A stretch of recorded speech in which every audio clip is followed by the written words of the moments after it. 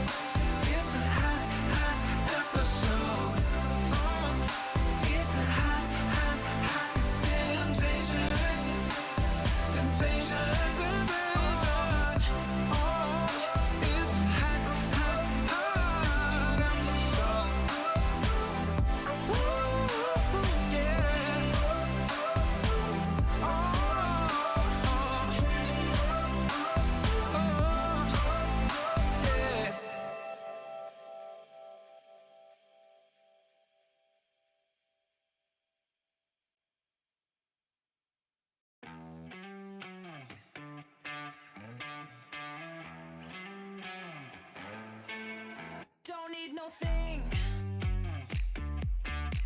Ain't into bling. Just use enough. You fill me up. I don't care for diamond rings. I just crave the simple things, 'cause that's what I want. That's what I want. I don't need no fancy car. I'll take you just the way you are, 'cause that's what I want. That's what I want.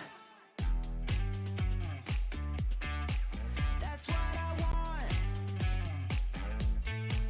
Don't need no thing. Ain't into bling. Just use enough. You fill me up. I don't care for diamond rings.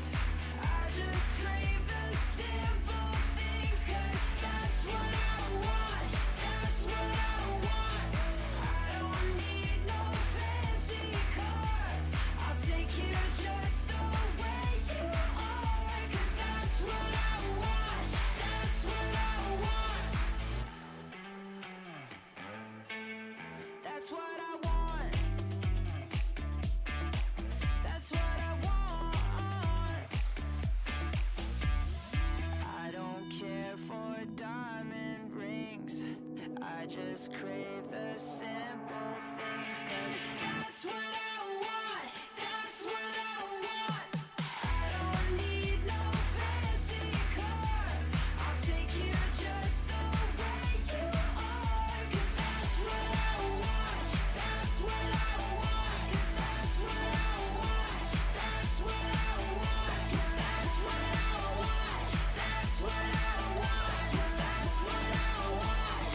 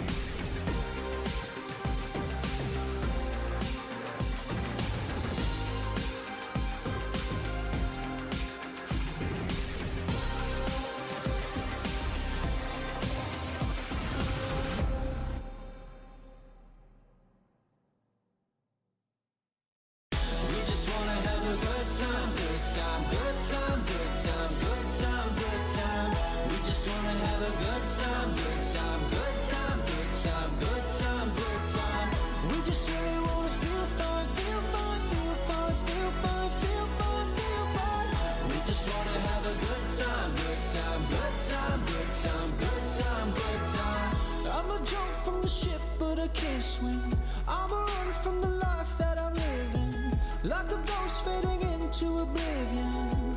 Big win, big win. I'm a joke from a rope I'm swinging, just a bloke made of smoke and some thick skin, cauterized by the wound of a vision. A prison, a prison. Tell me it's all or nothing. Tell me I'll have your word. Don't wanna be good for something if my life is a blur. Tell me it's all in my head. I'm a hypochondriac. Don't wanna be left for dead when, even when I have a heart attack. We just wanna have a good time, good time, good time, good time, good time, good time. We just wanna have a good time, good time, good time, good time, good time, good time. We just really wanna feel fine, feel fine, feel fine, feel fine, feel fine, feel fine. We just wanna have a good time, good time, good time, good time, good time, good time. Idolize, idolize, that's a word game. I am sick, get a grip of my pen frame. You can call me my first and my last name. When did I become such an ingrate? Toe to toe, shoe to shoe, I'm a shoelace. I'm a fraud, I'm a zoo in a dark place. Why do I even try to pretend that I can rhyme good? Oh well, I guess. Tell me it's all or nothing. Tell me I'll have your word. Don't wanna be good for something if my life is a blur. Tell me it's all in my head. I'm a hypochondriac. Don't wanna be left for dead when, even when I have a heart attack. We just wanna have a good time, good time, good time, good time, good time, good time. We just wanna have a good time, good time, good time, good time, good time, good time. We just really wanna feel fine, feel fine, feel fine, feel fine, feel fine, feel fine. We just wanna have a good time, good time, good time, good time, good time, good time.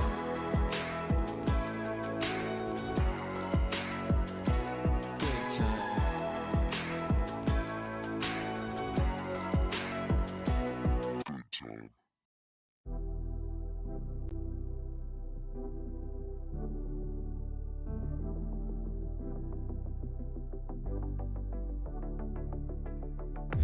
Don't you wanna tell me about the time that we felt fate? Turn your eye on the halo that you give yourself daily. Give me a new ending, cause I'm running free tonight. Don't want that story, wanna love and live my life. Always talking about what will be, gonna move out of the city. Spending our time daydreaming, living our life like a movie. I'm the only one who can make me whole. Pick me up, I'm the only one. Gonna ride this feeling and write a new beginning. I don't wanna pretend that everything I wanted was gone in the end. And I don't wanna pretend again. And I don't need to pretend I'm living in this moment, I'm living my best. Cause I don't need to pretend and pretend and pretend and pretend.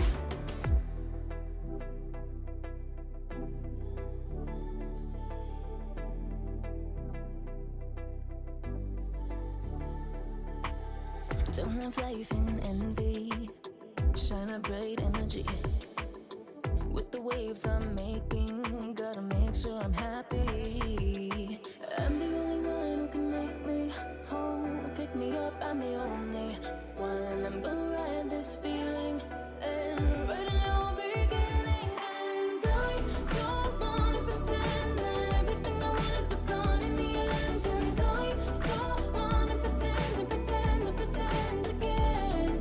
And I don't need to pretend I'm living in this moment, I'm living my best. Cause I don't need to pretend and pretend and pretend and pretend. And I don't wanna pretend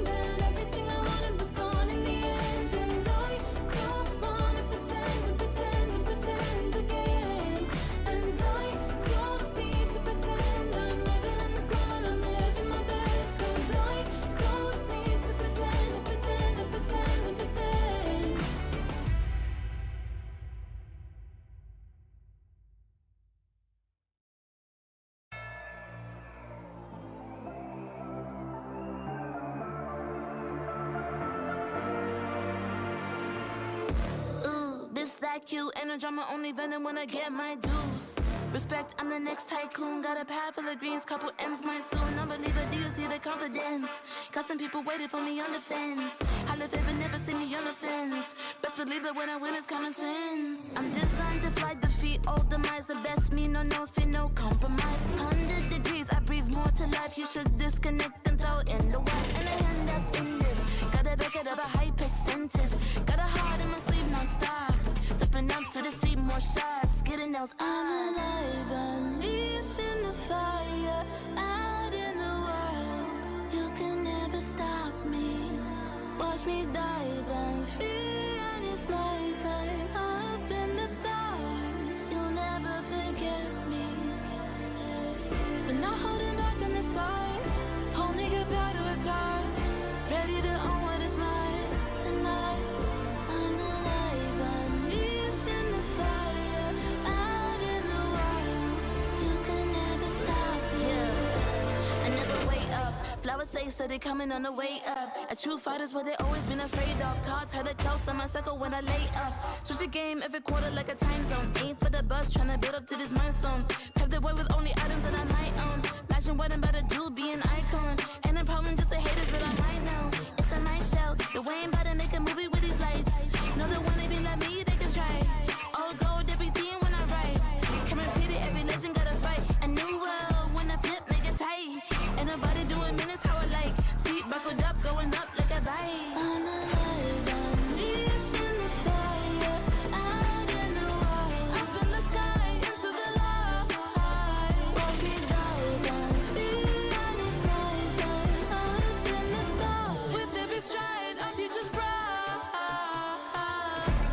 Cause I'm on to the next. The way I shape shifts makes them call me a threat. Running on this path, never done, no regrets. There is nothing you can do when my face on the set. You're in front of the best. Different league if you wanna get to me. I give him pedigree. Yeah, I only got a picture on the centerpiece. I'm alive, unleashed in the fire. Out in the wild, you can never stop me. Watch me dive and free, and it's my time. Up in the stars, you'll never forget me. But not holding back on the side. Only get better with time. Ready to own what is mine tonight. I'm alive, unleashed in the fire. Out in the wild, you can never stop me.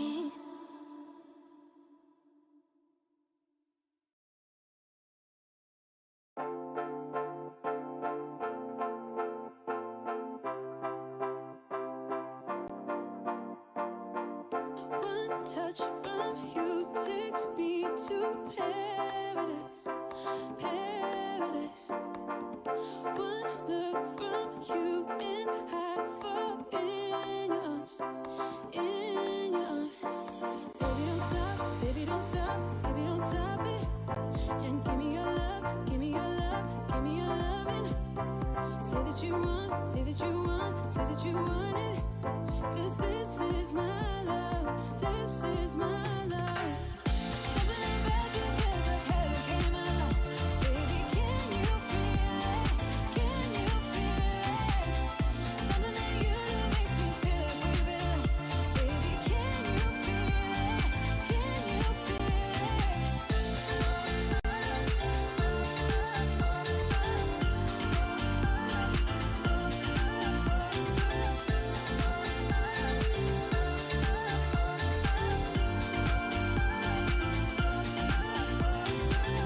One kiss from you is like a fantasy, fantasy. It's like you go beyond my wildest dream, wildest dream. Baby don't stop, baby don't stop, baby don't stop it. And give me your love, give me your love, give me your loving. Say that you want, say that you want, say that you want it. Cause this is my love, this is my love. Something about you feels like heaven came along. Baby, can you feel it? Can you feel it? Something that you do makes me feel like we belong. Baby, can you feel it? Can you feel it?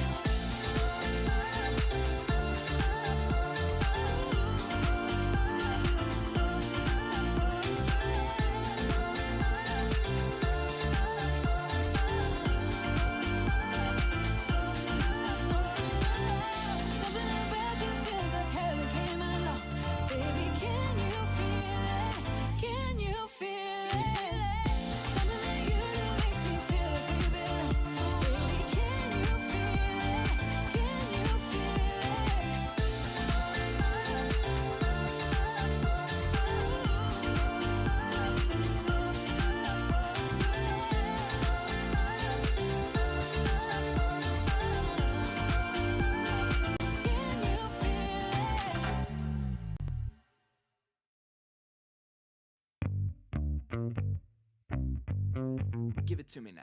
Damn, you're sexy, but you keep controlling my mind. Yeah. I've been thinking of reasons, but I can't deny. Yeah. 'Cause baby, you are not a girl, and you wanna punish me. Sugar, you got a hold, so come on, do what you please. My mind is saying no, but you're bringing me to my knees. I cannot deny you're looking so tasty. Yeah, damn, you're tasty. Ooh, you're looking so tasty.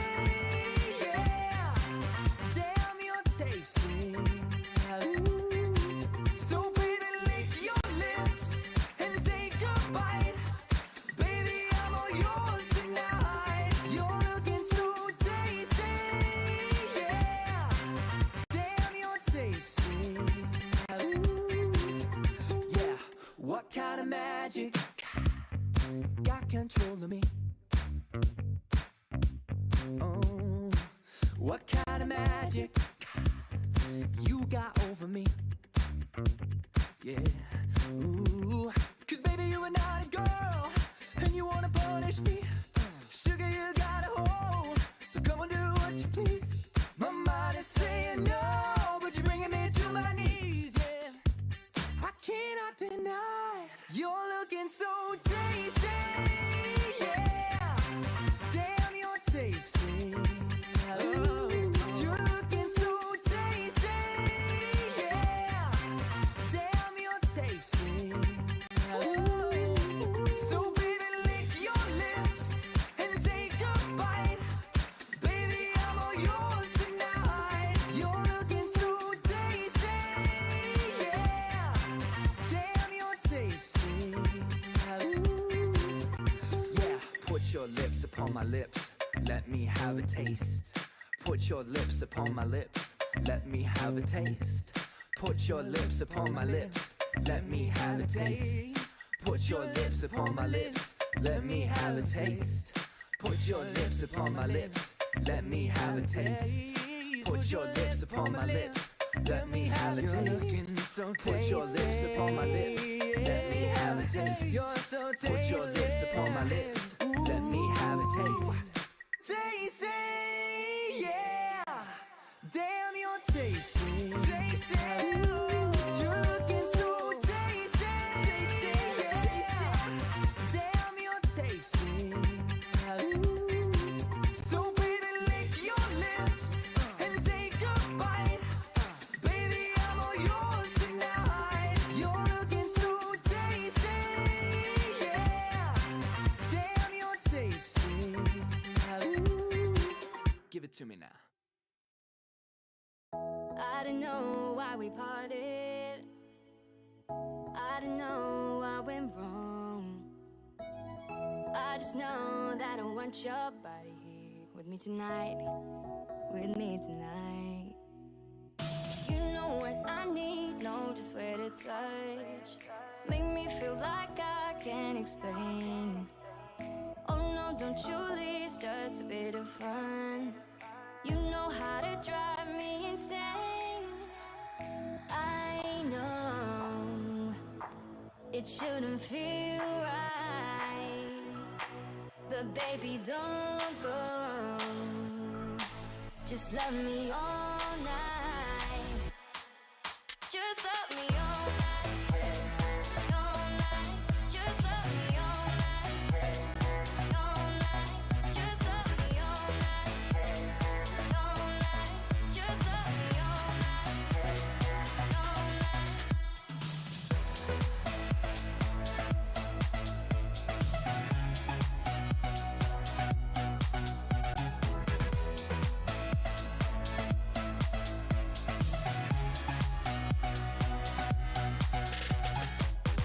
Tell me you want me, baby.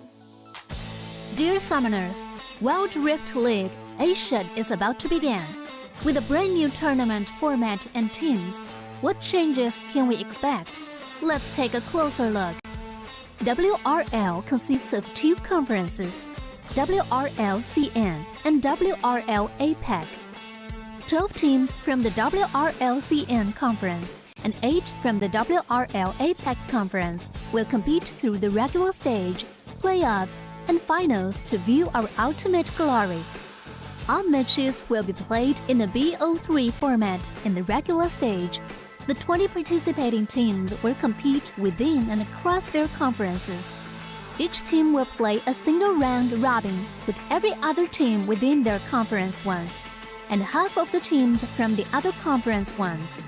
Throughout the regular stage, teams will be ranked based on their points within their conference. The top 8 teams from the WRLCN Conference and the top 4 teams from the WRL APAC Conference will qualify for the playoffs. The playoffs will also be held separately for each conference, adopting a BO7 double elimination format. Only the top 2 teams from each conference's playoffs will advance to the finals, vying for the championship. Of course, a new tournament brings unique challenges. The Wild Rift League Asia Season 1 WRL A1 Finals will be a 3-day extravaganza. On the first day of the finals, the 4 qualifying teams will play a single round robin in BO1 format. The top-ranked team will advance directly to the grand finals, while the remaining 3 teams will battle it out in a single elimination bracket on the second day to secure a spot in the grand finals on the third day. The 2 teams that make it to the grand finals will face off in the BO7 showdown to claim the championship. Additionally, in both the WRL A1 regular stage and finals, teams will participate in the Fight for Side FFS match before the official games commence.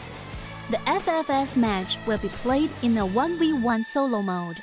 Each team will send 1 player to compete. They will ban 2 champions each from the official weekly rotating champions pool, and then select 1 champion each for 1v1 competition. The winning team of the FFS match will earn the right to choose their side first. Wild Rift League Asia Season 1 regular stage will officially kick off on April 8th, with 20 top-tier teams assembled and ready for action. Who will climb to the summit and seize the crown? Let's wait and see.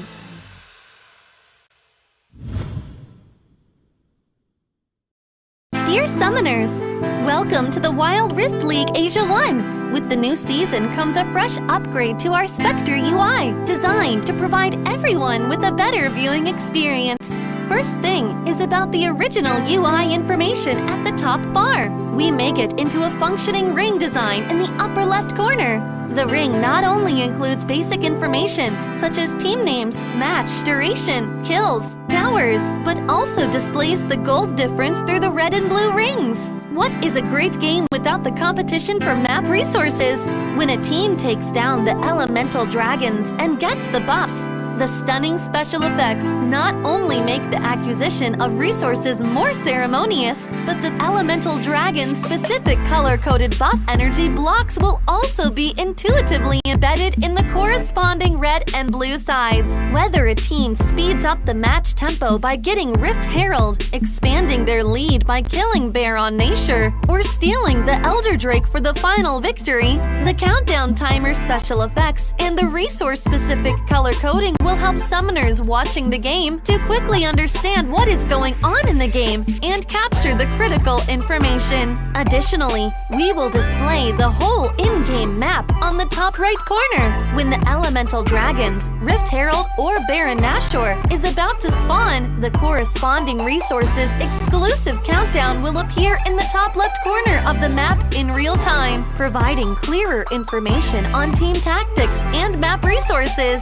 The new UI will introduce 4 panel modes: the landing phase mode, pre-team flight mode, team fight mode, and post-team fight mode, a combination of 4 refined panel modes to ensure that the most important real-time data in the game is presented more intuitively and comprehensively than ever before. In the landing phase mode, in addition to the real-time images of the players, champion selections, summoner spells and champion experience, we will also supplement real-time gold, KDA, and items during the landing phase. Meanwhile, team stats history will also be displayed based on the progress of the game, allowing summoners watching the game to stay informed of the comprehensive information in real time. In pre-team fight mode, we refine and integrate the information on the gold difference between the matchup to help summoners keep track of the player's items builds in real time through the items column. This makes the state of both teams clearer before the team fight. In the highly anticipated team fight mode, we visualize the damage dealt comparison. The real-time dynamic display of champions' avatars can be more intuitively express the damage dealt of each player during the team fight. The closer to the red-blue intersection, the damage is higher. We maximize the screen space for exciting team fights and gameplays. After the fierce team fight, we integrate the damage comparison of each champion to help summoners quickly understand the damage difference between the champions in each matchup during the team fight. Depending on the different game situations, there are more diverse UI combinations waiting for summoners to unlock. Our comprehensive, intuitive, and comfortable UI design aims to provide summoners with a better, more informative, and higher quality viewing experience. The exciting first season of Wild Rift League Asia is waiting for you. Summoners, we'll see you in the Rift. There's something about games. What you doing there gives you real chills. There is one thing that can't be stopped. Feelings. And if you can feel it, it must be real, right? And that's real magic.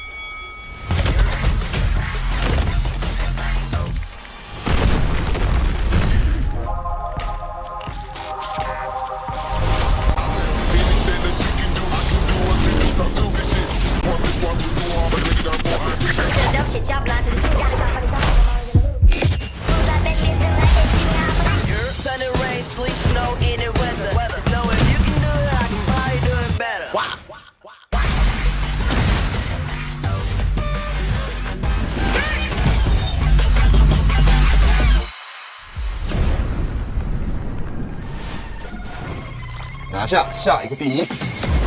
There's the gold violet. 要比你们都闪耀。 Team mình chỉ cần bé mèo này thôi là đủ quẩy team bạn rồi. 给点新颜色，小小。There's the gold violet. 提起他的打野挥发，历经2个赛季的沉浮，终于是完成了自己的回归。我说过我会回来的。任凭浪起。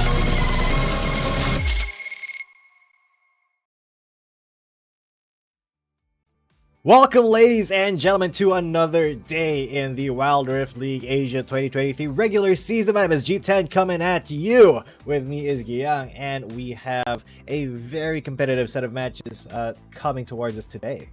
Oh yeah, I'm very excited for today's schedule because we have Trace Esports versus JD Gaming, Nigma Galaxy versus KT.RY, and then Nova Esports or Nova China versus Edward Gaming. Three jam-packed action series set in store for you guys, and I can't wait to start already. But let's just recall a little bit on what happened actually yesterday. We saw Thunder Talk winning against Buriram United Esports in a 2-1 fashion, a dominating 2-0 by KBG against OMG, and WHG or Woohoo Gaming 2-0 as well against Fennel. And that game number 2 was actually interesting because it was a very close game as well between Woohoo Gaming and Fennel, but the prowess of Woohoo Gaming in being ordered to actually punish some of the minor mistakes of Fennel was amazing, and it just determines how really strong the CN Confidence teams are.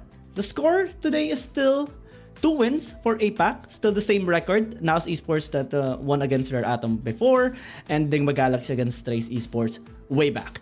But the Chinese teams are really, really ahead. 14 wins already. And here are the standings. JT still sitting at the very top. We will have EDG facing off against Nova Esports later on. And let's see if JDG can actually add another win to their bank. That is very, very possible because they are, going up against a team that, while they don't have as good of a record, they are just under JDG pretty much. Trace Esports have been showing a pretty decent overview of the meta so far, and they have 3 wins, positive in terms of win-loss, 3-2. JDG, though, they do have the chance to kind of cement their lead here as well in the Chinese side of the rankings. But here for APAC, KT Roaster, another game today for them. They are currently number 1 in the APAC side of the brackets, and well, Nigma Galaxy, can they actually put a stop to that, or will KT Roaster keep bulldozing over the rest of the APAC teams? Because apparently these Korean dudes, they know something that the other teams don't. Oh yeah, and KT so far, just a small trivia for them, they are actually undefeated against fellow APAC teams. The only team that actually was able to defeat them was J-Team during day number 1, and it was a 2-0. But every other game has been almost a one-sided beatdown for them. The closest one was actually Cerberus Esports, wherein they managed to pull off a reverse sweep. So for Nigma Galaxy, let's see if they can actually, stop the momentum of KT Roaster. Though our first series is going to be Trace Esports and JDG, and as Weba actually joins or participates alongside with the team, it just allowed them to have a much better performance overall, because their first series back in day number 2 was actually against Nigma Galaxy, whereas Weibo wasn't there at the time, and it was one really big downfall for them, or at least a bad start. But after a while, they actually managed to recover themselves. Exactly. And Weibo, definitely a huge part of the success of Trace Esports so far. Will he be able to show up today as well is a pretty good question, because JDG are no pushovers here coming into our first game. Of course, Weibo, the jungler that we have been talking about, has been such a huge part of Trace Esports comeback in the past couple of weeks, and while people kind of did not have as high of a power ranking for Trace Esports coming into the league with Weibo there, it is suddenly shifting in favor of Trace Esports. However, I think this match in particular is going to be the challenge for them. Will they be able to prove that Weibo is there to take him to the next level, or will JDG keep them away from that coveted top 3 spot? Oh yeah, I mean, Trace Esports was recently coming off of a win against Invade Esports. It was a 2-0 last Wednesday. They won against Weibo Gaming as well a week prior to that, but they lost against an APAC team, which was Nigma Galaxy in day number 1, and a Chinese team as well, which was Nova Esports. And if we compare that to JDG, which is so far having a massive win streak, 3 series win streak to be exact, and all of the games having to be secured in 2-0 fashion and only losing to EDG, we can actually naturally lean towards JDG. Yeah, and here are the stats that we are seeing as well. Relatively similar win rate actually on blue side, but red side we do see more stability on the side of JDG, and one reason for that as well is just because of some of the loss that Trace Esports had during their match against Nigma Galaxy. But we do see a very close comparison between 2 teams. We can actually expect maybe a game number 3, unless JDG just goes in with their full form. Yeah, I mean, JDG, definitely when they get that ball rolling, it starts rolling and doesn't stop at all. I mean, their games have just been pretty clean masterpieces, especially when everything goes according to their plan. So when they get the superior draft, I mean, Zoe in the hands of Juju is just absolutely insane.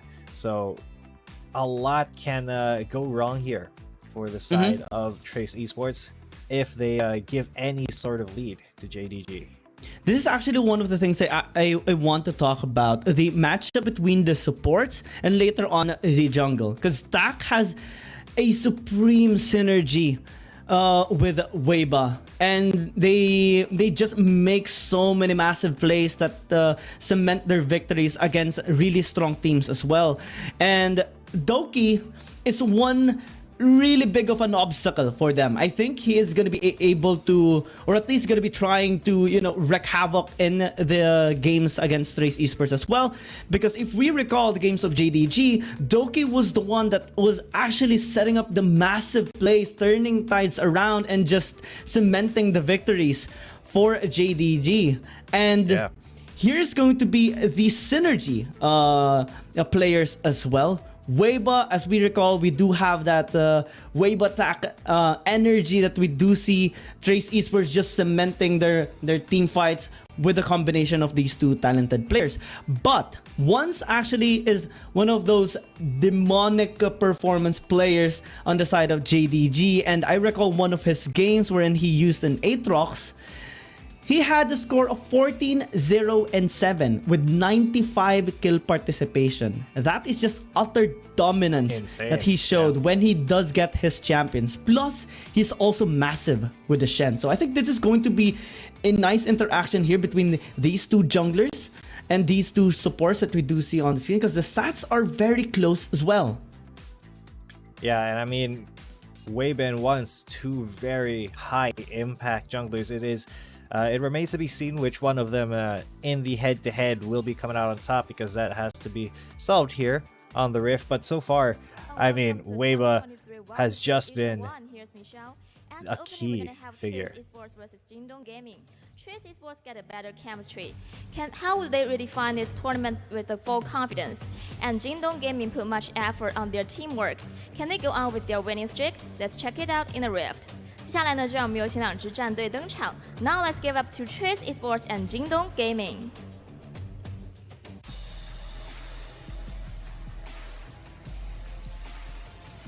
今天能让我见识一下4亿的鼠鼠吗？那就看你们有没有这个能耐，把他的老鼠逼出来了。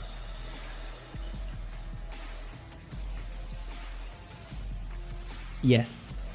All right, I like it. Seems like quick and respectful. I'm sensing an energy that they might be, saying stuff like, "Oh, this is going to be a one-sided victory for us," and the Esports responded with, "Let's see." Yeah, let us see indeed. Because I don't think this is going to be an easy match for either team. I think they are a pretty well matched in terms of the power rankings. In the solo lane, it really will come down to who is able to snowball better from the jungle. I mean, Once and Wei, but that matchup is going to be, one to look out for. And 接下来让我们有请双方打野选手登场。A lot of attention on, especially in the pick and match phase as well. In the jungle, TE 灰八 JDG Once.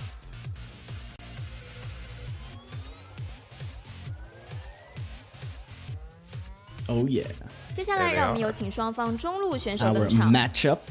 And the million TE Rose JDG 飞白。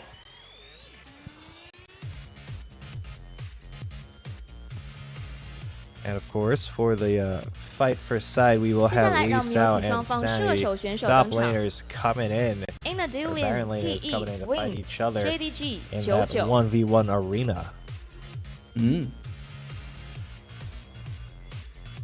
Just a quick 最后让我们有请双方辅助选手登场。It's gonna be chilling. And the support TE Tag JDG Doki.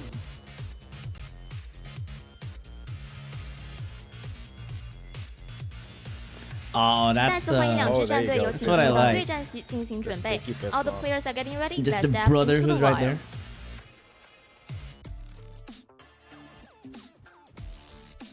Alright, there you go. Let's dive right into it. Sunny and Lee Sao gonna be facing each other in our fight for side. If you guys are tuning in for the first time and don't know what that is, it is a 1v1 between a player each of the opposing or the respective teams, and they face each other on the Howling Abyss map. It's first to 2 kills. They have a limited champion pool they can choose from, and whoever wins gives their team the priority on side selection for the rest of the match. So you can imagine how big of an advantage you can get from winning that fight for side. So there is a little bit of pressure on these players, but not as much as in the real game itself.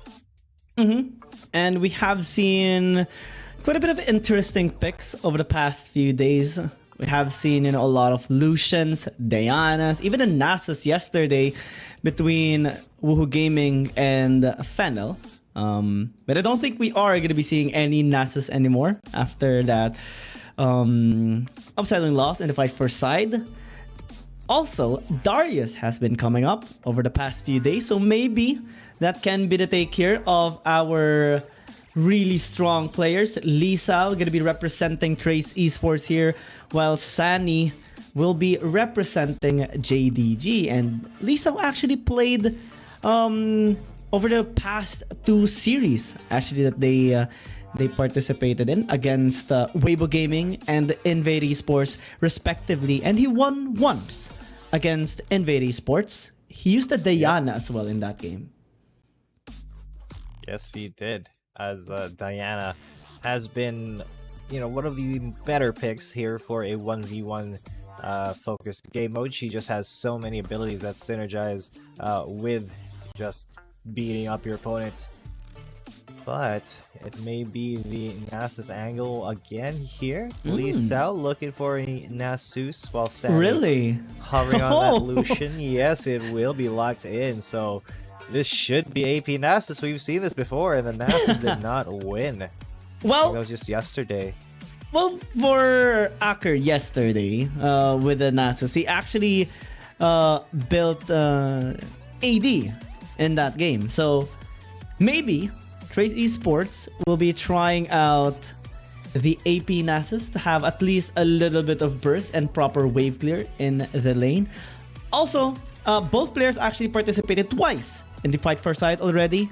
Same goes here for Sunny, because I mentioned Lisa a while ago, playing the past 2 games that they have had against Weibo Gaming and Invade Esports. Sunny actually played against Weibo Gaming at that time, played against Beijing Sika in the fight for side, and also has played during their match against EDG, and actually won that as well with the Irelia, a tower push after a kill. Yeah, and you can see how they start to rely on certain players to get things done, especially in this fight for side. And I think we could expect that throughout the week, some of the players that have been more consistent will be the tip of the spear here in the fight for side for these guys.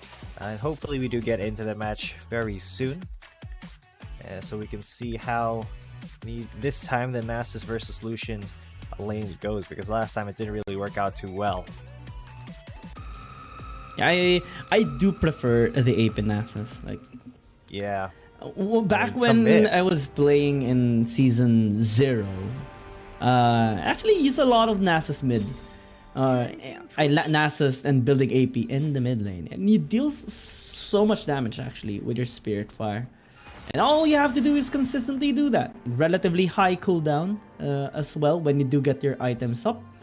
And then just one cast of that S3 will deal about a third of health of literally anyone.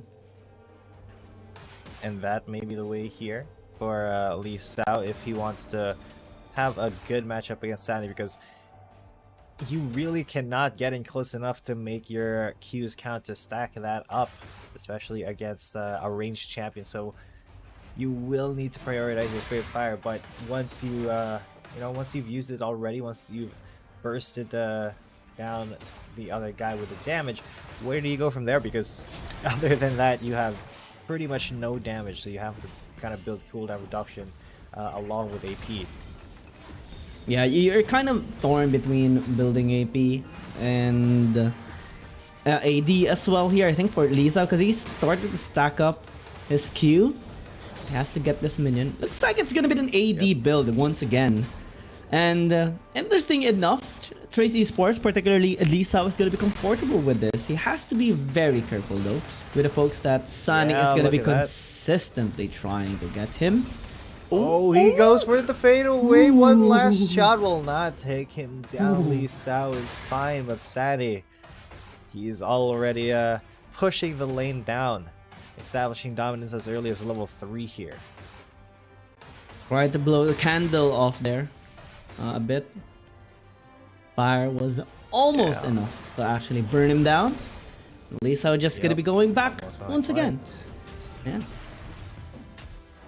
Because one of the struggles when you use a Lucian in the mid lane, or at least here in the Aram, is that you're gonna be spending a lot of mana, but the Executioner's Calling should negate the healing of Lisa here. Because naturally, Nasus does have lifesteal with the passive, and that's one of the keys here of Lisa in trying to sustain himself and trying to at least get a couple of stacks. Because later on, the damage is going to be inevitable. As long as this game goes by without Lisa dying or the tower getting pushed, then he's going to get closer to being able to bonk Sunny later in the game. Yeah, so if Lisa does go for a bonk focus build, he will need to go into some more tanky options, because right now he is not having the best of times. Sunny just constantly keeping him under tower bullied, even away from experience range of his minions. And Lisa just trying to get Sunny with the E whenever he can, that Spirit Fire to burn him down. It's just unfortunate that Sunny is going to go for the calling right now. Ooh, that really hurt, but Lee Sao is going to live for now. Yeah, he's gonna go for it though. The dive onto Lee Sao. The Ignite might take him down. No. He's fine. He's able to lifesteal back up. And Sunny, he may have another opportunity here, but he's low on mana. Oh, he's just very close to dying. No mana as well. Completely just being zoned out here by Sunny, and the tower's already taking a bit of a beating. He goes for the flash, and the exhaust will not stop Sunny from taking that first blood. 1-0, and Lee Sao not having the best of times on that Nasus. Yeah, we kind of expected this to happen already. Given the matchup, it happened yesterday, and it's just repeating again today. Sunny just making sure he does get the poke down onto Lee Sao.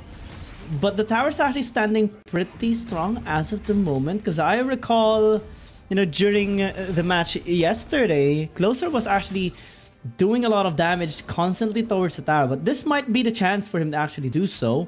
And I do love the Divine Sunder either way, compared to the Trinity Force, simply because you will have at least an additional sustain when you do try to bonk Sunny. That is quite a bit of HP going back to you, depending on the HP, of course, of Sunny. It's slow. He's going for it. There's the ghost, and the culling will be popped as well. Sunny now, he is going to get exhausted. Lee Sao, look at that damage coming through just with the Devourer. And what can Sunny now keep him away from? There's a slow, mana, but he's going to be fine. No mana. He goes for the healing font. Sunny now on the chase. He's got mana to spare, and as illusion, he does have one kill over Lee Sao. Lee Sao very low, has to go for his own healing font.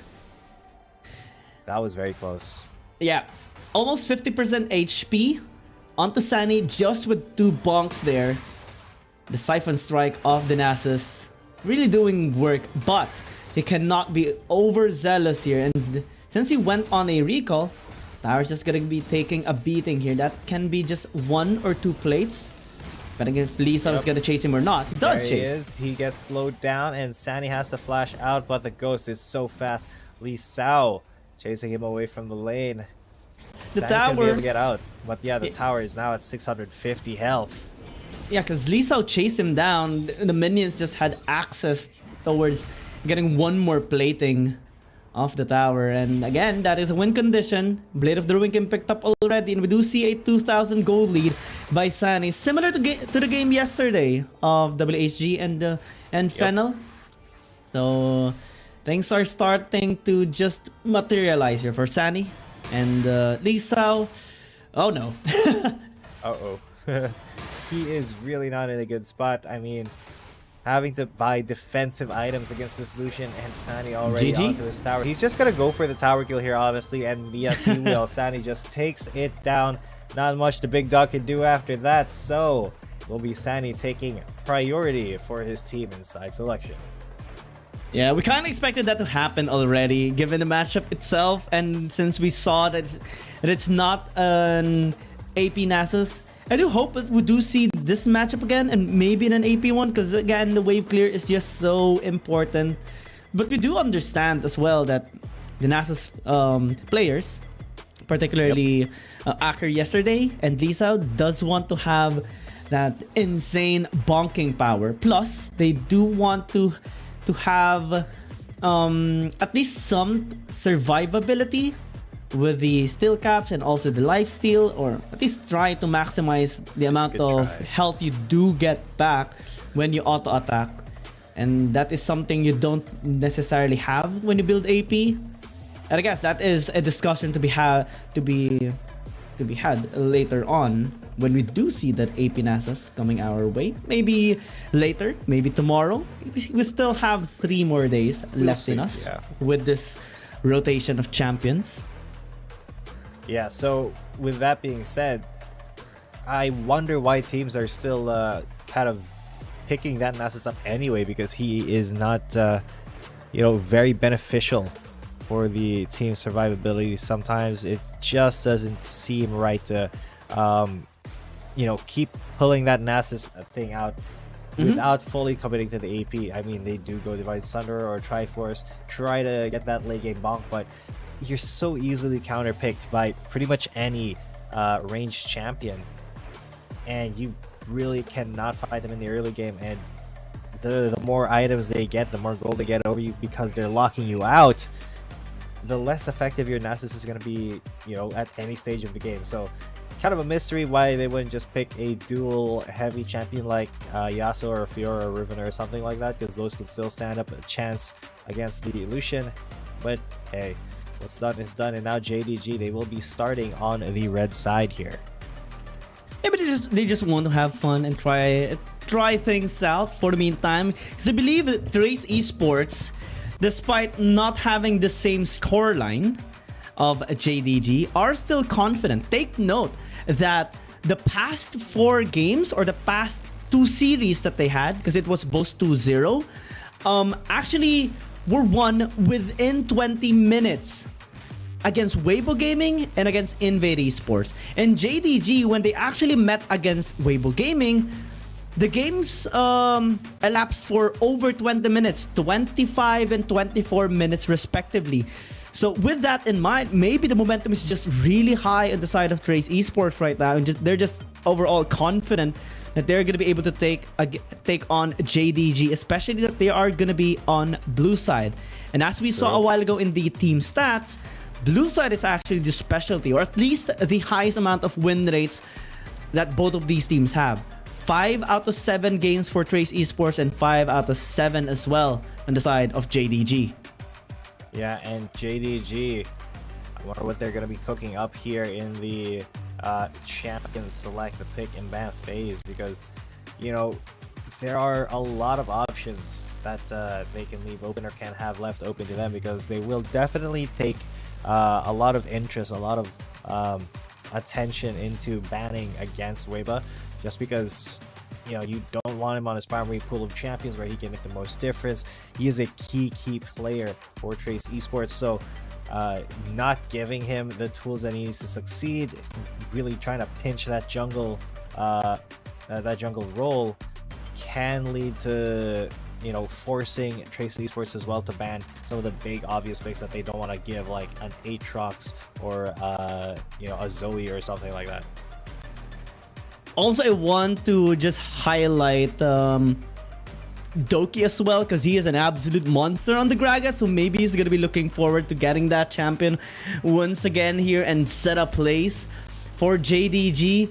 He actually used it in their past series against Rare Atom, and he was just setting up so many good fights for JDG. The cast, the body slam, flash, and just an overall domination. I mean, if JDG in general has the team fight set out for them, they can just easily clean it up, and Doki is there to just set things up. Yeah, and Doki, very, very reliable clean up the police, we call him usually here. So if he's able to, you know, kind of hold the ground and, you know, not get intimidated, not get daunted here. Yeah. Maybe JDG can make this a little bit quicker, a 2-0 perhaps against Trace Esports, as long as you know, Doki is able to be that big presence in the support role that they really need to set up the plays. And hey, both of these teams, all of their games has been either 2-0 or 0-2. So we can expect a one-sided beatdown by either teams, unless, you know, someone from here will be extending their efforts, extending the series towards a game number 3. And naturally, we will see a bit of respect here towards aggressive champions. Jace not going to be coming onto the way here of JDG. So maybe Trace Esports will naturally lean towards the Senna, since the Ziggs and the Zoe has been banned away. Yeah, so pretty big bans coming out here towards the Dragon Lane. The Gragas as well will be banned out here, so Doki will have to find something else. Maybe a Nautilus if that's not on their radar to ban. But JDG, will they ban out the Aatrox, or will they let Trace Esports have it? Because we have seen, oh, Aatrox is up. Maybe Trace Esports goes for it first here. Yeah, and take note that Weiba, the last time we saw him use an Aatrox, was an absolute monster. 13-1-7 was his scoreline with 74 kill participation.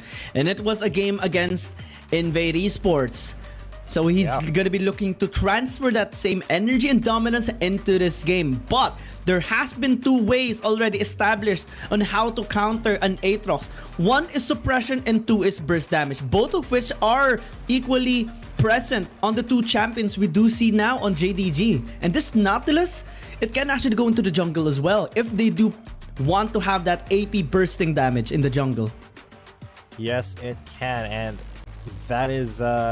I don't think Once is going to be picking up that Nautilus, just because Doki needs to be the big playmaker in that field with the Nautilus pick against that Galio, because Tox Galio, man, that is something to behold, most definitely. Shen has been left up, and that may be what Once is looking for. The Wambulance cometh. They do not want to give Shen along with the Galio here to Trace Esports. So yeah, going to be picking that up for JDG. Really good catch there. And yeah, the Garen is an interesting ban, because, well, you would want to have an additional front line here for Trace Esports, and also a good way to actually slow the tempo down of JDG. And Garen is just so good with that. Trace Esports is now denying some of the champions that can actually threaten towards late game. Jax is one of those. Riven can be something to look forward here by JDG, but they're also maybe eyeing on the Gwen, since they do remove the Fiora as well. And the Gwen has a really nice impact with the games that we do see lately. And it is going to be respected here by Trace Esports. So now JD does have access towards the Riven. They will go with the Akali first. Again, perfect execution can be executed so perfectly here by Feibai, and he's just one of those players that when he gets access on this Akali, he will wreak havoc into the Rift. Yeah, so the Akali pick, Feibai just going to be so slippery here, and that is one of the ways that you can get around an Aatrox, is by not being targetable. You know, and Akali does quite a bit of that. The CC as well from the Nautilus should help, and that will be able to set up Sandy for some really great chains of corruption here for JDG and their team fight. However, Rose going to be on that Lucian. Kind of big in the mid lane, especially if he's able to gap Faye by just by, you know, playing that that ranged matchup really well. Renekton is going to be available, and yeah, they will. It's a natural pick off to at least, you know, match the Riven or Zed, which is going towards the Baron lane here for JDG. Because the intention here of JDG is to set tempo in the early game, to deny the scaling of Weiba in the jungle. And even if they have the Karma and the Galio, if your burst is gonna be enough, your funneling is gonna be enough, then the Aatrox will be negligible. All of the team fights.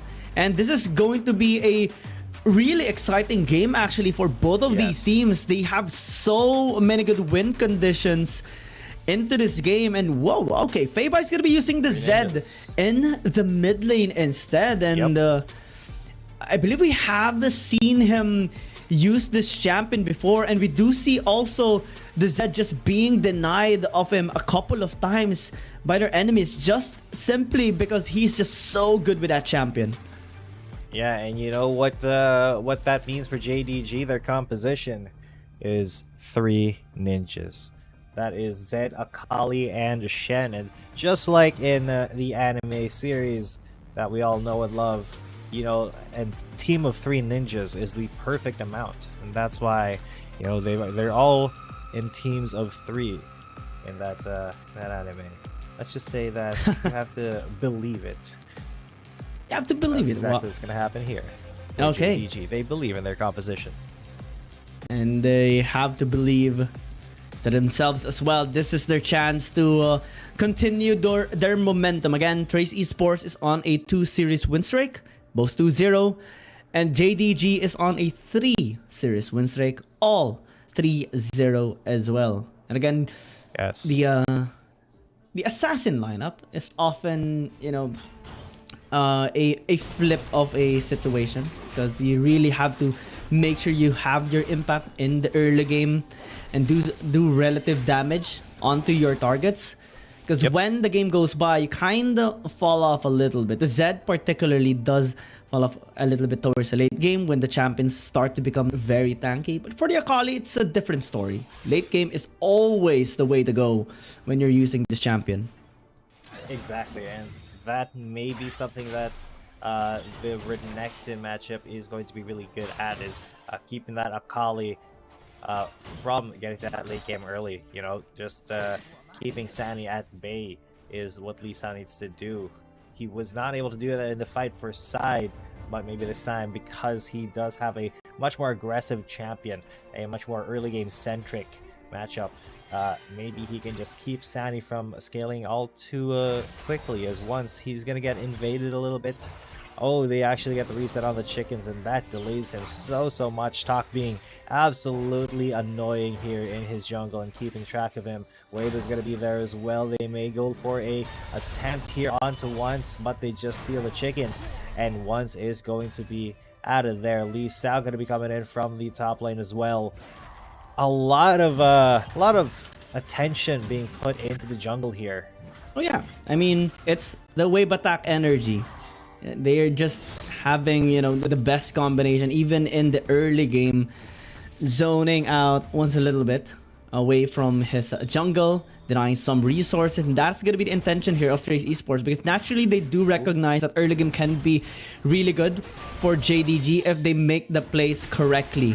So one of the ways they are addressing it is trying to interrupt the early farming of one, so that his level 5 timer will be a little bit delayed compared to Weiba's.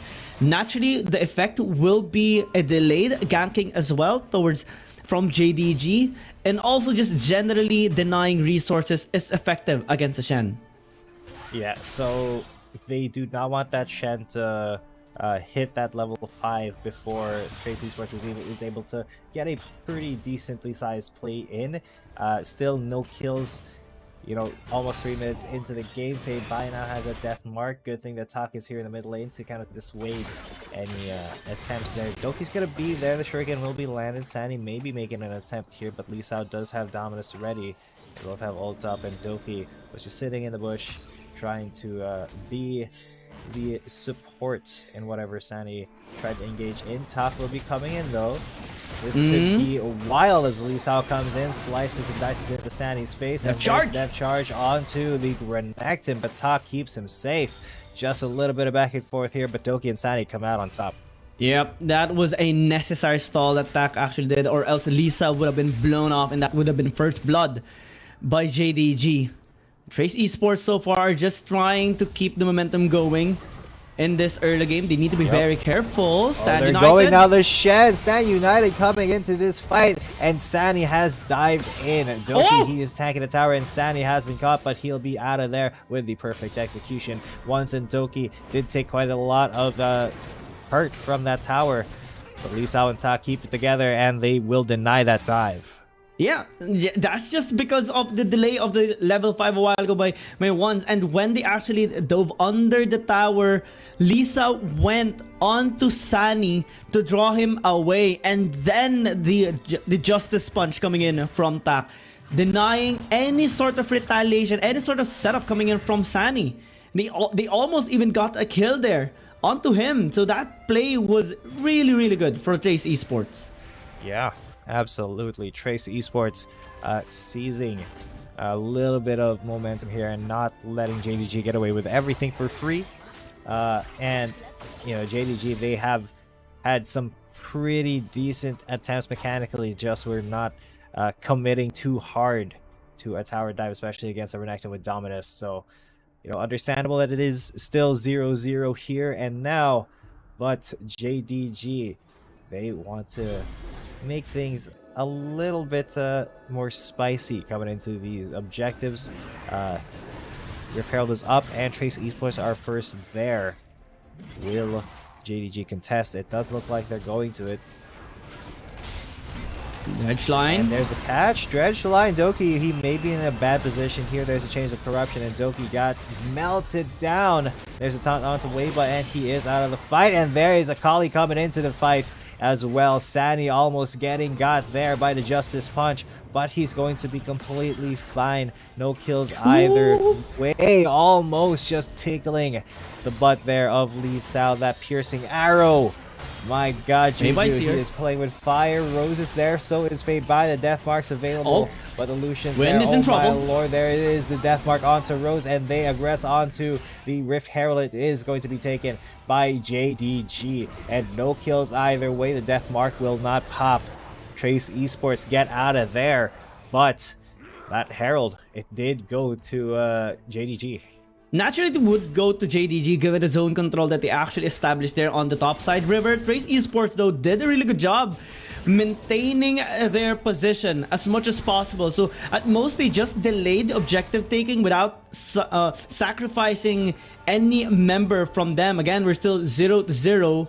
And this time, they might actually have the edge against JDG, because the Stand United now is on cooldown. Once might be in trouble. Weiba does have his World Ender as well, and it's known here by JDG. They're completely zoned out. Doki takes a lot of damage and has to give this dragon away. Yeah, I don't think they can contest with Doki in that state, so JDG will just back away, give Weiba the first Drake, and that is going to be a little bit less effective. That said, just trying to get a little bit of a split push in. There's Shelly coming in onto the top lane. It's a delivery to get this first tower. So Fei Bai now getting bullied a little bit. This is, oh no, Weiba. He's gonna get baited into this. Weiba is right there. The death mark though going to pop onto the Lucian. He goes back to the Shadow, but Weiba will send him into the Shadow Realm. He gets exiled there 1-for-1. At least Fei Bai got a kill onto the Lucian, but Weiba at the right place at the right time. Yeah, I think that's a more value kill actually towards Weiba, since Rose was already in trouble there. Fei Bai just outmaneuvered this Lucian and even dodged some of the damage there of Weiba. But since the kill was handed over towards Weiba, that is already an up on his scaling too. And that's something that Trace Esports will be looking forward to. Going with the gold funneling onto the Aatrox as much as possible so that he can have an earlier time in wrecking havoc into the game. And take note, when Weiba gets the kills, when he does get the momentum going, he just becomes unstoppable in the late game.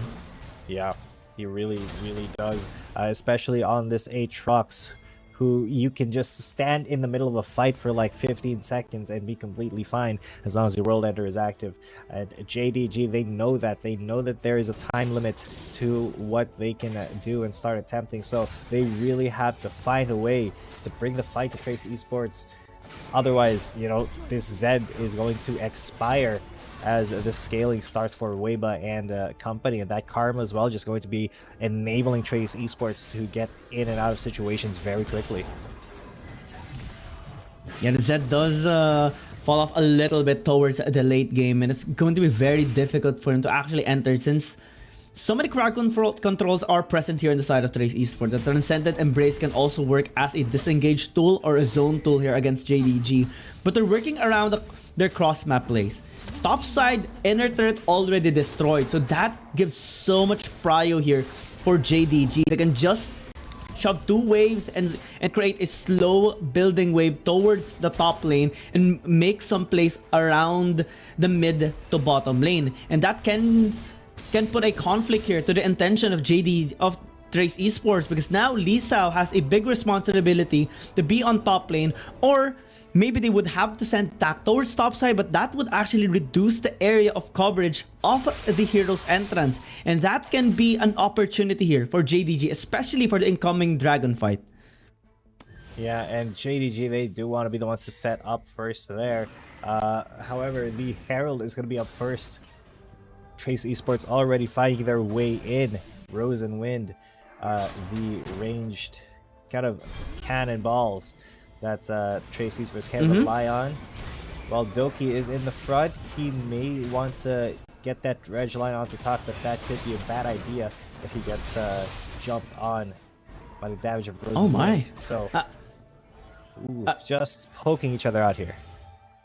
I just want to comment how effective JDG is not only getting resources, but denying onto Trace Esports as well. Bot wave crashed into the tower. Topside is building because of Sunny's push. And now they're just threatening, you know, pokes here against Trace Esports. The piercing arrows just doing the work. Juju is absolutely doing so much work, keeping Trace Esports honest and, you know, really allowing JDG to get their heads back into this game, get a little bit of leverage back, and take, you know, objectives for free, just like this Rift Herald. And that's pretty much takes a Juju, keeping them away with the threat of that piercing arrow. So now, what can Trace Esports do as the Rift Herald will be barreling down the mid lane? They should be losing that tower. The Calling does come out, but 185, just barely saving it. But it's going to be inevitable. That tower is going to be falling down pretty fast later, because Trace Esports doesn't really have that much wave clear. They do have the Karma, but the piercing arrow is a much bigger threat. Also, the engages here of JDG are constantly being looked out for by Trace Esports. So this is going to be really difficult now. As Sunny is in top lane, wave is going to be built slowly towards that lane as well.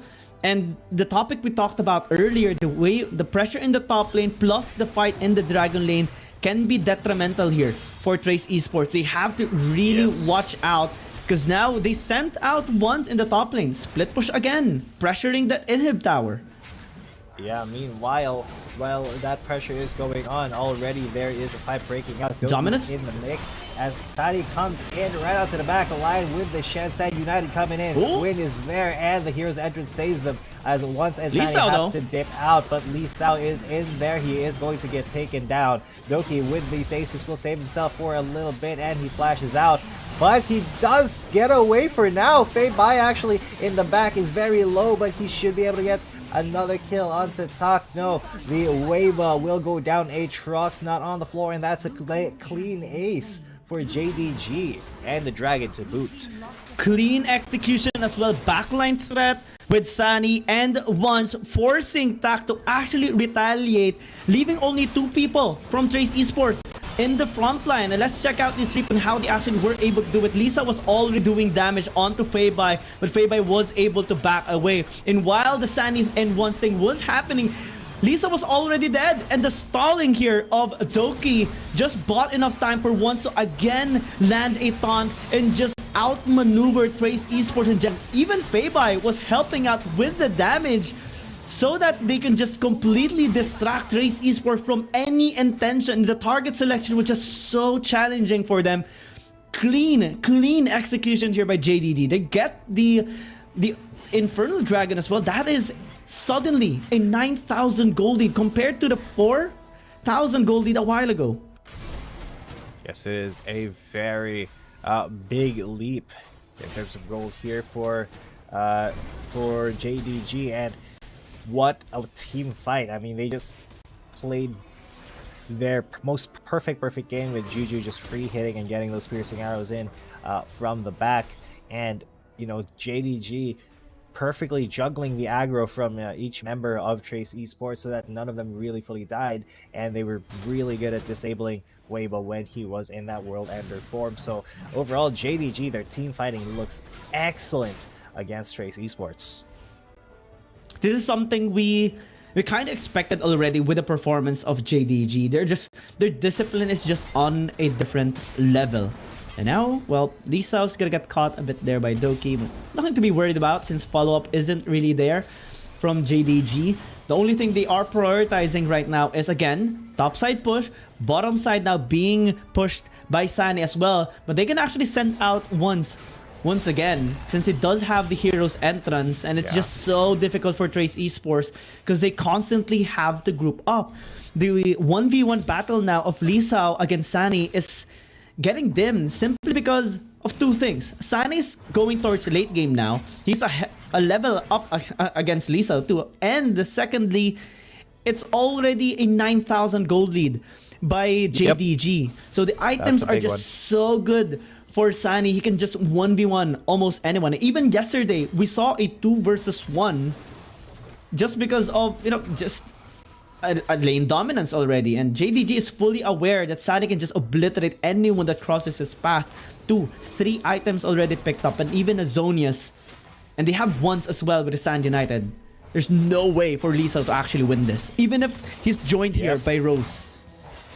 Yeah, so JDG, they can just walk in and take whatever they want. That jungle is theirs.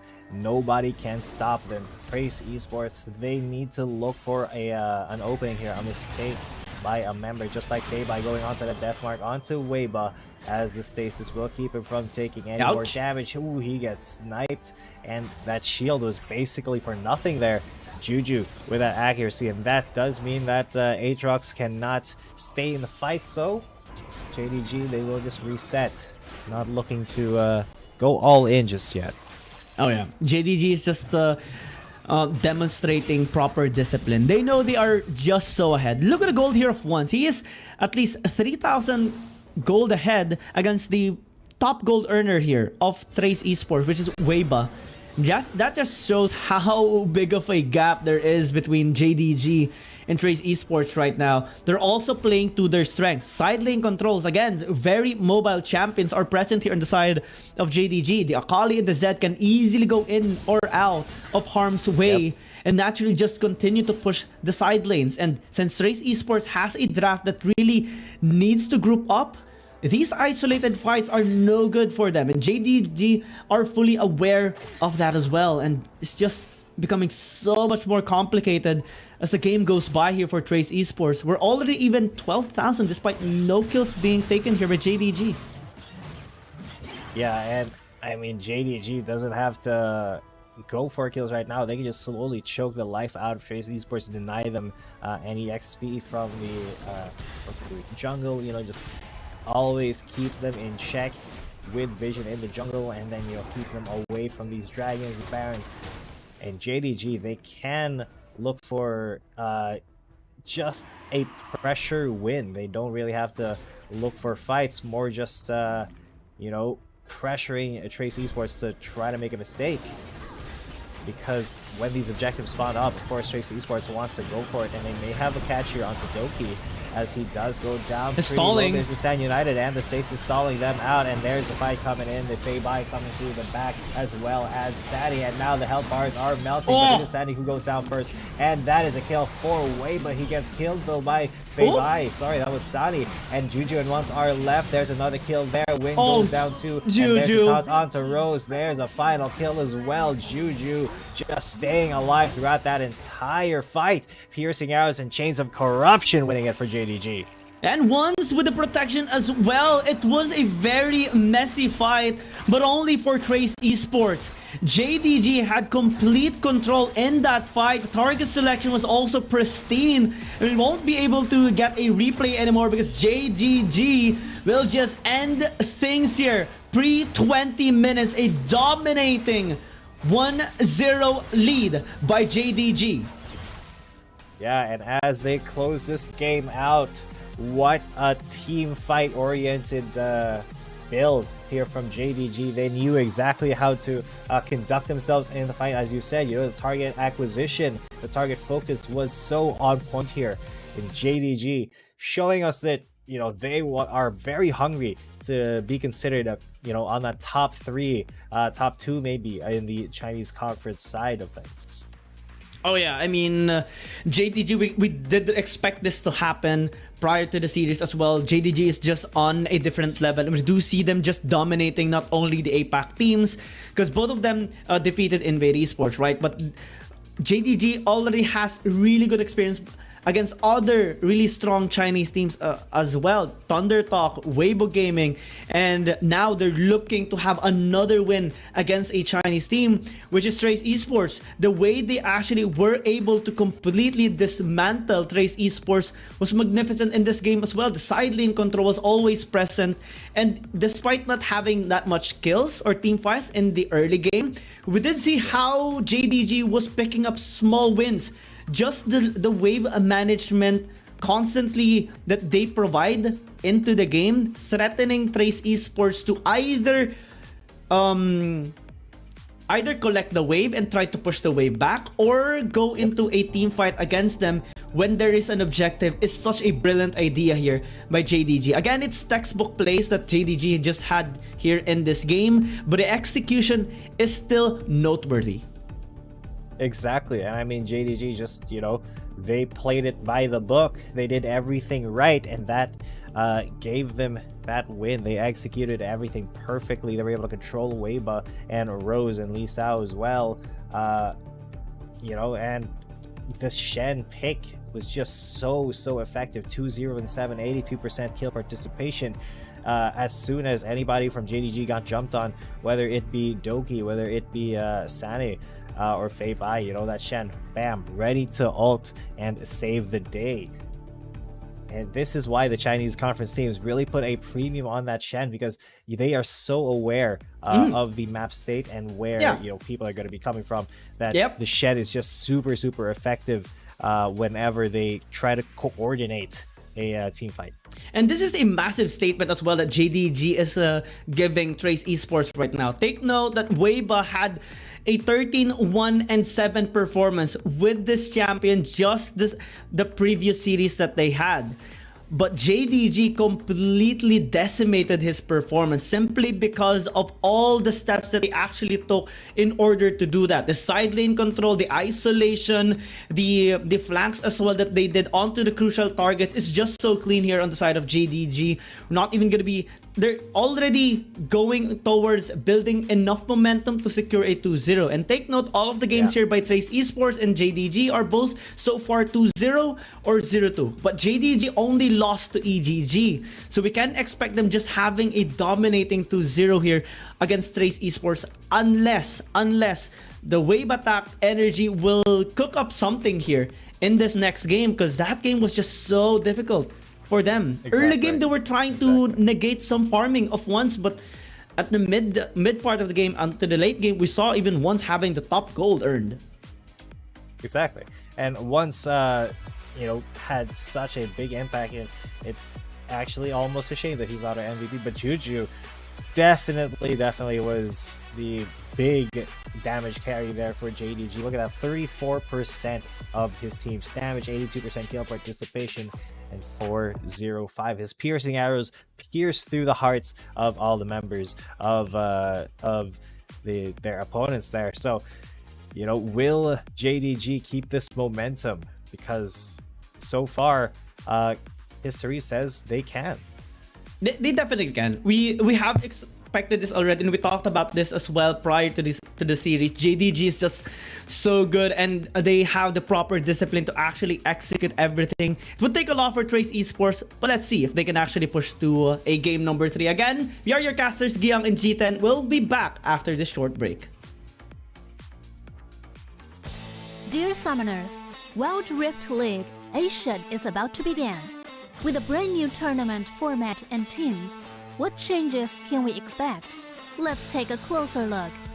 WRL consists of 2 conferences, WRL CN and WRL APAC. 12 teams from the WRL CN conference and 8 from the WRL APAC conference will compete through the regular stage, playoffs, and finals to view our ultimate glory. All matches will be played in the BO3 format in the regular stage. The 20 participating teams will compete within and across their conferences. Each team will play a single round robin with every other team within their conference once, and half of the teams from the other conference once. Throughout the regular stage, teams will be ranked based on their points within their conference. The top 8 teams from the WRLCN conference and the top 4 teams from the WRL APAC conference will qualify for the playoffs. The playoffs will also be held separately for each conference, adopting a BO7 double elimination format. Only the top 2 teams from each conference's playoffs will advance to the finals, vying for the championship. Of course, a new tournament brings unique challenges. The Wild Rift League Asia Season 1 WRL A1 Finals will be a 3-day extravaganza. On the first day of the finals, the 4 qualifying teams will play a single round robin in BO1 format. The top-ranked team will advance directly to the grand finals, while the remaining 3 teams will battle it out in a single elimination bracket on the second day to secure a spot in the grand finals on the third day. The 2 teams that make it to the grand finals will face off in the BO7 showdown to claim the championship. Additionally, in both the WRL A1 regular stage and finals, teams will participate in the Fight for Side FFS match before the official games commence. The FFS match will be played in a 1v1 solo mode. Each team will send 1 player to compete. They will ban 2 champions each from the official weekly rotating champions pool, and then select 1 champion each for 1v1 competition. The winning team of the FFS match will earn the right to choose their side first. Wild Rift League Asia Season 1 regular stage will officially kick off on April 8th, with 20 top-tier teams assembled and ready for action. Who will climb to the summit and seize the crown? Let's wait and see. Welcome back, ladies and gentlemen, to the Wild Rift League Asia 2023 regular season. My name is G10. Coming at you, with me is Giang. It will be your shotcasters for today. This is game number 2 of JDG versus Trace Esports. And so far, Trace Esports has not been able to stem the tide. Yeah, it was kind of difficult for them in game number 1. Game number 2, we will be seeing them on blue side once again. So let's see if they are going to be able to redeem themselves, because that game number 1 was very troubling. And we do just put a lot of respect here towards JDG, especially in how they were actually able to completely decimate them every step of the way. The wave management, the lane priority, the objective control, the zone control as well, and also even the micro level of team fighting execution was just on point on JDG. They just know what angle to take against Trace Esports. They know how to mitigate the pressure coming in from Wave, despite getting that early kill a while ago in the bottom lane. And now I think the same bans is just going to be coming our way here, because they know that the Aatrox isn't really something to be worried about here. And also take note that patch 4.1b, there has been a little bit of a trim down on the Aatrox as well. The cooldown of the Darkened Blade, or the Q, or the first skill, has been increased by 1 second at level 4. So I think despite being, just 1 second, it's still something that is timed here by our really strong teams. Exactly, and that small difference can mean that Aatrox may lose his status as the 100% pick and ban here, but no, JDG will be picking him up still. Very, very powerful champion, especially if you know what you're doing, but Weibo just was not able to make the difference there in the last match. My God. This time the shoe was on the other foot. Maybe it's going to be once wielding the power of Aatrox here. So what did Trace Esports respond with next? We talked about this prior to the game during the key matchup a while ago. Again, this guy once had a 14-0-7 with 95 kill participation within Aatrox. And we just recently talked about the nerf. We just recently talked about how Weibo wasn't really able to have his full form in that game number 1. But now, Once is gonna be saying, let me teach you how to actually use this champion. Let me show you how it's done. And Doki will have its Gragas as well here. Oh my God, this is a nightmare for Trace Esports. Coming up for JDG, the Karma and the Gragas supporting the Aatrox. Once is gonna have a hell of a time. He is going to be so comfy. Just waltzing into team fights, just waltzing into the middle of Trace Esports, knowing that he has so much support on his side. Even without the Shen, he doesn't need that. Even without, say, a Galio, he does have so much in terms of just survivability and being able to enable the Aatrox, late game fantasy here. I'm honestly scared for Trace Esports right now. And we did talk about that JDG has a really good standing or a chance to actually cement a 2-0 victory against Trace Esports, especially with that performance in game number 1. But this one is taking things to a different dimension. JDG is building a lineup right now that can just really work against Trace Esports, and naturally we would want to see the Akali as an answer towards Aatrox, but JDG says, okay, you did not ban this away. You're the one who actually took the Gwen away from yourself as well. So we'll take something away from you. Another takeaway here in this pick and bans, and this is just so ugly to see now. The damage just really skyrocketed out of side of JDG. Basically, if this game reaches even mid-game, it's going to be a one-sided beatdown. But I don't even think this might reach a late game here, given the performance of JDG a while ago. And of course, we will not see the champion a while ago. That was Howard. No Twitch at all. No Katarine as well. So far, this is not something you want to actually see in this tournament as of yet. Katarine has no bearing right now in this meta, and the Kazakhs just will be a better option alongside with the Ribbon.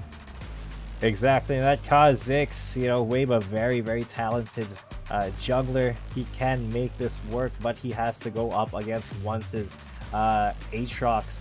Fei-Bai this time gonna be the one taking the reins of this Akali instead of Sani. And while Sani did have a pretty good performance, Fei-Bai is gonna be like, all right, let me show you how it's done. No Zed here, but the Renekton versus Riven does look like it's gonna be going towards Sani. And I really am looking once again towards Weibo, because it kind of is all relying on him to make that Kha'Zix pick work and really get a lot of value versus Once's Aatrox, especially in the early game, because then, as late as the game goes on, the Aatrox will just become more and more of a problem. And also Fei-Bai has his hands on the Akali. Man, this champion has been banned away so many times against him, simply because he is one of those players that when he gets his hands on assassin champions like the Zed a while ago and now the Akali, he is just going to make so many good plays, and we can expect so many outplays as well being made here by Feibai. I'm getting scared, honestly, if what is going to happen here on Trace Esports. Hopefully they are going to be able to at least hold their horses for the meantime and try to prevent JDG from getting that early momentum, because the lineup itself says a lot. Top lane, we can expect Sunny to be the one taking control. Once against or Aatrox against the Kazakhs of Weba can be quite difficult, simply because Trace Esports will be struggling to try to pin down an Aatrox unless wave attack energy again happens with an invade, probably with a kill against an Aatrox. This Aatrox is pretty weak in the early game. Exactly, and that is when the Kazakhs must strike. That must be as effective as possible, because once he does need some time to ramp up the scale up. Unfortunately, the rest of JDG, they don't have very weak laders. You don't know one that can really be exploited here by the Kazakhs. So I think Weba really needs to find an exquisite angle here to get into the fights once he becomes level 5 or so. He does need that reset. Well, oh? No, Ooh, this can be a little bit of a early engage. Talk getting out. Yeah, just Spider-Manning out using the dredge line.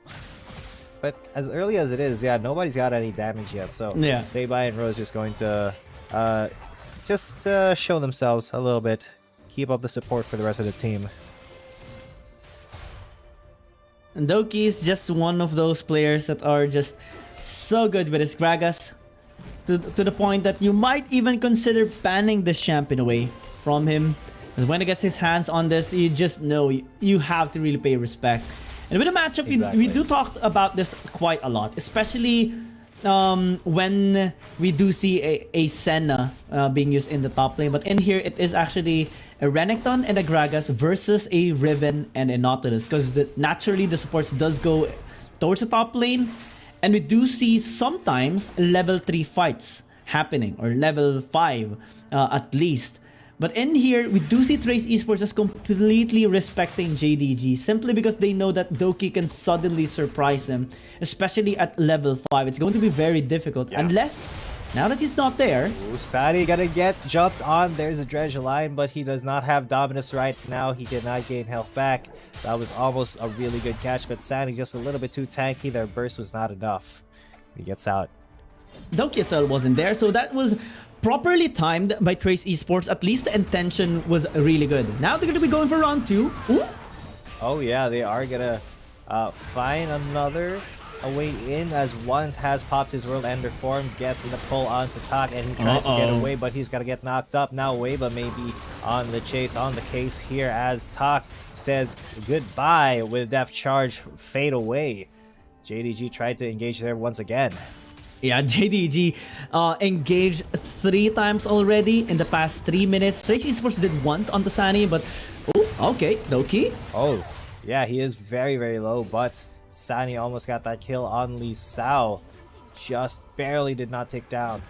And First Blood still evading both of these teams. JDG, though, they are getting the plate work done here in the top lane. Lee Sao maybe coming in now with Tak, who is level 5. He should not have Death Charge, though, I don't think. So they should be fine to just get out of there. 2 plays, though, taken here already by JDG on the top lane. Again, no kills happening just yet, but we still see the same scenario by both teams. JDG winning slowly but surely, even with the small margins. It's still something that JDG is taking away from Trace Esports, and since it is a Renekton, you would really want to get some gold into the early game so that you can just easily beat down this Riven of Lee Sao and just cement a proper team fighting potential. Now they go without hesitation. Yeah, no hesitation whatsoever, as Tak is there to keep them away with Death Charge. Lee Sao is out. Not even sweating it, because Tak just being the big defensive wall that he needs to be, keeping JDG from, you know, from executing their intentions here. 21 KDA. That is just obnoxious to see on once. And well, that was the score we talked about earlier, 14-0 and 7, with really high kill participation. Was it displayed as 100? I believe it was 95, but it was close. It's still the same. Practically just a demonic of an Aatrox performance there by once, and in here that is about to be materialized once more. Fresh not gonna be connecting this time, as JDG is just relatively safe here in the mid lane, trying to clear the waves, and also since the bot wave is even, JDG will get this tower. The Rift Herald once again. Yeah, but the Dragon is now the objective here for Trace Esports. They try to engage, but goes just a little bit deep onto Fei-Bai, as Fei-Bai brings himself into the fight. Win is there. He's not doing all too right, but Fei-Bai does go down. He wasn't able to stasis at all, and the follow-up was not there from JDG, but they will be following up here with a dive onto Lee Sao. Will he be able to get out now? No, he won't, as he gets finished off by once, and once going in again onto Wei Ba. He flashes, but he doesn't have to actually go over the wall. He gets the Q kill onto the Kha'Zix, and now Tak is on the line. That's 2 kills for 1. JDG still keeping Tak on the run. Once, just gonna knock him up one time. Yeah, they got the kill onto Fei-Bai, which is really good, but the output was still a net profit here for JDG, simply because they got tower in the mid lane and they got a proper team fight as well. Fei-Bai got a little overzealous there, did not respect the potential retaliation onto him, and you cannot even hide under the shroud enough time to buy here for JDG, but they actually turned on to Lisa, which was genius here. Because no matter how many HP you do have, when there's just 2 people, really scary people diving on top of you, you cannot survive. And they just got the tower as well. Round 2 coming our way. Yeah, round 2, JDG once again coming in with once and Fei-Bai in the mix of it. But he is at least keeping himself secreted safe away from vision, but he will go down still. Once and Fei-Bai on the ropes now. JDG did lose 2 members, 4-1 this time. They're the ones on the back foot. Trace Esports, oh sorry, it was just 1-0. They didn't actually lose anyone. Trace Esports, that means that JDG are going to try to fend them off here. And they will be successful. Yeah, they're just looking to establish more pressure here on the side of Trace Esports. And Trace Esports are actually doing a pretty good job, at the very least, resisting those engages. I'm only concerned about the net economy right now. That's the ult, just for the wave, but yeah. Loki's gonna be coming in from the back though, and there is the engage onto Lee Sao. He goes down. Perfect gank from behind coming in for JDG. This gives them a lot of momentum, especially considering that they already have gotten the first tower as well, and they are going to cause a ruckus here in the jungle of Trace Esports just because they can.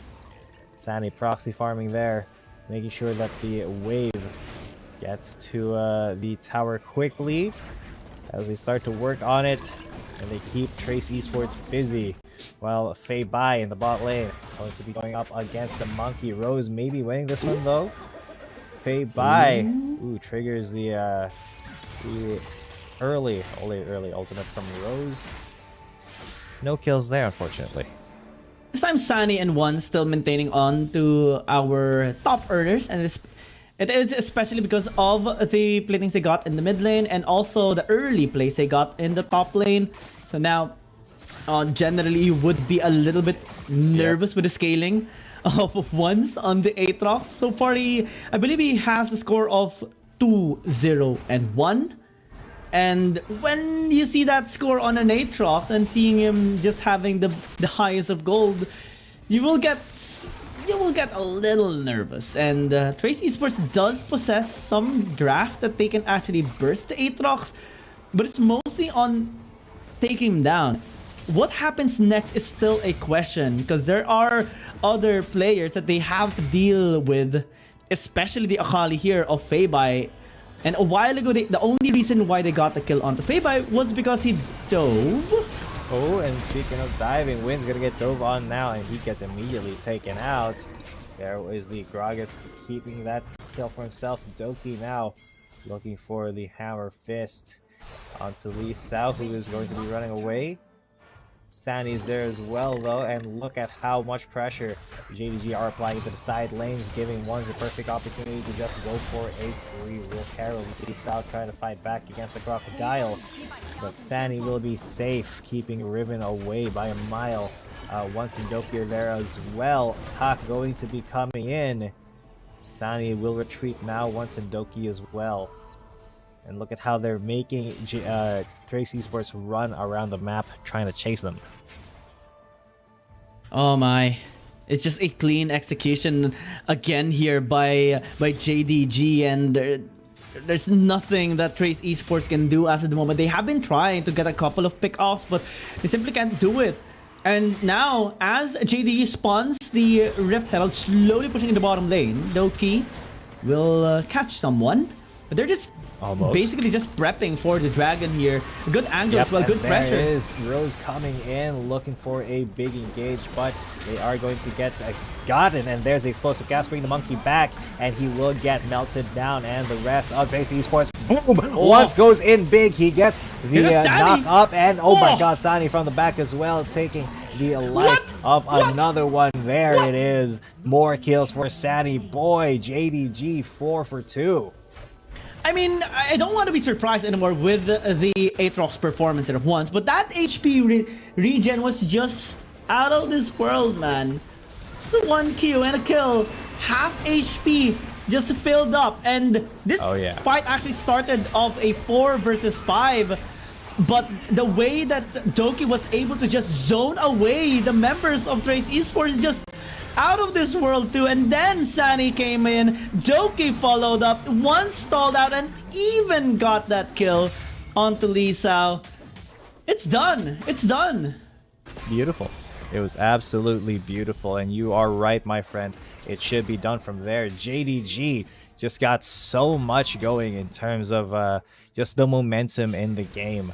But unfortunately, you know, the goal lead itself is not that big, honestly, for 12 minutes in the game. It's only like 4,000. There's still a very real chance for Trace Esports to get back into this if they're able to find the right mistake, if they're able to catch Doki getting a little bit deep just like now. But Doki is very cautious and confident to get out of there. Body slam out as soon as he feels the tickle of something, but a jump onto Fei Bai. This could be it for the Akali, as she has to find a way out of there, and the depth charge will keep him in the air. Lee Sao will finish off that kill. It's a 1 for 0, but the rest of them, JDG now focusing on the bot lane turret immediately. Look at that map movement. As soon as they saw, oh, our Akali's getting jumped on, they just trade with an objective, and they open up the map even more. Yeah, the response is very efficient here on the side of JDG. Take onto Fei Bai, transition into a tower push in the bottom lane to maintain that 5,000 gold lead that they do have. Though it's not really high compared to game number 1, it's still something that Trace Esports should be worried about, especially with the gold funneling actually more towards Ones and Sani. And again, these players are just so good with their champions, especially Ones on the Aatrox. We haven't really seen him being threatened as much, and it just has been, again, we have said this quite a lot, a slow burn. This time by JDG, heading towards this game against Trace Esports, where they're safe and also just clean execution all throughout the game. All towers now being pushed. Only the mid and the top side inner turret are standing here for Trace Esports. But with the outer turrets already cleaned up, with the bottom lane already cleaned up towards the inner turret, Baron now is going to be a problem here for Trace Esports, because naturally Sani is just going to be shoving away. Ooh. Yeah, and this could be another catch. Fei Bai found once again.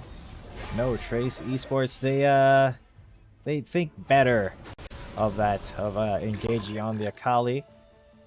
Doki now looking for more, looking for information here. The Baron is up, but that may not be the route they want to go, as it has kind of slowed down a little bit for JDG, if I'm being honest. They do not want to give Trace Esports any single opportunity, so they're not, you know, being too aggressive in their jungle, just waiting for the objectives to spawn in and then maybe set up a fight around the next dragon. Weba's starting to pick the slack here for Trace Esports, and I think it might just be the key here for the team. He has been playing as efficiently as possible, getting the farm done, getting the isolated pick-offs when he does get a chance to, but again, Doki has been the biggest wall here for Weba, and Tak has to find a way to actually help them. Again, the Weba Tak synergy. That could be a jump onto Sunny, but he's able to flash out. The rest of JDG going to be around to keep the Crocodile alive, but Doki now crashing into the mid lane outer turret, or sorry, inner turret. JDG trying to seize it out. There's a jump from the Kazakhs onto Fei-Bai once again, but okay, Lee Sao with the knock-up onto 3, and there's the stasis coming in for 1. The disengage from the explosive cask once now in World Ender form, as Juju is there to keep JDG safe as well. That was almost a really good start with team fights, but immediately the disengage coming in from JDG. It's just so difficult to actually engage onto JDG simply because of the Karma and the Gragas, and they executed that perfectly, denying the potential clean around from Lee Sao. And one problem as well by Trace Esports is that the distance was too far actually towards JDG, so in terms of following up, it was really difficult for them to actually funnel or follow up into the engage of Lisa. That paved the way for JDG to have enough space to actually disengage and just have no threat at all. Now, as the Dragon is about to spawn, Trace Esports again are on the back end. Top side being pushed here by Sani, and he can definitely win against Lisa here. So the goal here of Lisa is just to stall and maybe have a faster route towards the Dragon. Yeah, and that could be the way that they want to play this. They want to bait Weba into going for this Dragon. Even with this isolation damage, it will take him a little bit. And there is the flash in coming in from Doki. He's got the explosive cast on, but Wind is in the hit and he's not been able to get out. He's going to be the first casualty of this fight. Talking next as Fei-Bai finds another, and Rose is going to be slowed down into stasis, but that golden form will not save him. JDG will take another kill. That is a 3-4-0 proposition, as well as the Dragon. JDG accelerating the game out of control now. Yeah, the setup of Doki is just so good, and it quickly caught Trace Esports off guard. Now it's only 2 people, Lee Sao and Weba trying to guard the base. It's going to be very difficult because JDG, they can just easily engage onto them. Inhib tower gone. Lee Sao popping his ult. Can they defend? Oh, Lee Sao going for it. He's got to start on to 5. Everybody took some damage there, but Weba was not ready to follow up, and the Ribbon will go down. Now Weba trying to go in for the resets. He gets 1. He threatens the rest. JDG are pretty low, but can he melt them down? At least he keeps the Nexus safe for now, as Trace Esports, they live another few minutes here. They bought enough time. At least the game is not over, but it's getting close towards the end. Check out the sleep and replay on how Doki actually initiated here, forced the stasis off Win, but that just means he is so vulnerable towards a flank, and Fei-Bai went on to actually punish that mistake. Now team fight again, stasis. Yeah, once again, they are going to get into here. Tak is going to be able to flash out, but Doki, not the same story, as he still lives. He's barely able to body slam away, but Weba gets onto him, and now he's onto Juju, but Sandy keeps him safe. Flash. Look at that burst from the Crocodile. Juju now going to get engaged on by the Ribbon, gets stunned up, but the flash will keep him safe for now. The GA will be popped, the Guardian Angel onto once, and now Fei-Bai is in the fight once again. He gets absolutely nothing from the stasis, but the Nautilus will go down, and once now on the chase. It's a 1 versus 3, but that's better odds than anybody's ever faced. Trace Esports now have to go to their base to defend it from the super minions, and that gives more breathing room towards JDG. Yeah, still a win here by JDG.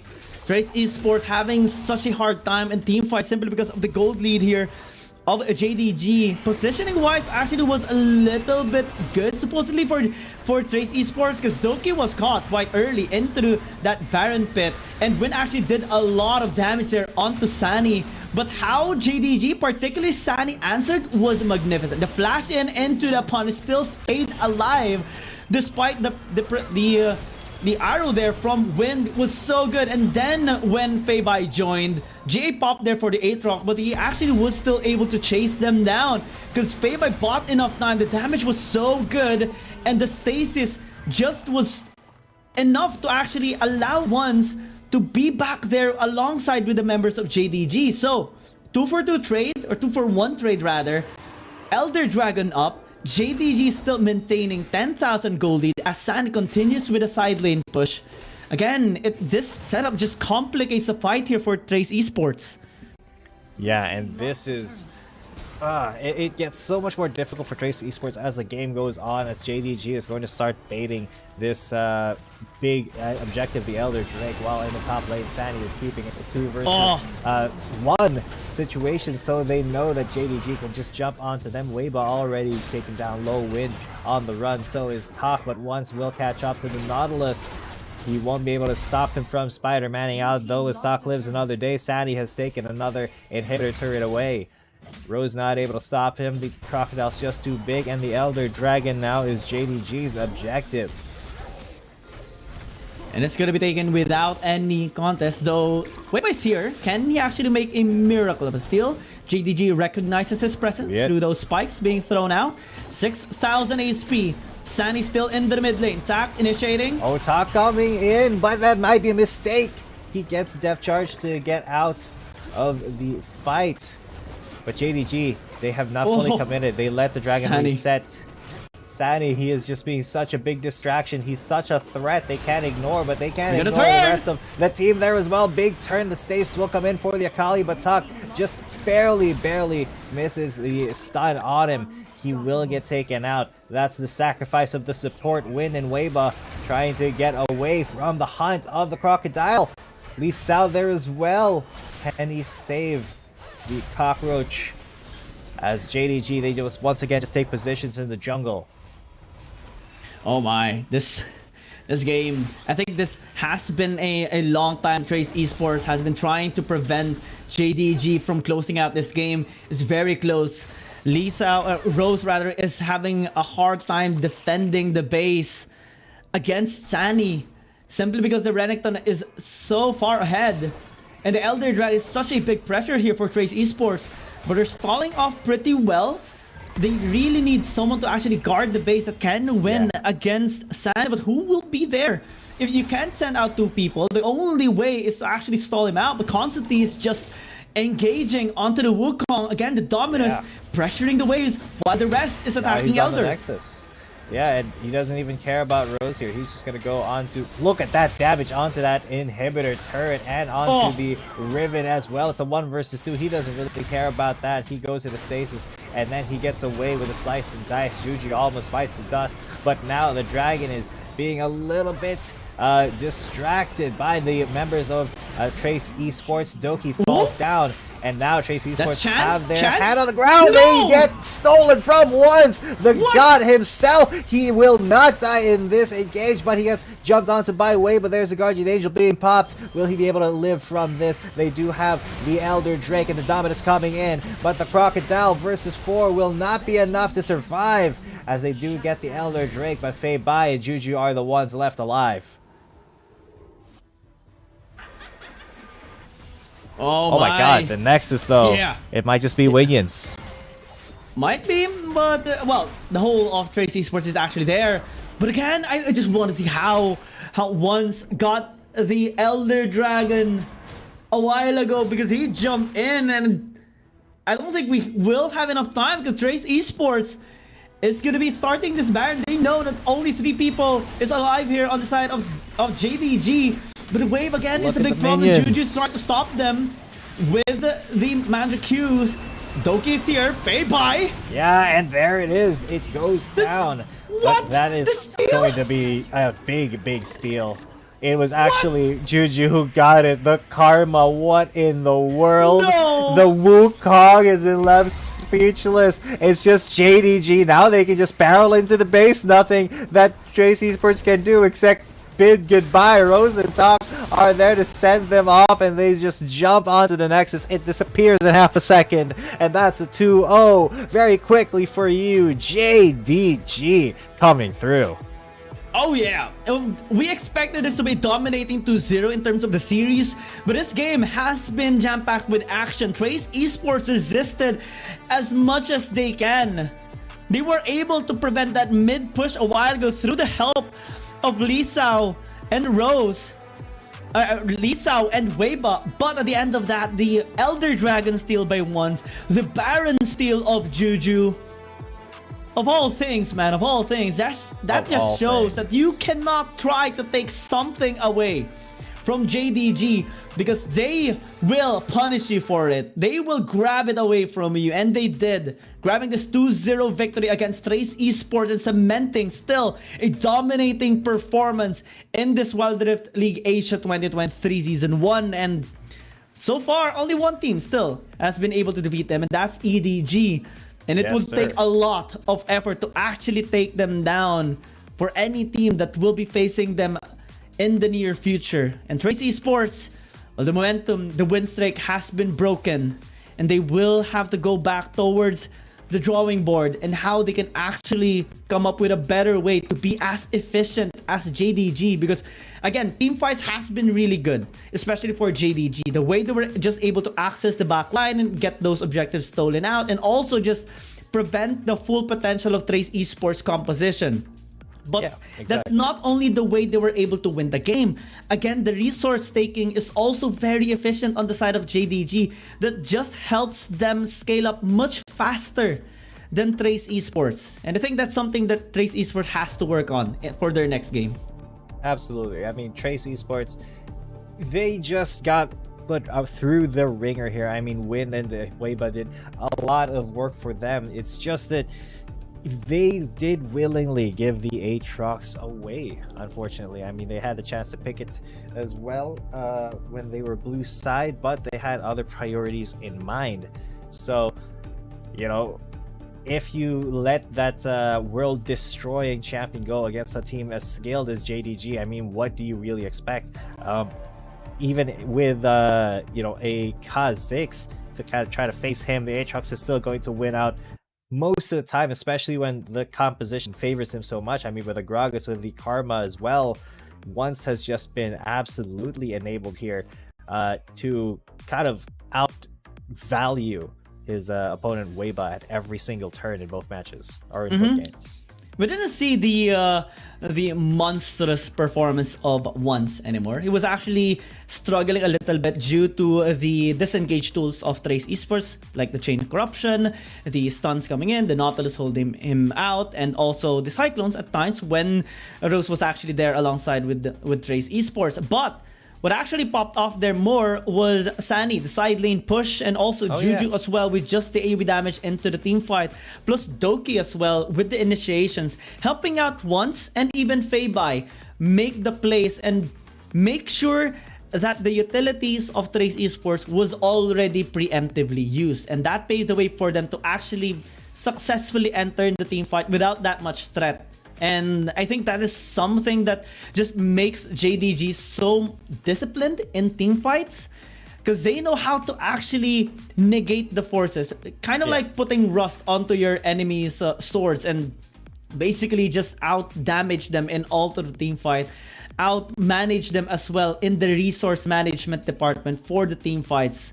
And also just the Dragon Steel, Elder Dragon Steel and Baron Steel, just amazing.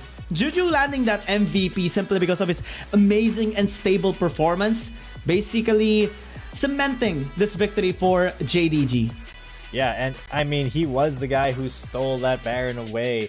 It was his last hit that gave JDG that Baron, so big props to him. I mean, that Karma just did so much shielding. I mean, if we could see the shielding on the chart instead of damage done to the champions, I mean, it would be an insane stat just because he provided so much to pretty much every single facet of JDG's team fighting there. And well, we can't help but feel bad a little bit for Trace Esports, but we do understand it's JDG. They are very solid with their performance. They even defeated Invade Esports 2-0, defeated Rare Atom 2-0, Thunder Talk 2-0, and Weibo Gaming 2-0. Just continuing their momentum and win streak so far. Right now, they're on a 4-game win streak. All 2-0s as well. And Trace Esports, I mean, they still have a chance in this tournament. They are still on the top 6, so they can just come around, try a different strategy, and work around from there. Yeah, but for now, we will be going on a little bit of a short break, ladies and gentlemen, for our next match. But don't go anywhere, because we will be coming back with another banger for you in the Wild Rift League Asia. See you in a bit. Dear Summoners, Wild Rift League Asia is about to begin. With a brand new tournament format and teams, what changes can we expect? Let's take a closer look. WRL consists of 2 conferences, WRL CN and WRL APAC. 12 teams from the WRL CN conference and 8 from the WRL APAC conference will compete through the regular stage, playoffs, and finals to view our ultimate glory. All matches will be played in a BO3 format in the regular stage. The 20 participating teams will compete within and across their conferences. Each team will play a single round robin with every other team within their conference once, and half of the teams from the other conference once. Throughout the regular stage, teams will be ranked based on their points within their conference. The top 8 teams from the WRL CN conference and the top 4 teams from the WRL APAC conference will qualify for the playoffs. The playoffs will also be held separately for each conference, adopting a BO7 double elimination format. Only the top 2 teams from each conference's playoffs will advance to the finals, vying for the championship. Of course, a new tournament brings unique challenges. The Wild Rift League Asia Season 1 WRL A1 Finals will be a 3-day extravaganza. On the first day of the finals, the 4 qualifying teams will play a single round robin in BO1 format. The top-ranked team will advance directly to the grand finals, while the remaining 3 teams will battle it out in a single elimination bracket on the second day to secure a spot in the grand finals on the third day. The 2 teams that make it to the grand finals will face off in the BO7 showdown to claim the championship. Additionally, in both the WRL A1 regular stage and finals, teams will participate in the Fight for Side FFS match before the official games commence. The FFS match will be played in a 1v1 solo mode. Each team will send 1 player to compete. They will ban 2 champions each from the official weekly rotating champions pool, and then select 1 champion each for 1v1 competition. The winning team of the FFS match will earn the right to choose their side first. Wild Rift League Asia Season 1 regular stage will officially kick off on April 8th, with 20 top-tier teams assembled and ready for action. Who will climb to the summit and seize the crown? Let's wait and see.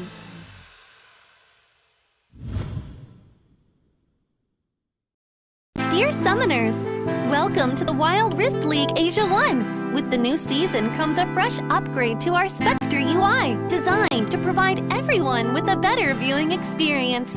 First thing is about the original UI information at the top bar. We make it into a functioning ring design in the upper left corner. The ring not only includes basic information such as team names, match duration, kills, towers, but also displays the gold difference through the red and blue rings. What is a great game without the competition for map resources?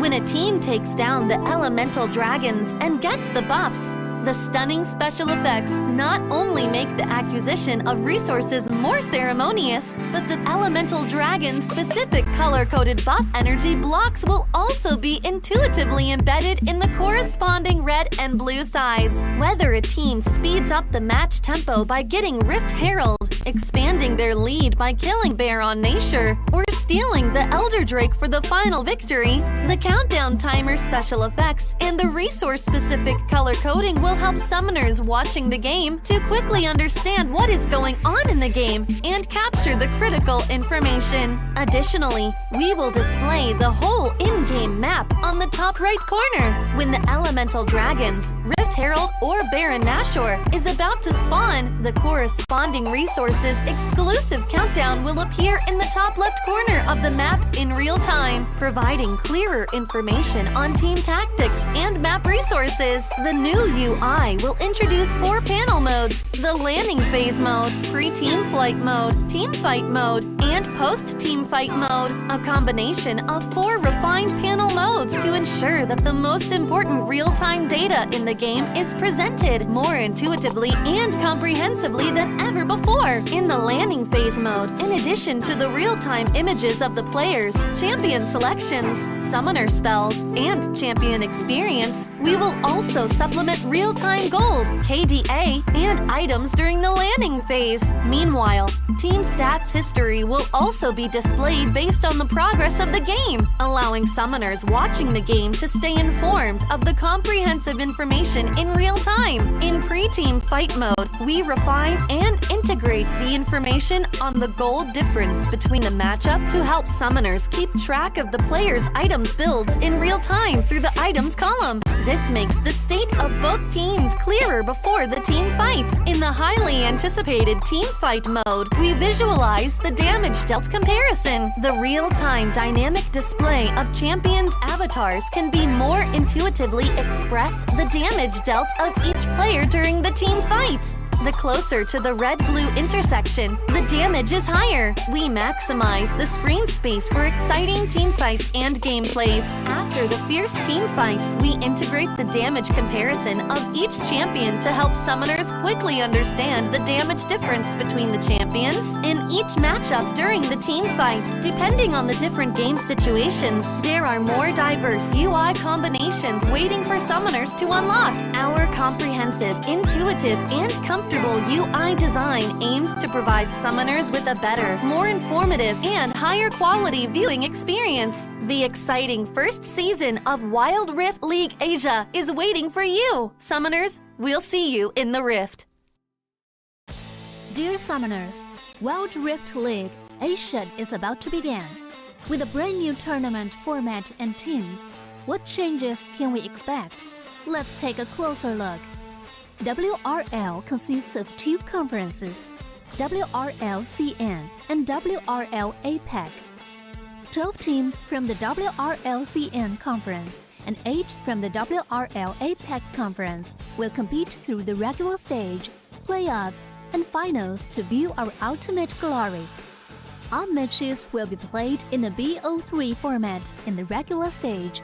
The 20 participating teams will compete within and across their conferences. Each team will play a single round robin with every other team within their conference once, and half of the teams from the other conference once. Throughout the regular stage, teams will be ranked based on their points within their conference. The top 8 teams from the WRLCN conference and the top 4 teams from the WRL APAC conference will qualify for the playoffs.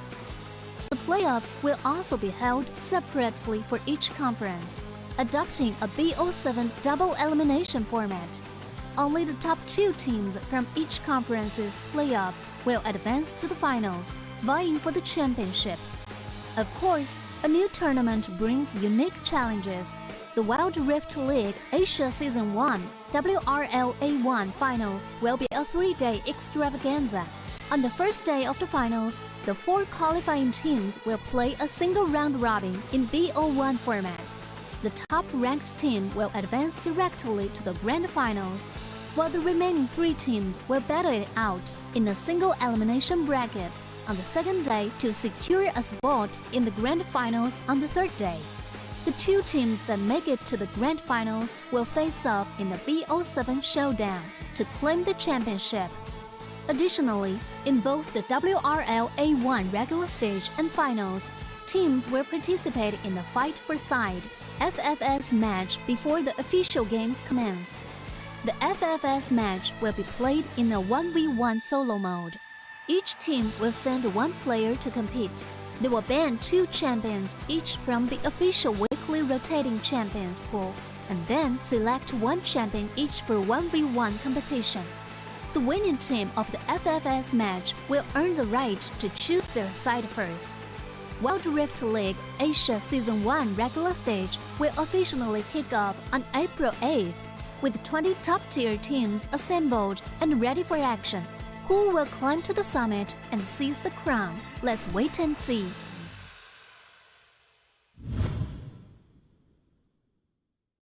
Dear Summoners, welcome to the Wild Rift League Asia 1! With the new season comes a fresh upgrade to our Spectator UI, designed to provide everyone with a better viewing experience. First thing is about the original UI information at the top bar. We make it into a functioning ring design in the upper left corner. The ring not only includes basic information, such as team names, match duration, kills, towers, but also displays the gold difference through the red and blue rings. What is a great game without the competition for map resources?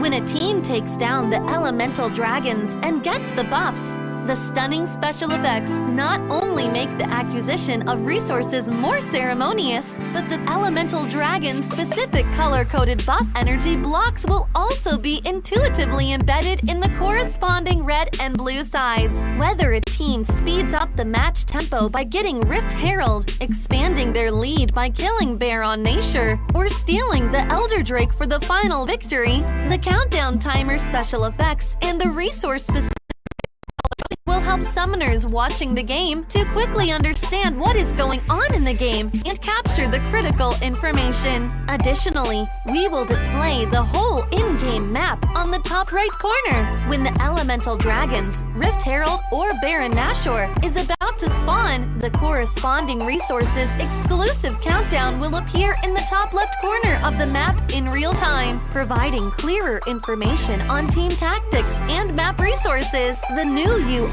will introduce 4 panel modes: the landing phase mode, pre-team flight mode, team fight mode, and post-team fight mode, a combination of 4 refined panel modes to ensure that the most important real-time data in the game is presented more intuitively and comprehensively than ever before. In the landing phase mode, in addition to the real-time images of the players, champion selections, summoner spells, and champion experience, we will also supplement real-time gold, KDA, and items during the landing phase. Meanwhile, team stats history will also be displayed based on the progress of the game, allowing summoners watching the game to stay informed of the comprehensive information in real time. In pre-team fight mode, we refine and integrate the information on the gold difference between the matchup to help summoners keep track of the players' items builds in real time through the items column. This makes the state of both teams clearer before the team fight.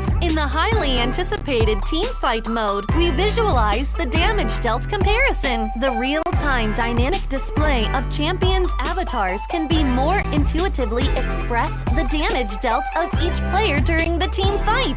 The closer to the red-blue intersection, the damage is higher. We maximize the screen space for exciting team fights and gameplays. After the fierce team fight, we integrate the damage comparison of each champion to help summoners quickly understand the damage difference between the champions in each matchup during the team fight. Depending on the different game situations, there are more diverse UI combinations waiting for summoners to unlock. Our comprehensive, intuitive, and comfortable UI design aims to provide summoners with a better, more informative, and higher quality viewing experience. The exciting first season of Wild Rift League Asia is waiting for you. Summoners, we'll see you in the Rift.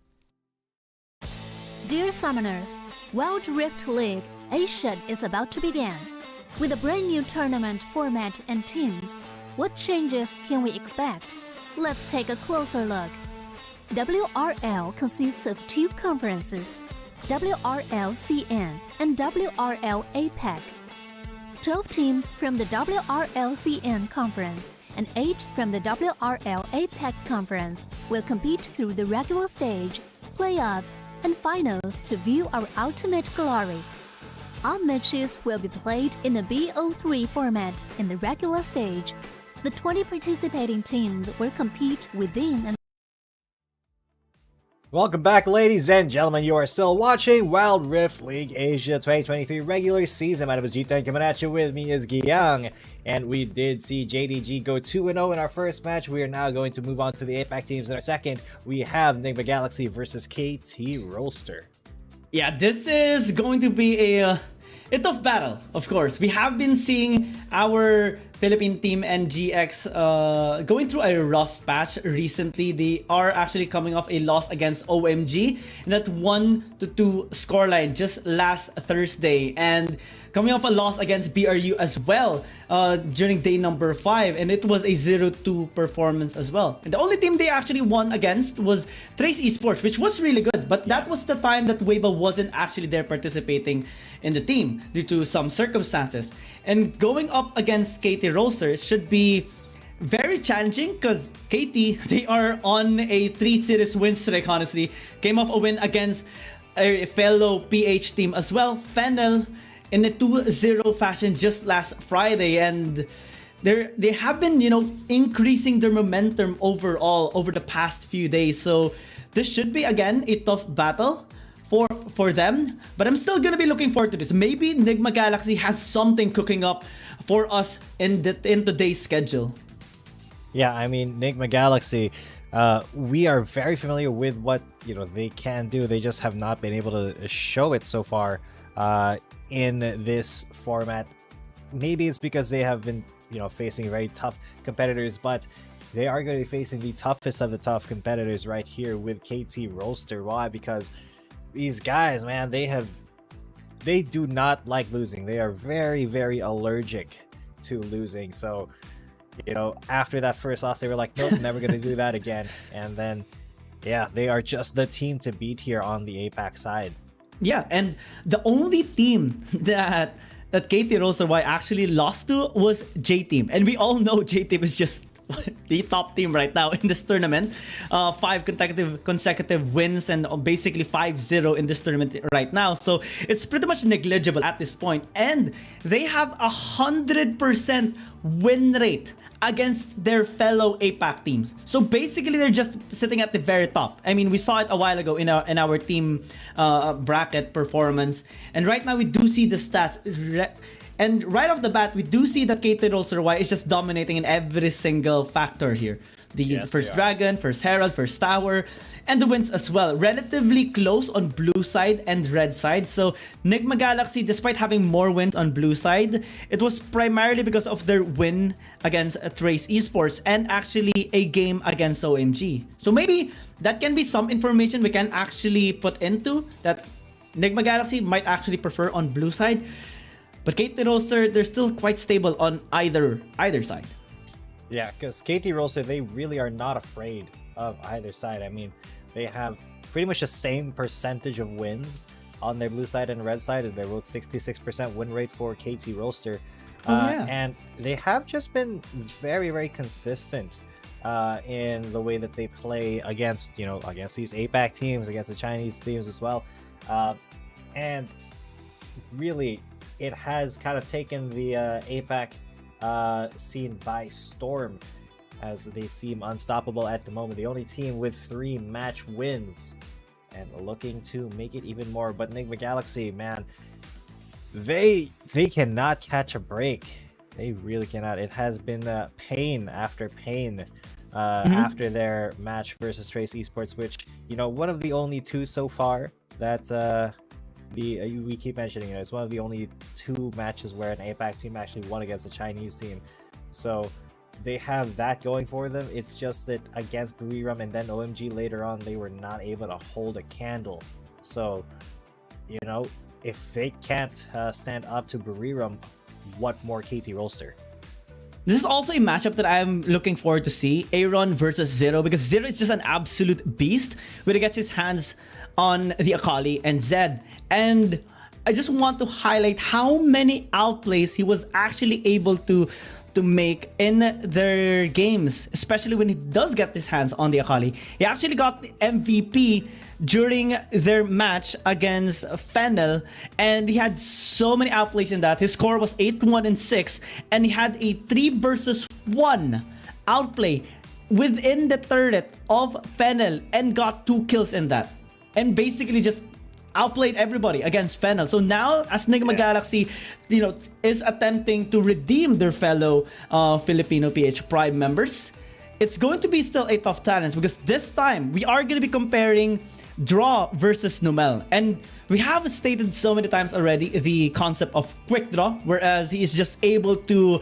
quickly set up plays for the team whenever he gets his hands on the Galio, on the Gragas, or even with the Nautilus. But Numel has been a stable player here in the side of KT Roster, and also a massive team player as well, setting up the team fights for KT Roster, and also just preventing anyone from reaching their backline, particularly Luna. And even without Numel, because he was also, having the responsibility to engage, Luna is just so difficult to actually reach because of his champion and because of how he's just able to maneuver along with his allies.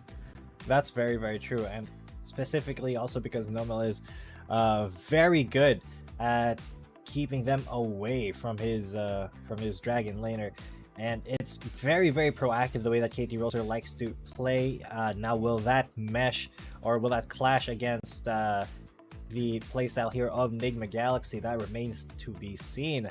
But of course, the first thing that we will be seeing is the fight for side between these two. We have KT Roster's top laner Rattel versus Demon Kite, the dragon laner here for Nigma Galaxy. I'm gonna be excited with this because I'm always fancying our fight for side games. A while ago we saw the Lucian versus Nasus, which was I guess interesting, but yeah, I'm still looking forward to seeing an AP Nasus, honestly. And yeah. 完美的运营技巧暂居 WRL APEC 赛区积分榜第一。今天他们又将会带来哪些新的故事呢？让我们一起期待一下吧。Hello everyone, welcome back to 2023 World of League Asia 1. Here's Michelle. We're coming back for Pasay City Nigma Galaxy versus Seoul KT.RY. The Nigma Galaxy gonna come back with a better condition after 1 week off, and Seoul KT.RY ranked as the top of World of League APEC temporarily with their perfect macro strategy. So what kind of new story they're gonna take for us? Let's stay tuned. 那么此刻呢，双方选手已经准备就位，让我们一起进入到召唤师峡谷之中吧。Now all the players are getting ready. Let's step into the wild. I think RY Luna can still learn how to play Senna. After all, if you do not know how to play this champion, then you will always have to waste a ban. NGX 상대로는 뱅 카드 다 쓸 필요도 없고 이제 연습할 시간도 아까우니까 잠이나 자러 가면 될 것 같아요. Whoa, strong words there. Strong words there from both sides.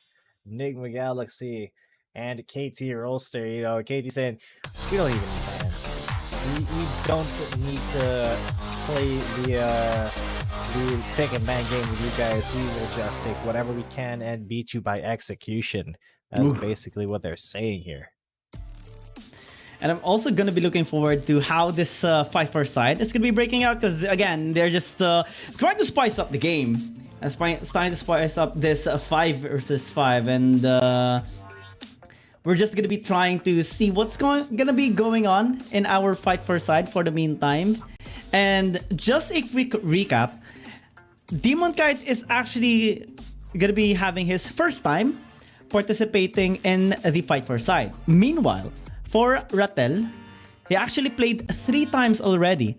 1 against Fennel, 1 against Invade Esports, and 1 against Cerberus Esports. And he won 2 of the fight for side and only lost 1. So maybe KT is just taking this a little more seriously as anticipated. They want to have the maximum amount of win rates, not just in the 5 versus 5, but also in our fight for side, as this is as equally important as the 5 versus 5, because you do get the side selection priority when you win this. And naturally, if you do see yourself winning more on either side, blue side or red side, you do want to have that opportunity to pick that side over yourself. Oh yeah, and speaking of side priority, it is KT Roster who really love getting that blue side first priority. They, they have done very, very well for themselves, just being able to dominate the fight first side and then getting the optimal play that they can get in the blue side with their champion picks. It's really, really tough to go up against KT Roaster here, but you know, Demon Kite has to try. Oh yeah, I mean, I do appreciate this player so much. Ever since I saw him participating in our small local community tournaments in the Philippines, he has been very consistent. And the reason why his name is Demon Kite, because he is just demonic in kiting. It's basically in his name already. His favorite champion before was literally Vayne. And well, we don't see that actually being used right now, especially since the meta is APC. I'm still gonna be looking forward to seeing him use it once again, because in some of our local tournaments in the Philippines, actually he used a lot of Vaynes and he was just an absolute beast. And now we're gonna be seeing him with Lee Sin, and do you see even Draw being quite happy with the pick, just getting excited here for this fight for side. Oh, game. yeah. See if Demon Kite is gonna be able to show us a lot of outplays.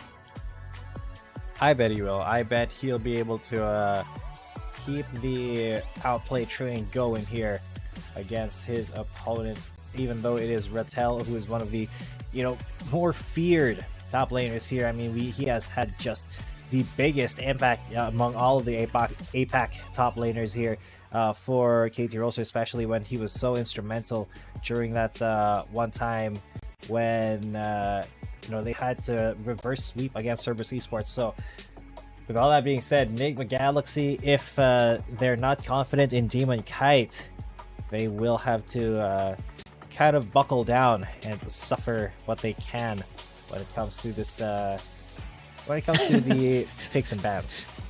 Draw is just cheering up Demon Kite here, I guess, just to lighten the nerves. For the meantime, again, it can be pressuring to actually play. Again, this is the top tournament that we are talking about. Even the smallest of mini events can be quite pressuring at times, especially when you're facing off KT Roaster. Especially if you're facing off Rattel, that has 2 wins already in the 3 matches that he had in this fight for side. And Diana is gonna be the key here for him. Yeah, Diana has had such a positive start here in the fight for side, always having a pretty big advantage because of her spinning balls that just give her so much shielding and damage as well. And Rattel, no surprise that Diana is a pretty respected pickup here, because you can just trade very easily when you do get your shields. But Rattel did decide to go with the Q first. I remember when there was a debate before in the PC version of this, whether to go with now what skill do you actually use first? And initially there was a conversation whether to go with your first skill or second skill. Safeguard is actually really useful in the 1v1, and sometimes we even see a bit of a tank build or sustain build with this champion to just maximize the amount of sustain and durability you have in a 1v1, because naturally the Lee Sin does have a relatively good damage overall, especially in a 1 versus 1. But Rattel gonna be going in. The safeguard will actually work. Yeah, man, it's the sustain, dude. It's the sustain. Yeah, big sustain coming in. Demon Kite actually turning that around and winning the first interaction there. Level 3 for Demon Kite, and this will give him a huge advantage coming into the next phase of this 1v1. He's going to be able to come back with a pretty decent item and have so much more combat efficiency than Rattel on that Diana. So he will, well, he does just get his 2 components of a Triforce here, Stinger and Phage, while, you know, just a little bit of combat efficiency as well being taken by Rattel here.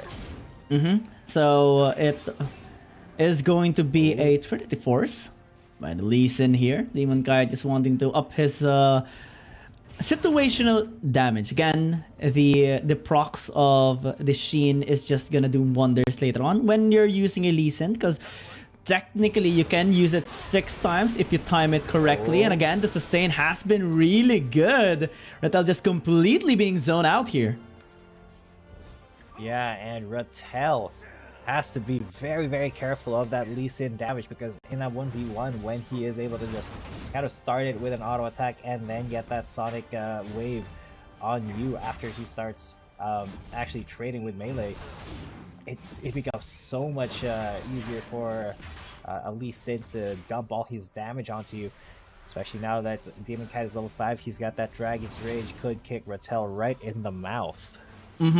So that is actually a bit of a counter that the Demon Kite actually possess against Diana if you can correctly time the Dragon's Rage. When Rattel wants to cast the Moonfall, then you can just pretty much negate the damage and also deal some damage. Moonfall not gonna be negated this time. A tower damage actually helps Rattel finish up a kill. 1-1 now. Who will get the second? That is a good question, my guy, because Rattel definitely went for the big outplay there as well. He's got his steel caps now, but the Trinity Force has been committed to by his opponent here, by Demon Kite. Can he kite this one out? Will he just risk it all? I love the respect as well. Crystalline Reflector just for the blocking of damage, and naturally that is one of the ways that a mage can actually have more sustain than usual, a resistance overall to the bursting damage of anyone.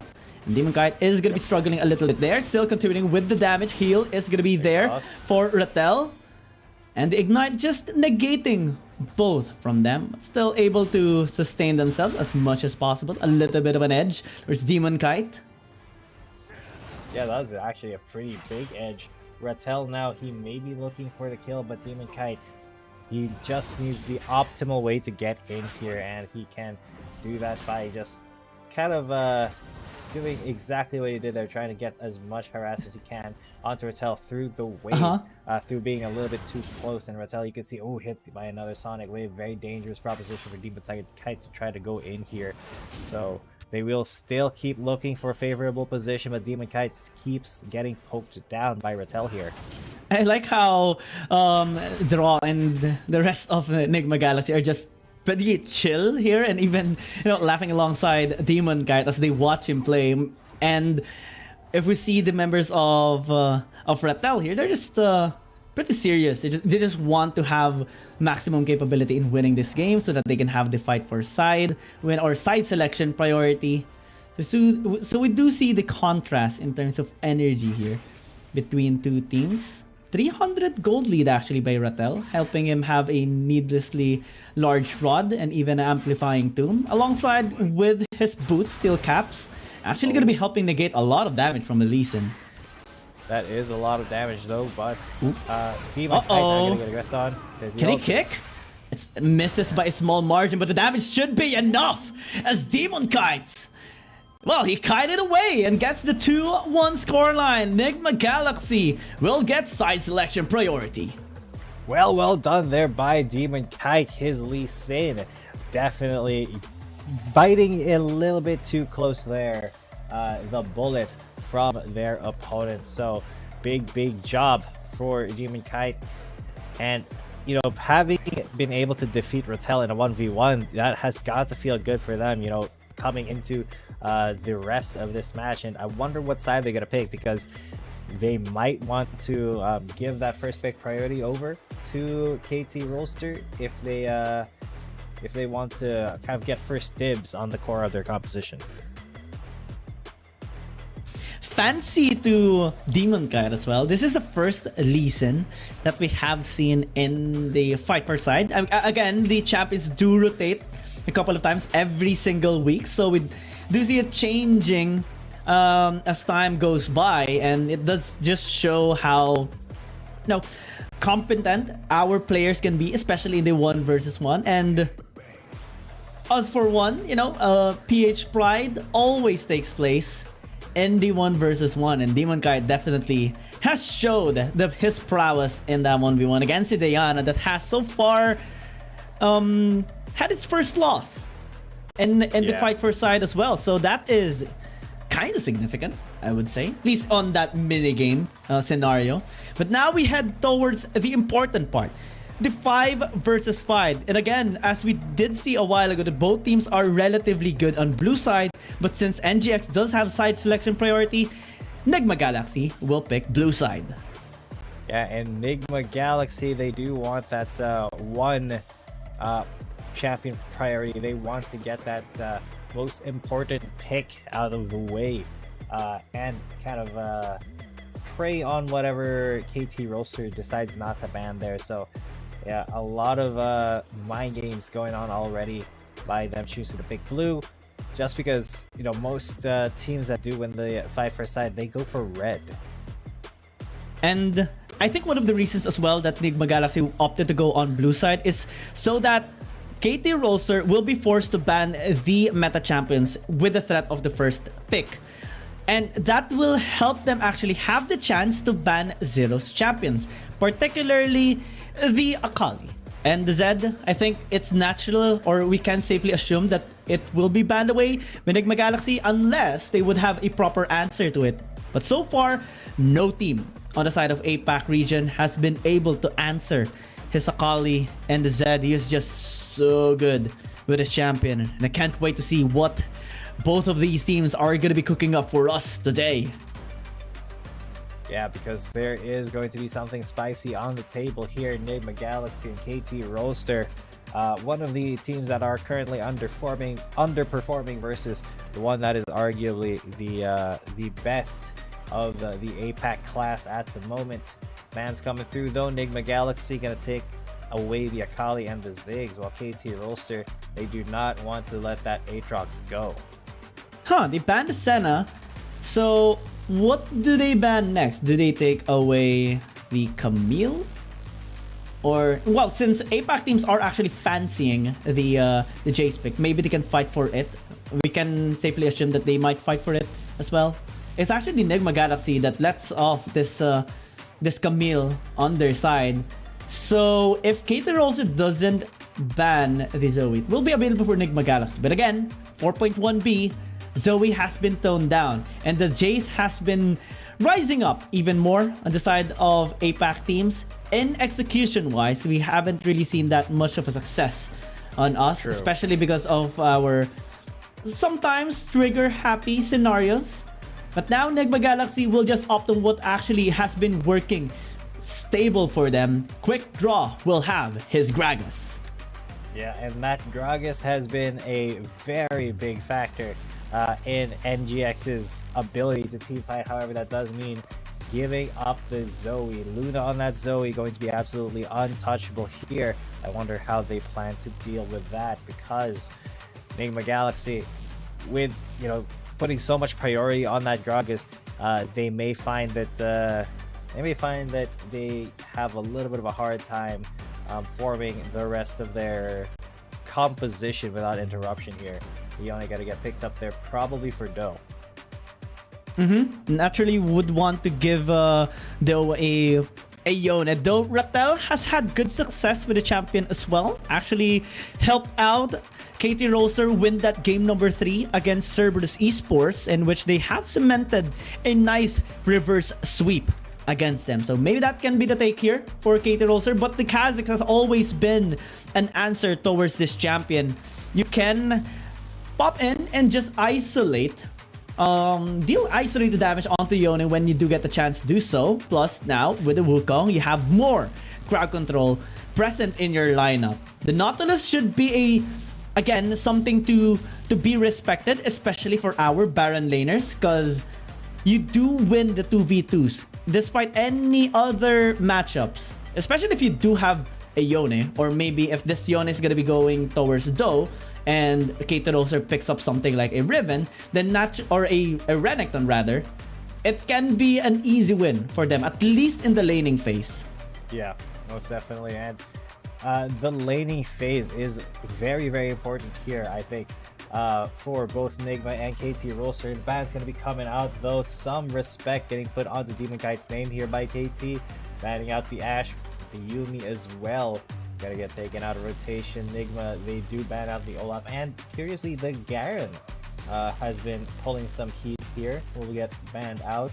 So KT will not be able to rely on that tanky option in the mid or top lane. Definitely can't flex him out. But I'm very okay. So Lee Sin gonna be on Doe. versus Joshi's Kha'Zix. That's going to be very... Oh, wait a minute. No way. Kaisa. What? What? What is Kaisa doing here for Demon Kite? Yeah. I am thrilled with this. We have been talking about how these teams can surprise us today, and this has been a surprise. A big one coming out from Nigma Galaxy. Though, again, same sentiments as well. APCs has been over winning against ADC so far. And the last time we have seen that matchup is actually the match between EDG and KBG just last Sunday. They picked up a Vayne and a Lulu in the Dragon lane. EDG had a really nice run in the early game, but just one team fight changed it all. KT.RY is equally as capable with that scenario, and I guess we're just gonna be looking forward towards this game. Yeah, this is looking like a very explosive game, and I do like that draw is gonna be on the Lulu to keep Demon Kite going and kiting. Hide on the Gragas. This does give them a lot of tankiness and frontline disruption. However, that kind of puts a lot of cards in the hands of Demon Kite and Joshi, because they are kind of the damage dealing carries on Nigma Galaxy's side. Now, I'm just excited with this. Demon Kite on a standard ADC? That is demonic indeed. And even if we do see the APCs winning a little bit more on against our ADCs, we can't help but respect the amount of potential that Demon Kite possess, especially when it does have the help of his comrades. Again, the Lulu can work to up his survivability. You have so many crowd controls with the Gragas, with the Wukong, with all those protections that can be made by Nigma Galaxy. This might be a nice way to start this series against KT.RY. Yes, a very, very aggressive and surprising start here against KT.RY. They just have to kind of bank on the fact that maybe this composition takes KT by surprise, and they're not entirely sure how 100% to play against it, and that may give Nigma Galaxy a tiny edge here. But so far, you know, I don't see the early game being a big source of contention here for KT.RY. They just do not give up a lot of aggression early. Man, this Kaisa pick brings me back to the Icon series here in the Philippines. The fall season of PPGL, and the Demon Kite was just an absolute beast with this champion alongside with a Vayne. Sometimes he picked up the cinch when there was a setup pickoff, but Aaron almost getting that first blood kill onto Zero. People still try to clear the wave. So that was quite impressive. If Doan's there, or if Nomel wasn't there, that could have been first blood already. Yeah, if Aaron just committed a tiny bit more, yeah, man, he would have been able to get that kill onto Zero. But Do coming in as well, kind of daring Aaron to go and do anything to Zero there. So that's just going to be some pressure coming in from the jungle.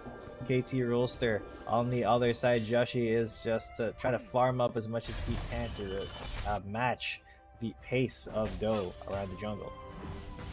This is an interesting scenario as well in the Baron lane, because naturally we do see a fighter and a tank support battling there. Normally a Riven, a Renekton, a Jax, a Fiora, but now it's a standard ADC with a utility support. Kaisa and Lulu against a Jax and a Nautilus. So the threat is still there with a dive, or at least engage from the Mel with the Nautilus. But the wave clear actually negates a lot of that pressure, because naturally if you're using an ADC, then it's going to be very easy to just manipulate the wave. And they do have that protection as well. Easy polymorph if ever onto Ratel or onto Nomel. And him actually, Demon Kite just being away from Luna or against Zoe kind of negates the usual win condition of an APC against an ADC. That's 100% true in Nigma Galaxy. They do have to make this work, and the way that they are doing it is keeping that, you know, that sort of traditional format alive. Aaron, though, going to challenge a little bit. Fateseal will miss. So Zero going to just be a little bit safer here in the mid lane. I'm trying to assess now, since this is going to be a bit of a stable early game. KT.RY is just basically going to be looking for some ways to get some early pickoffs against NGX, while NGX is going to be trying to buff up Demonkind as much as possible. So that has been established already. But what can be the way for KT.RY to penetrate the front lines here of NGX? If there's going to be a theoretical 5 versus 5 for an objective, how can they actually do that? Because you have the Cyclone, you have the Polymorph, you have the Wild Growth, you have also the Cast. So many disengaged tools actually to protect Demonkind is present here at the side of NGX. And the only way you can chase him down is 2 things. Nautilus Depth Shard. Wait. Hold on. Zero forced to flash immediately there. Yeah, so, yeah. It gets a little spooked by Joshi there. Okay, though he's gonna get in. The play, but he is alone. That's a bit odd. You go in the moment that Zero backed away. That gives a 2 versus 1 advantage. Almost actually got the kill onto Joshi, but again, first blood by Enigma Galaxy. And that is a feather in the cap of NGX. If I ever saw one, they do need every single advantage they can get against KT.RY. 12 days. Ooh, yeah. Since last appearance. Since the last cast, yep.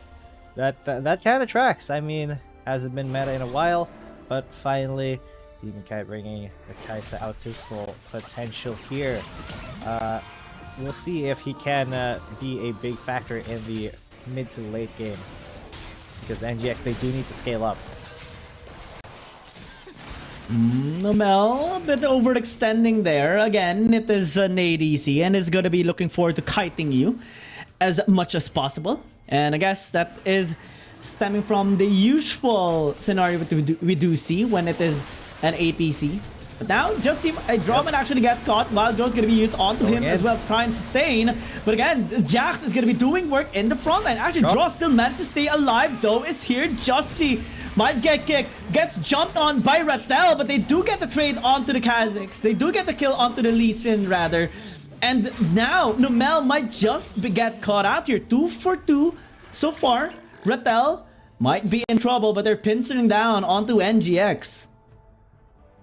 Yeah, and NGX, they've kind of thrown away a little bit of a lead there. I mean, going even in that fight, just it is a little bit rough, because that does mean that, okay, Zero now gonna get jumped in on here.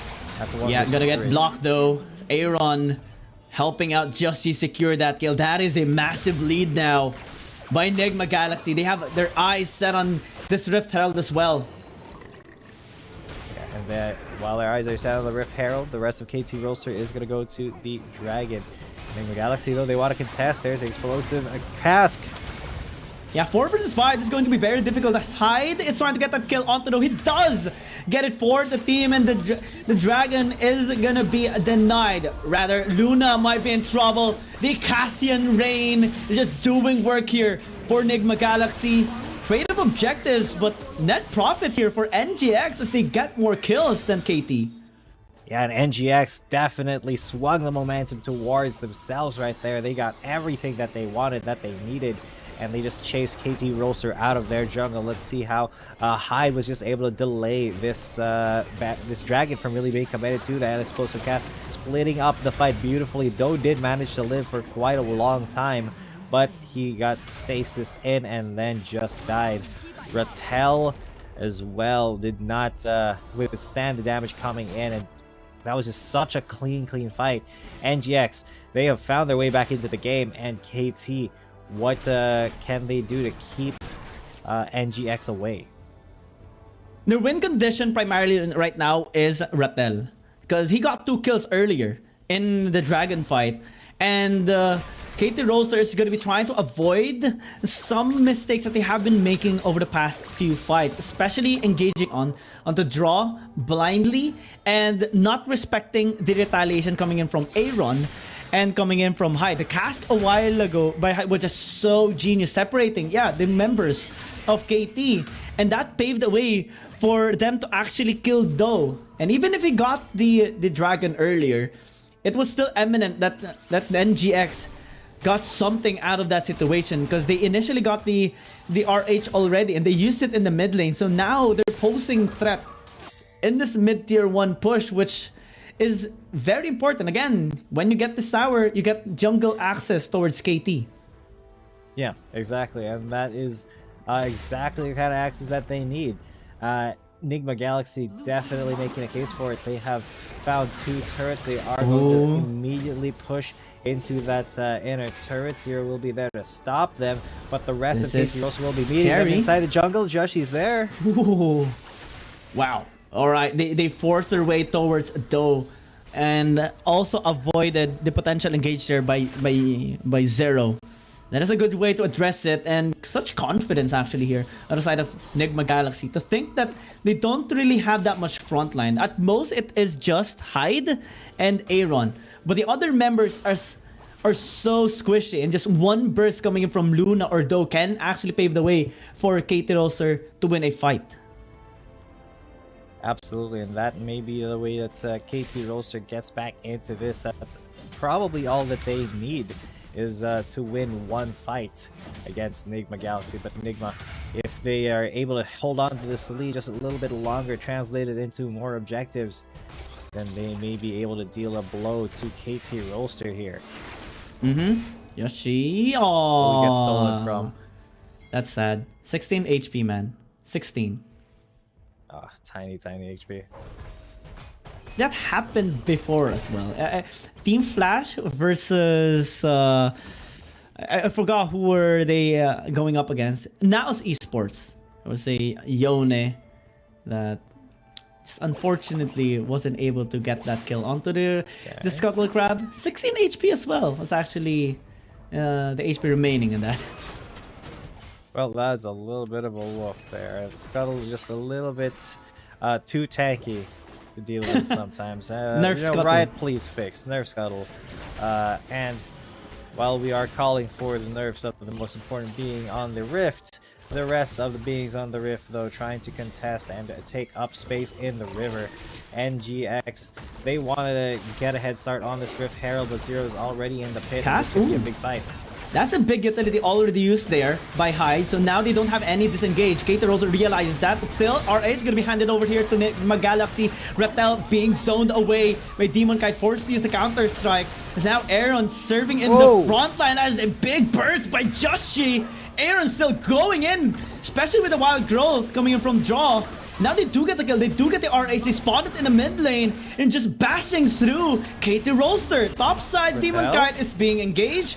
But now, without the counter-strike, can Demon Kite actually win this? Killer Instinct will be enough. Oh my god! With the flash out, fade away kill there by Demon Kite himself. Another charge, 3-second charge here by the RH. That is a massive turnaround here by Nigma Galaxy. Not only the second charge there, but the kill that they got. Nomel will be seeing that blue buff out. There's the depth charge, though they're not going to get engaged. Luna has made his way over there. He wants to melt some Hellfires here. Nomel now on the chopping block. Yeah, it's Zero trying to serve in the front line, but might need to disengage. Actually, they do engage. Don't get the kill, but gets traded off. Everyone coming. Here comes Reptile. Chasing down Demon Kite, but he is just kiting everyone. Like even gets a kill on the Zero. And now they're trying to get this dragon up. Reptile just trying to search for anyone. Finds Hyde, but he is a tanky boy. He gets deleted instead. And NGX just gets everything. Once again, Nigma Galaxy have found the perfect fight. Look at how big the kill deficit is, 14-3, and look at how cleanly they re-engaged on this fight, especially after that death charge being used. Look at how they were supporting each other, and the Nautilus was left out high and dry to die. Doe as well went a little bit hard there, and look at how much target priority went into it. You know, Joshi with the isolation damage as well, and that was just beautiful from Demon Kite, knowing how to get out of that fate sealed. And yeah, kiting like a demon, his namesake indeed. Yeah, now we're seeing even Joshi having so much lead. 3-0-1, 3-0-2 for Demon Kite 2. Oh man, Nigma Galaxy, this is something that their support has been looking forward to seeing with them. And they're doing such a good job here. Draw gonna be trying to block it off. Just he took that damage up, but still a-okay here for him. Now we're seeing an 8,000 gold lead by Nigma Galaxy. Such an incredible performance here by this PH team against KT.RY. They're just being so confused right now and what to actually do. Yeah, but the longer this game goes on, the higher the chance that KT.RY can turn it around on Nigma Galaxy. So if Nigma Galaxy wants to leverage this 7,000 gold lead that they have, they're gonna want to contest a big objective and then go for team fight to end, because closing out a game is as important as, you know, not letting your opponents get back into the game. Yeah, and we can recall the exact scenario happening with EDG versus ABG. And it has been such a wonderful game for EDG at that time until that one team fight. And that's something that NGX is trying to avoid as much as possible. So many squishy champions here on their side, but look at the gold. Joshi just having 3,000 gold lead against the top gold earner here. On the side of KT.RY, they might actually turn here onto Demon Kite. Depth charge is going to be used. Here comes Joshi though. Just a little bit invisible, and they actually turn Aaron serving here with the Cyclone. Rattel being chased down. Demon Kite will just get him. And now they turned it. Now they go in front. Luna getting obliterated in an instant as Joshi takes him as a victim. And overall, it just has been a one-sided beatdown. Nigma Galaxy, can they push this to the Nexus? They're gonna try. They only have one cannon. It gets cleared up. KT.RY is just trying to defend their base right now, but as the wave connects once more, they're looking to end this. It might be a really fast game. 15 minutes. As now Lee Sin just being zoned away. That's a nice face sealed into the back line, but not sufficient in the damage. Hyde just saying, let's back off, guys. This is too much. Yeah, Nigma Galaxy all live there, no casualties, but they are forced to get out of the base, and that is KT.RY living for just a few more minutes. Let's take a look at how they just baited this entire fight, and they did start off with a depth charge onto Demon Kite, but he was able to get out of it, and the re-engage was just so beautiful. Enchantment. The target priority onto Rattel, and yes, the wild growth onto Aaron. Big moves coming in from Nigma Galaxy. Rattel once again. Absolutely.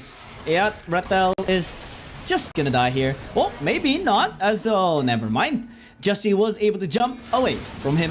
Now Aaron is gonna get chased out, tries to clone away, stasis to buy enough time, but nobody's actually gonna be there to save him. Cyclone to stall, but it's gonna be inevitable as KT.RY pushes mid, but NGX pushing in the bottom lane. KT.RY is trying to decide whether to draw them into the Baron or recall, and I think the second is more important, but they're gonna be a tad too late. That's true. That is what they're gonna have to risk here. I mean, KT.RY, they can still win. They are a little bit closer to their late game power spikes as well. The Jax, if he's able to hold on, can still be a huge menace. I mean, along with the Zoe, if KT.RY find a good probability entry onto a team fight, then they could still turn this around. I mean, it's not over until the Nexus goes down. So we have learned over the past couple days. So look at the items here of Demon Kite, and to think that he is the only one aside from Hyde to have no deaths at all in this game just cements how much support he is having from the rest of his allies. Aaron gonna be caught out once again, but actually the clone was the target. Cyclone gonna be used just for the disengage. Growth as well, but that is a significant win already, at least by KT in baiting out those utilities. But again, the answer, look at the efficiency here of Nigma Galaxy. They're just getting every objective here away from KT.RY and absolutely free as well. No contest at all. Yeah, and that is just efficiency itself. Nigma Galaxy do not want to give KT.RY any sort of value for staying in this match. They need to get as much as they can every single time, and that includes those objectives and, you know, opening the road to the Elder Drake. KT.RY also though trying to gain some map control and bait with the Jax, but Nigma Galaxy not falling for it so far. You know why Demon Kite is so comfortable despite the Nautilus pick? Because one, he just believes with his front lines, with his allies, that they can just serve in the front. Nuna is just having a nightmare, tries to stasis in, but Joshi will just try to clean it up. Demon Kite gets a kill, Killer Instinct in, and that is the only Killer Instinct we will see coming from an ADC against a front line. KT.RY also trying to run away, but NGX is just not letting them get away. Double kill now by Joshi. And even if Ratel is pushing in the mid lane, Nigma Galaxy simply doesn't care. They have a cannon or two in the mid lane. Teleport incoming. Here comes Ratel trying to kite away, but Demon Kite is the god of kiting, and he will get that kill. Nigma Galaxy with a 1-0 against KT. Big win for Nigma Galaxy, proving their own worth against the biggest or the most scary team in APAC right now. And that is kind of the Nigma Galaxy that we have been expecting since day one. They have finally showed up here, Gyang, and it was beautiful to see. Demon Kite on that Kai'Sa just giving a whole new meaning to the word meta. I can't believe I'm saying this, but this is a one-sided beatdown by Nigma Galaxy against KT, the team that has been dominating all APAC teams right now in this tournament, using an ADC in the Dragon lane. And I'm just so happy to see Demon Kite using this standard ADC, because this is just his style, his playstyle, his champion pull. The Kai'Sa coming way back from the Icon series, and Draw as well just being so good as a utility support in that last fight in the mid lane a while ago. The only reason he was able to just quickly go in once again is because of the enchantment with the Veil. It's kind of like negating that spell, that depth charge away from the Nautilus, and just pave the way for Demon Kite to just go in unstoppable and just have no fear. We even saw him a while ago in that last fight, just using the Killer Instinct forward. That just shows how much momentum and confidence Nigma Galaxy has in general, that they can just win against KT now. Yeah, and I mean, Joshi, an incredible presence by the jungler himself. I mean, look at how much damage he did as the Kha'Zix. That is definitely the feasting part of Feast or Famine. Demon Kite as well, big props to him bringing out that Kai'Sa and being so effective. Although look at that kill participation at 81% for Joshi, 7-1 and 10 on the KDA. I wouldn't be surprised if he came out to be the MVP. But of course, yeah, Demon Kite, we have been talking about him a lot because he's just been a huge threat for the side of Nigma Galaxy, that it was basically impossible to shut him down if you were on the side of KT.RY. So, you know, that is going to be stinging KT a little bit. I wonder if they're able to bounce back in time to stop Nigma Galaxy from taking this win. Yeah, because this is the first traditional ADC Dragon Lane win so far in this term. The last time we have seen this, or at least an attempt, was again EDG versus KBG, but we all know how that went. And now Nigma Galaxy is just breaking boundaries right now, breaking the meta. Kai'Sa and Lulu just worked against this lineup of KT.RY. Even if they had the Yone, even if they had the Zoe and the Nautilus and the Jax, we just saw Demon Kite just being so comfortable all throughout the game, just because of the help of his allies, and even comfortable going with a 1v1 against the Jax earlier in the top lane. This is a massive swing, massive momentum that NGX is having right now in the series, and let's see if they can actually keep up the momentum against KT. Joshi just having a well-deserved MVP performance as well. He was assassinating anyone that crosses his path. He definitely was the Kha'Zix that you know, dreams are made of. he's kind of what we've been missing, on Kazakh's players so far here in WRLA. We usually see them, being a little bit more safe, but no, in this situation, Joshi took Kazakh's and made him, the assassin that he was made to be. So big congrats to Joshi and the rest of Enigma Galaxy for this win so far. Of course, they need to convert it to a 2-0 in our second game. But before we get there, ladies and gents, we will be taking a little bit of a short break. My name has been G10 coming at you. With me is Giyang, and we will see you for game number 2, KT.RY versus Enigma Galaxy. Don't miss it. Dear Summoners, Wild Rift League Asia is about to begin. With a brand new tournament format and teams, what changes can we expect? Let's take a closer look.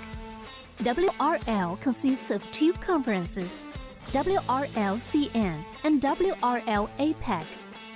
12 teams from the WRL CN conference and 8 from the WRL APAC conference will compete through the regular stage, playoffs, and finals to view our ultimate glory.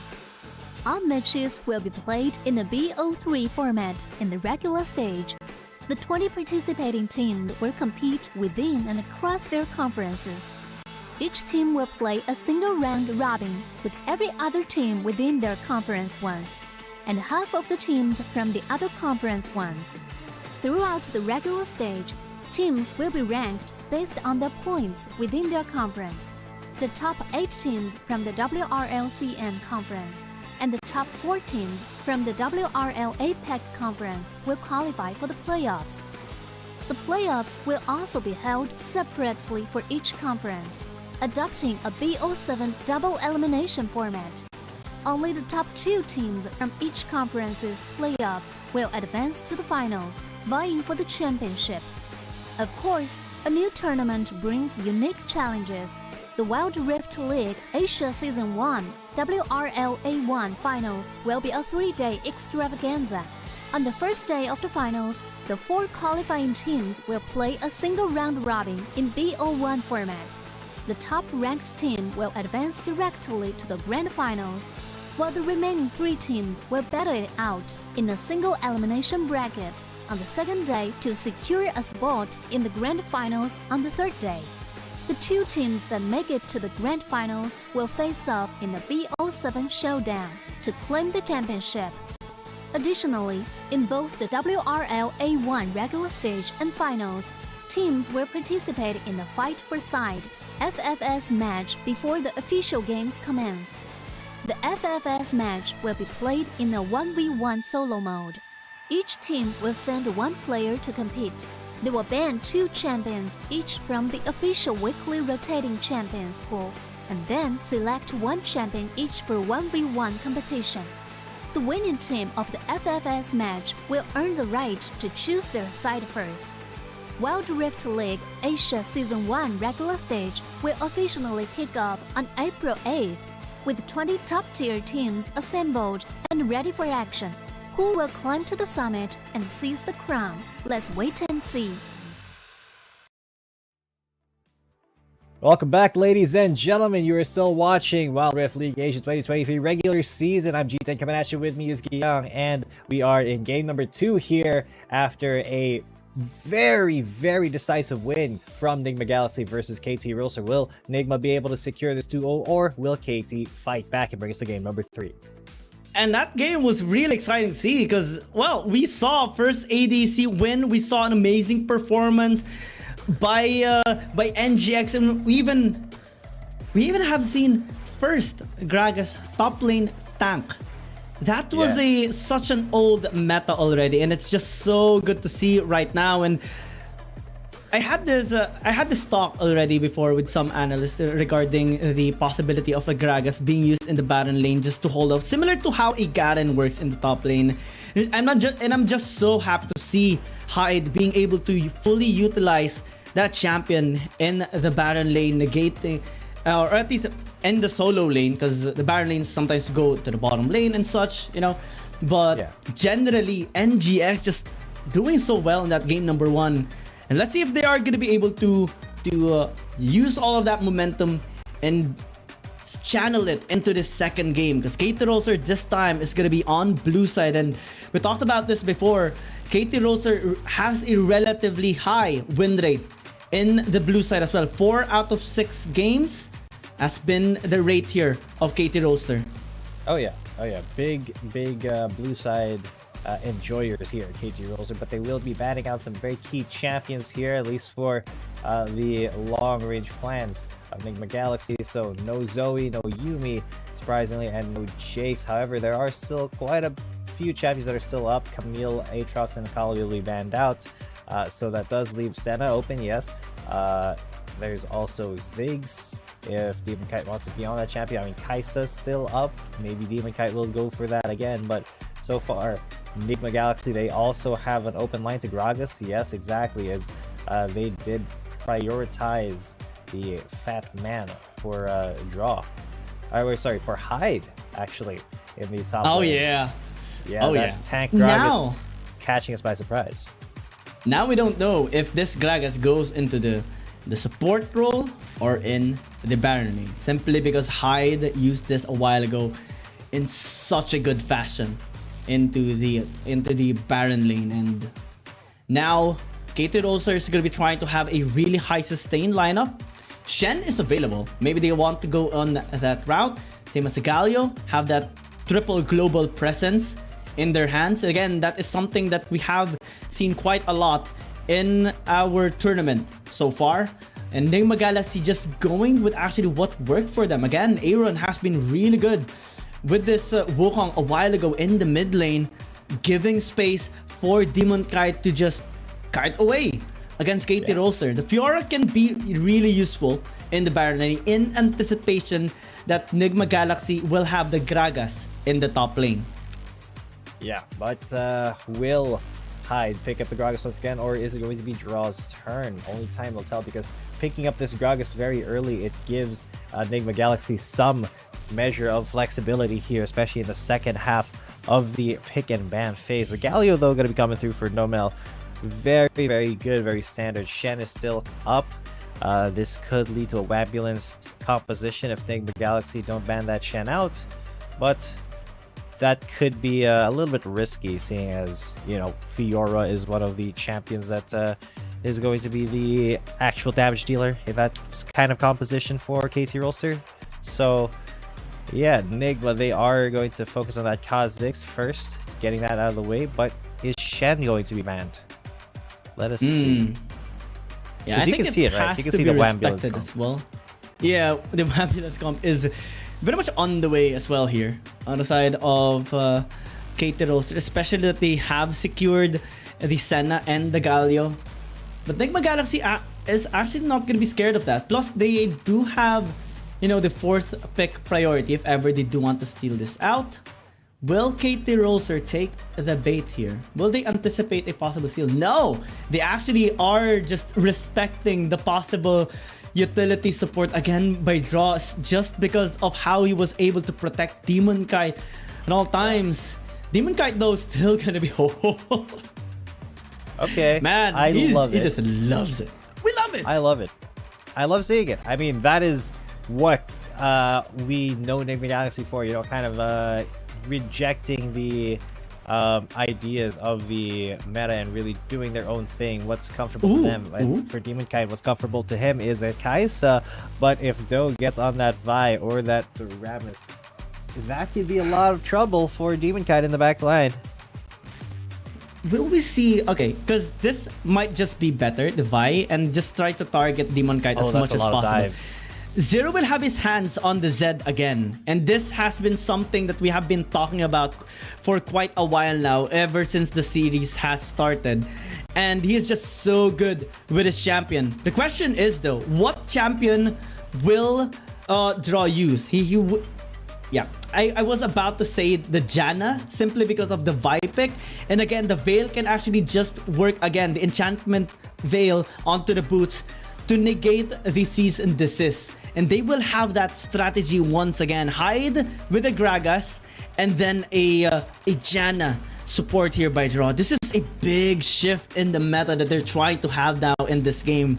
And imagine the impact that it can actually have in our pick-offs when we see this win. That is the goal here of Nigma Galaxy. Such an ambitious take here in this series against the team that has been just dominating all their games against APAC teams. Again, 100% win rate by KT.RY in all of APAC teams, but NGX is just changing things up. Yeah, NGX, they're ready and raring to go. They do not want to be the casualty here. They want to be proactive. And what they're going to do is proactively pick Kaisa one more time. And Demon Kite, you know, it worked once. If it ain't broke, don't fix it. But yeah, the Janna will need to be on point to keep Demon Kite actually alive. There's a lot of dive potential on the side of KT.RY because they do have that vibe. They have that Z as well. Need to be hyper aware of where Demon Kite is at all times. So big challenge there for Nigma Galaxy. The goal here now of KT.RY is to focus on Demon Kite. I think that has been established already, and they have a lot of tools to actually work around with. Vi can just easily enter, Zed as well, and it has such a good synergy as well with the Galio for the hero's entrance, and that should give some sort of zone control against Nigma Galaxy. But again, they have to respect so much damage and crowd control as well present on the side of Nigma Galaxy. So much disengage tool as well. You have the Cask, you have the Monsoon now coming in from the Janna, and you have also the Tornado coming in from the Janna, and that has been one of the tilters actually coming to the really long tournaments before, way back. Because when you get knocked up, you not only just get knocked up, you get slowed as well, and that just is so irritating to experience whenever you're in a team fight. And I think that can be something that NGX is going to be looking for. Plus, sustain is just so massive when you have the Janna. It's so difficult to deal with, but yeah, if KT.RY are able to kind of dodge out and, you know, not succumb to the Demon Kite and draw combo here, then they do have a pretty decent chance of making it out of this laning phase pretty alright, ready to fight in the mid game. But so far, Demon Kite and Draw are being incredibly aggressive, just invading Do. Thank you for one Krug, says Demon Kite, and it's generally helping out the team here. You have also a safety net with Joshi being here in the bot side river. And even if we do see Do actually diving here in the bot lane, it's going to be very difficult for him to actually reach the back line, simply because of the protection that the Janna can provide. It's similar to a Lulu, but not. You don't have the wild growth, you don't have the polymorph, but you have 2 CCs and a really big shield and heal on the Janna. Plus the movement speed is going to be much higher now for Demon Kite to work around in a team fight. That can be still challenging here for KT. And that challenge is KT up to it. We shall see, because so far Nigma, they have got a little tiny bit baby lead in terms of gold. Hyde has been aggressed on. We'll have to flash out of there, get going away from Nomel and Do. Joshi though, maybe looking to counteract that. No, just sticking around in the mid lane. KT.RY, they are being very, very cautious, very respectful of Nigma Galaxy now that they've seen what they can do. So, you know, Nigma, they have a lot of things that they can do with this Janna pick. 138 days since the last time we saw it, and well, just like Demon Kite bringing out the Kaisa in the last game, Janna as well, been a long time coming, but Nigma Galaxy, they are doing it justice. Aaron as well has been very stable. Almost. Wow. Zero has to really, disengage in that scenario. Aaron has been very stable here in the mid lane. Even in last game, we saw him just beating down Zero's Yone and even almost getting a first blood in the first few minutes. Right now, that's not the case, but he is constantly just zoning Zero away. And that kind of draws attention towards Do to maybe commit here into the mid lane. He's ganking towards bottom lane onto Hyde, but no flash. Still in range of the tower though. Yeah, in very good range of the tower. hide, maybe in a little bit of danger. Joshi is going to be coming in from the side, though. Do knows if he's there. He did get swept. So will Do look for more? No, he won't. Rattel has been reduced to 10% health. I wonder how Demon Kite got that much. Oh, look at this. Cast gonna be used. Nothing much here. As KT.RY does put really big respect here towards Joshi, especially in, well, after his amazing performance in the previous game, having the MVP, 7-1 and 10 as well, with a relatively high damage dealt as well in the game. And now with the Yone in his hands, he's gonna be looking to have a similar experience against KT.RY. And even if we don't really see that much fights happening in this game, we can see the momentum building actually on the side of NGX, just focusing in avoiding the Senna as much as possible to have no problem with the range. And now as they group up actually here in this Dragon, it's interesting how KT.RY is not contesting this right now. Yeah, KT, they just want to swap their objectives here. Maybe an ambitious steal attempt there from Nono, but then they're going to go dive onto the town here. Yeah, he is in trouble.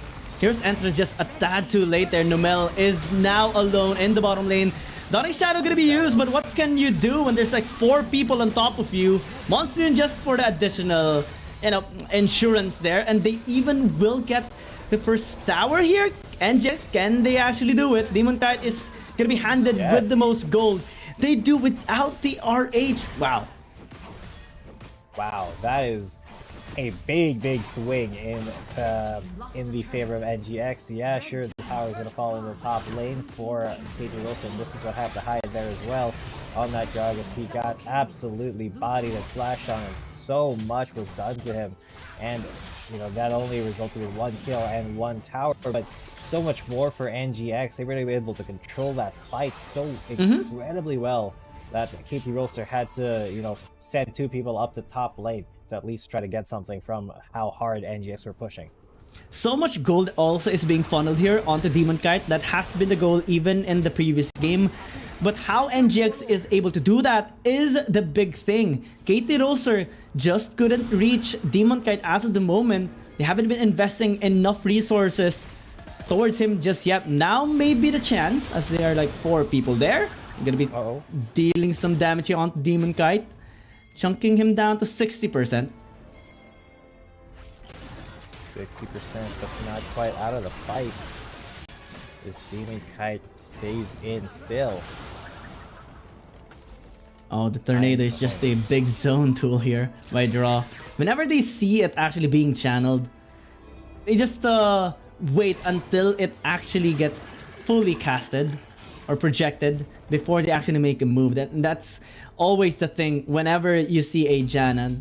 There's gonna be a pause for the meantime, a technical pause, and we are gonna be confirming who actually initiated it, but we want to make sure that all of these players, both teams, will have no problem whatsoever while within the game, especially on how we saw that happening before. I believe it was Service Esports that had a bit of a problem one time, and they were in game in a clash, then they unfortunately got disconnected mid-fight, and I think that's so sad to see. It feels bad, but what can you do? This time at least there is a pause, so the players are going to be checking out what has been wrong, or what the problem is, with the help of the marshals, and then we're gonna get back to fighting form very soon, ladies and gentlemen. Thank you for being patient with us, as these things do happen, unfortunately, quite a lot in the world of esports. So,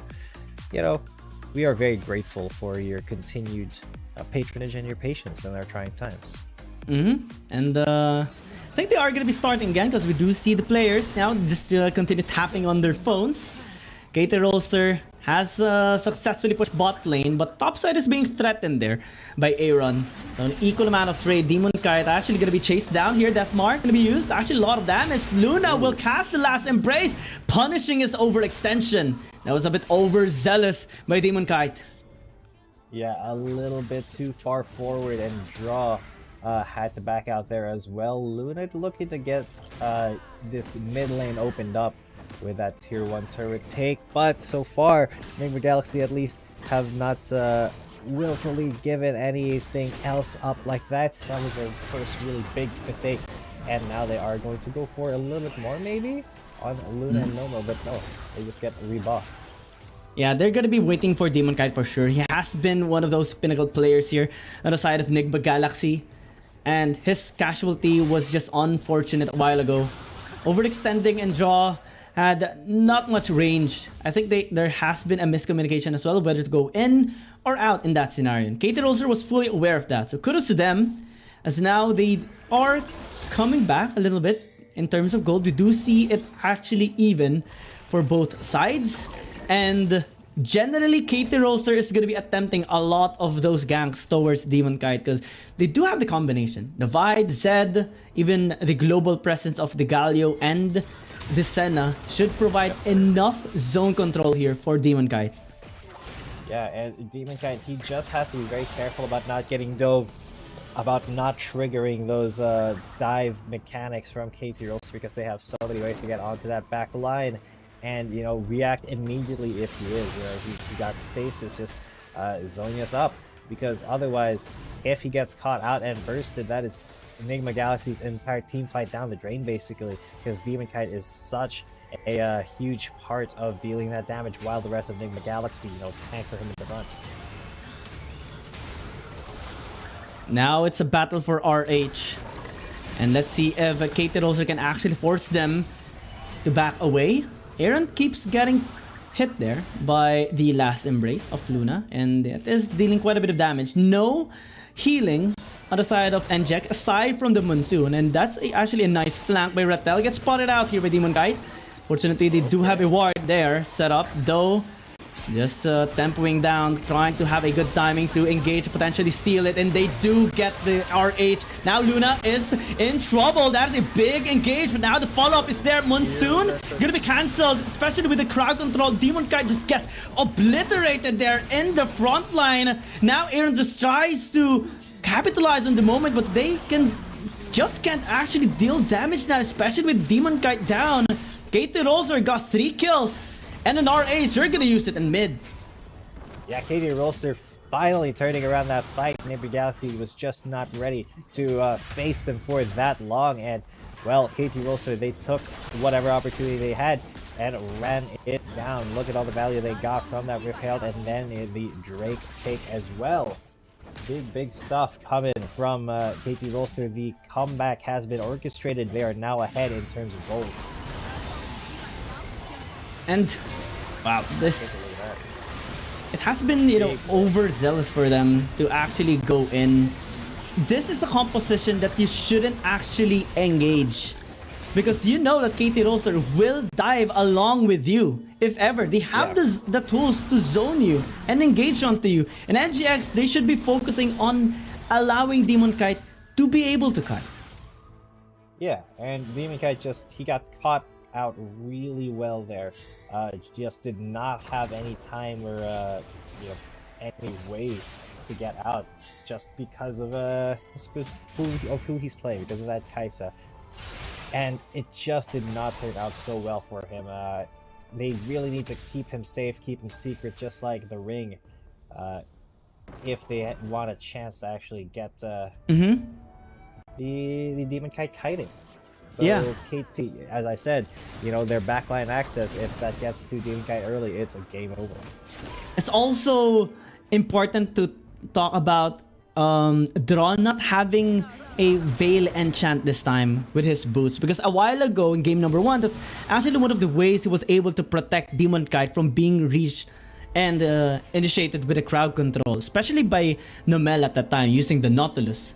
Was able to negate the depth charge in game number 1, but this time there's no capability to do that, because Draw has to pick up the Zonias so that he can avoid some of the crowd control as well and the burst. That leaves Demon Kite more vulnerable than ever. Yeah, Demon Kite has to be so careful. It's like walking on eggshells here whenever he shows up to a lane, and I mean, that Kai'Sa is such a a hot item for KT Rolster. Whenever they see Demon Kite, they will just try to jump on him, especially when, you know, there is some significant difference between him and his supports, you know, in hide and draw. So, you know, just like this, he's in the mid lane when he's clearing waves like that. Demon Kite is vulnerable if NGX are not around to actually defend him. KT Rolster, slowly but surely though, they are making their way into the lead of this game. 3,000 right now, 13 minutes and a half. NGX does possess a really scaling composition though, so maybe they can work around as the game goes by, have a better position as well in team fights, and try to provide some space and room for Demon Kite to actually kite, because a while ago was just so bad in terms of positioning for them. They were too confident that they can actually face KT Rolster in a head-to-head head-on team fight, in which KT Rolster actually has more ways to win, especially with their zone control.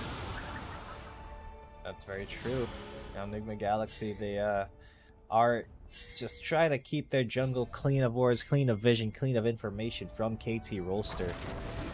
Because neither team really want to be the first one to engage on the next one. They just want to clear out wards, wait for the next big objective to spawn, or try to bait out this Baron.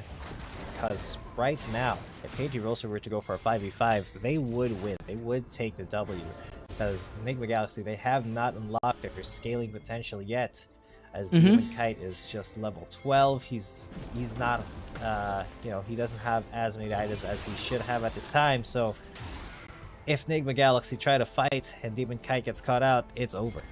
Yeah, so much respect as well by Zero. You got the utility items that he does possess, the Serpent's Fang, and also the anti-heal that he has, just cements so much damage capability coming from him, and also negating a lot of sustain and protection for Demon Kite. So that complicates things here for NGX, and they always has to keep watch off their sides, because there's a lot of angles that KT Rolster can actually take in this fight. It's no longer a one-dimensional fight angle here for KT Rolster. They can actually work around the members of NGX, especially that they do have the Vi, the Galleon, even the Zed.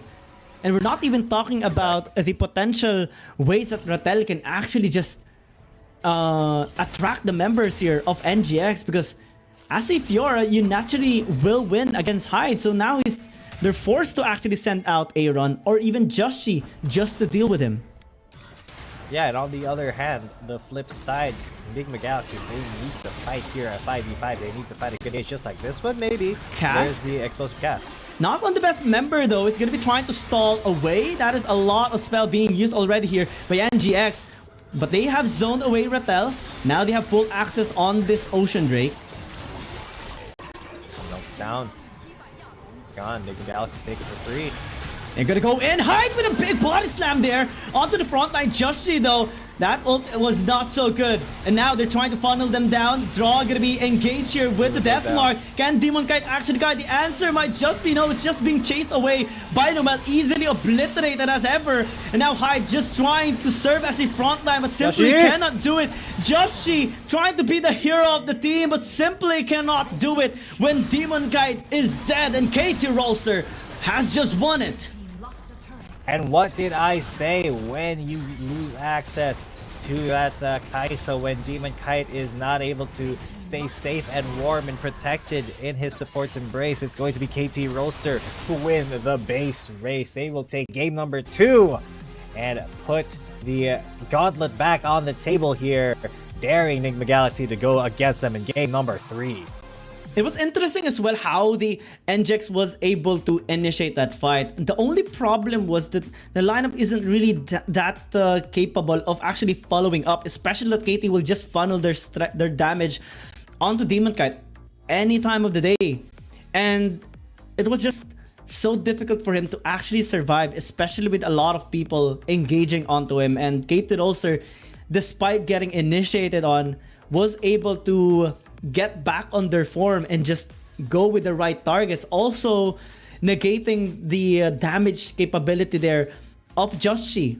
And despite that last effort, it was just so difficult to actually work around the members of KT, because again, The crowd control was just so much coming in from KT, and the single target burst is just so high as well on this blue side team.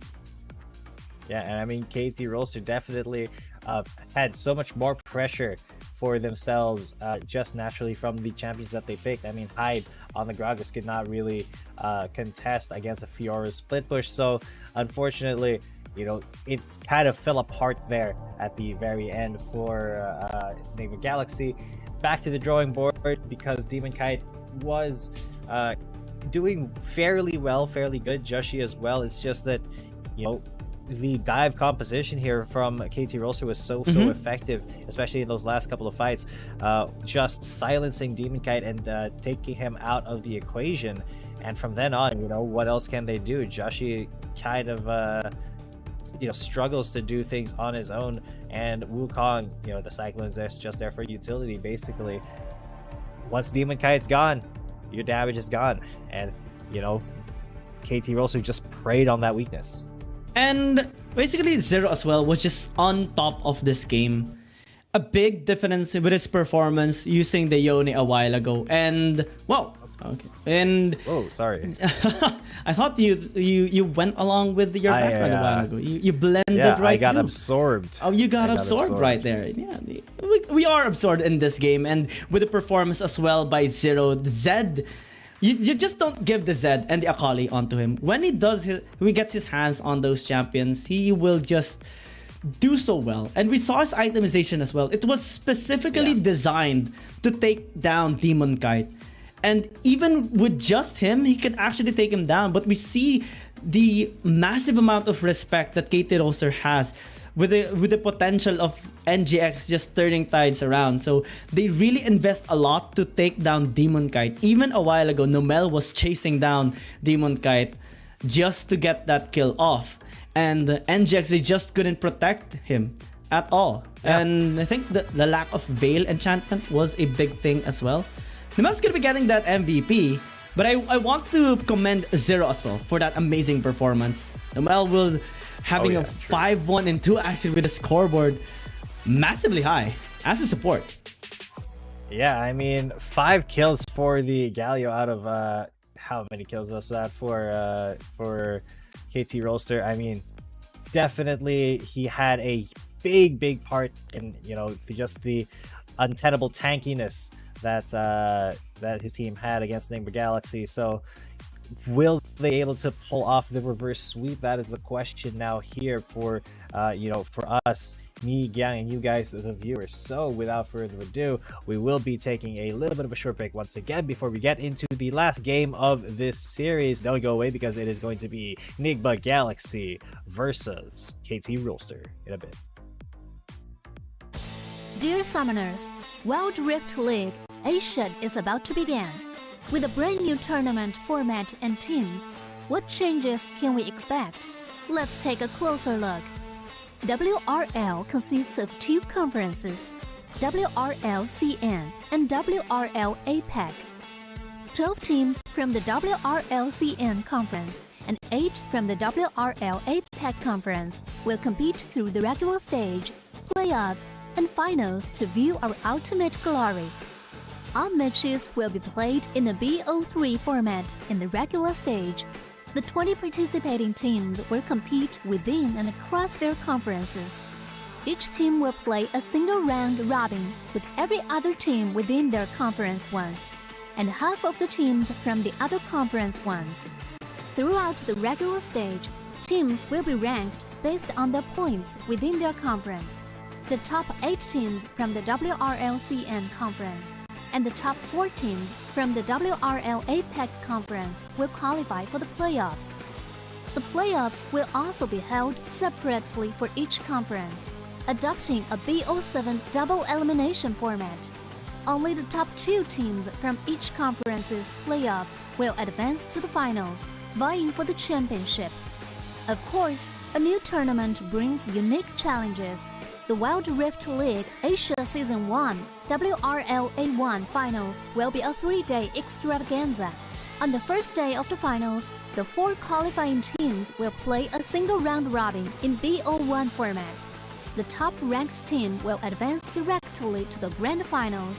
while the remaining 3 teams will battle it out in a single elimination bracket on the second day to secure a spot in the grand finals on the third day. The 2 teams that make it to the grand finals will face off in the BO3 showdown to claim the championship. Additionally, in both the WRL A1 regular stage and finals, teams will participate in a fight for side FFS match before the official games commence. The FFS match will be played in a 1v1 solo mode. Each team will send 1 player to compete. They will ban 2 champions each from the official weekly rotating champions pool, and then select 1 champion each for 1v1 competition. The winning team of the FFS match will earn the right to choose their side first. Wild Rift League Asia Season 1 regular stage will officially kick off on April 8th, with 20 top-tier teams assembled and ready for action. Who will climb to the summit and seize the crown? Let's wait and see. Hello, ladies and gentlemen. You are still watching the Wild Rift League Asia 2023 regular season. My name is G10. Coming at you, with me is Giyang, and we are in match number 2, game number 3 here. So we went all the way. KT.RY on the precipice of a reverse sweep, while Enigma Galaxy, they want to get their second win here in the league against one of the toughest opponents in APAC. And KT.RY did a reverse sweep already, and it was their match against Cerberus Esports as well, way back in day number 3. So they are more than capable of doing that, and let's just take note that they so far have 100% win rate against all APAC teams. And the only team that was able to actually defeat them was a Chinese team, J-Team, a really strong team right now that is sitting at the very top. So despite the massive performance of NGX in game number 1, we can't help but recognize as well the prowess of KT.RY in that game number 2. The way they were able to crack the code there of the lineup of NGX was so solid. I mean, banning out the Lulu and also just having that really good engaged lineup. The Vi, the Zed, and even, the Galio just zoning everybody away and leaving Demon Kite into a prone position that I always make sure to get him killed. Yeah, and I mean, there really was not much that Demon Kite can do in that position. The rest of the composition there for KT.RY was just so focused on diving again and again and again, and getting access to that backline, getting access to the very, very vulnerable Kaisa. It was just so difficult for Demon Kite to really get anything going. So I understand why, if Enigma Galaxy are going to stick with that, they have to get the perfect draft here, get that Lulu early as well, especially since they are on the blue side. They have first champion pick priority now. KT.RY is still going to respect the Aatrox, banning that one out. Enigma takes out Fiora and Akali. They do not want Zero on another assassin. Oh yeah, Akali will never see the light of day here for Zero. That is a champion you will never want Zero to get his hands on, because he is just an absolute monster with it. Same goes with the Zed, but game number 1, he wasn't actually able to get it because he used a Yone at that time. NGX man actually just tried that same draft again, as the Gragas will come in his way for Hyde.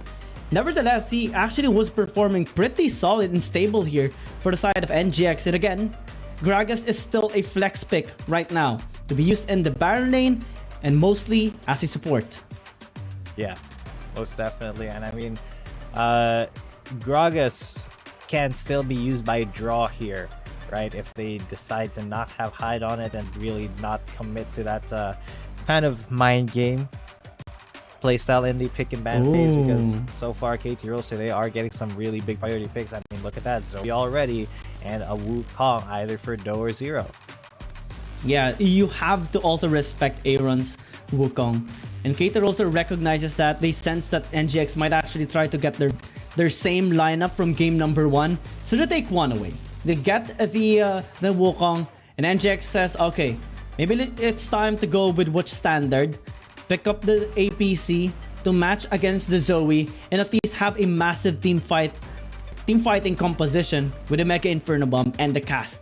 Those two champions alone can be very difficult to deal with, but it also requires so much coordination and synchronicity of the players, because we already have seen a time, I think it was the match of Team Flash as well, or was it the match of Naz at that time? I'm not so sure, but it was, what happened was, and what you want to actually avoid is using the cast when the Mega Inferno Bomb is being used, because that is just going to be very, very upsetting for any team at all. Anti-synergy, yeah. Unfortunately, that is going to have to be on the mind of Demon Kite here, especially since, you know, the Nautilus, arguably the better support to pair with the Ziggs, will be going into the way of KT.RY. Still, the jury is out on whether or not it's going to be hide on this Gragas roll or draw. So Enigma Galaxy is still hiding their true intentions until the very end. They will draw out some bans though. Zed gonna get taken out of rotation by KT.RY. A little bit of respect onto Aaron there, as the Olaf threat will be shut down as well. I mean, you know, Do has been kind of a beast on Olaf, so I understand why they don't want to face that champion as well. KT.RY now does still have access towards maybe if they want to go with the Jax again, maybe they can actually pick it up. I'm not so sure if they are going to be comfortable with that champion here in this game, given, you know, Rattel just having a bit of a hard time against Demon Kite, and that especially that the Gragas can still be a Baron laner here for Enigma Galaxy. And even so, you know, if they do go with the Jax, Rattel is actually one of those first players to actually have a massive performance with the Jax. And naturally, if you're Enigma Galaxy, you should recognize that they do, and they do ban it away. But that leaves actually the Shen available here for KT.RY. That is a semi-ambulance once again here for KT.RY, but also 3 front lines established here by this red side team. It's going to be quite challenging now for Enigma Galaxy to actually deal against them. Yeah, so maybe not going for the straight up ambulance, maybe not taking the Shen, instead the Yone coming out here, possibly for Do as well. Now, Garen for Aaron. What? Or is it going to be for Hyde? Oh man, Yasuo, please let it happen. But it's probably going to be Garen for Aaron. Yeah. We have seen only once the Yasuo actually being used here in this tournament, but it's actually not the Yasuo that had the better performance on that. It was actually the match of OMG versus J-Team, and OMG won that game. It's not because of the Yasuo, but it was because of the Gwen of Whitecat. So maybe not the way here right now for Enigma Galaxy. The Garen is a better choice, and you still have the Ribbon for damage on either way. Yeah, and that Ribbon will be on the Hyde most likely now. So Demon Kite going to be... Whoa, okay. Rengar? Oh, whoa, I didn't even notice until I was just too busy looking at NGX. But yes, the Rengar, the second Rengar we've seen once again up against the Kha'Zix. Huge call out here from Do. Yeah, last time this happened. Wow, that was also very hype. I mean, okay, just one trivia. The last time we have seen a Rengar was the match as well by NGX. And it was a game against OMG. Game number 2 in which Joshi even had a solo kill. 1v1 against Rengar. It was a fascinating game to see. At the end of that, it was still OMG that won the series. But we cannot simply just forget that amazing game by NGX. Let's see if KT.RY can actually redeem the kitty. Yeah, I mean, they're picking up against the same guy. Joshi was the Kha'Zix as well in that game that they won against OMG. That, you know, he went up against the Rengar. So this should be very familiar to him. And I wonder if this kitty can actually stem the tides of the bug flow this time, because KT.RY, they do not want to drop a game against Enigma Galaxy. that would just kind of make him look vulnerable. So for 100% loose rate with the Rengar, since it's only been like one game that we have seen this champion. And those gonna be trying to change it up. They do have a lot of crowd control actually on their lineup. Basically everyone on the side of KT.RY, even the Rengar, even the Zoe, does have some sort of crowd control. And NGX does have solid front lines in general. You have a Riven, you have a Garen, and also the Gragas here to just do some work. Yeah, and some work being done. Really, Aaron, he's the one who is on the Riven. My bad, while Hyde will the Garen. Now, this does mean that Zero and Aaron in a skill-based mid lane are going to be just trying to outskill each other, trying to outmaneuver and out-micro.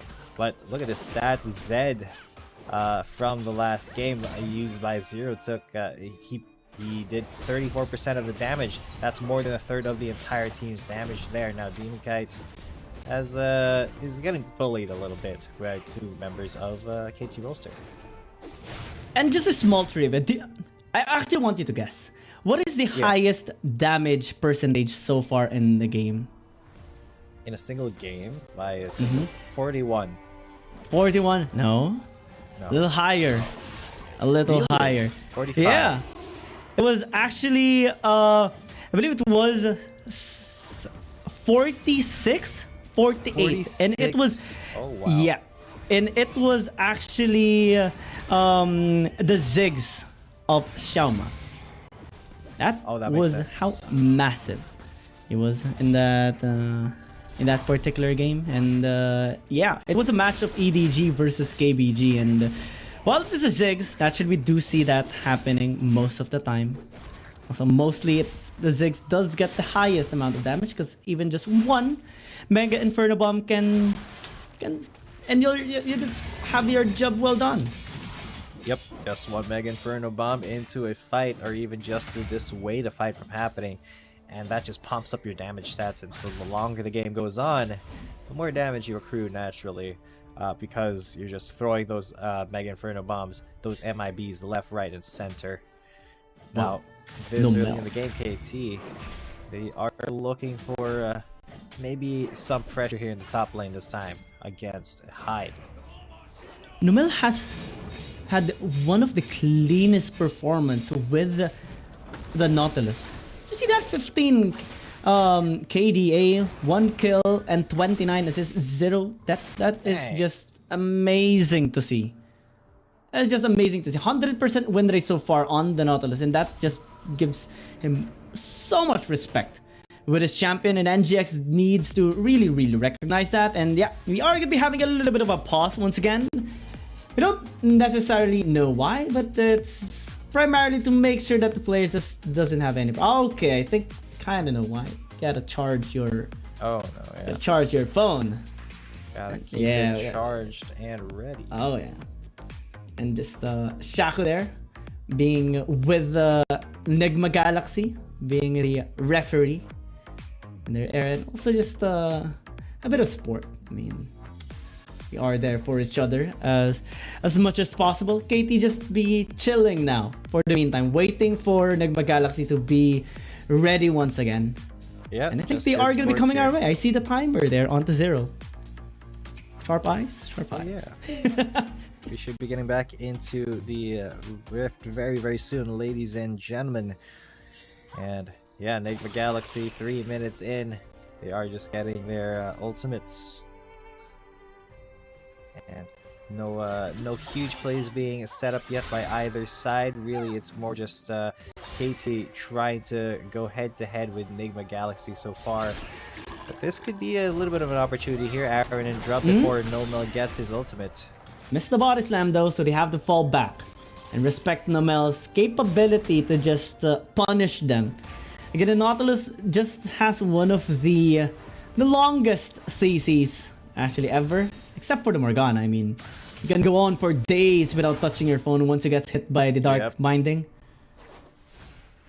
Yes, you can. That is one of the oldest Morgana tricks in the book is just to make your opponent uninstall the game, because playing it out will take so much longer than actually just going outside and touching some grass. So, well, no Morgana here, unfortunately. So we will be free of that dark minding.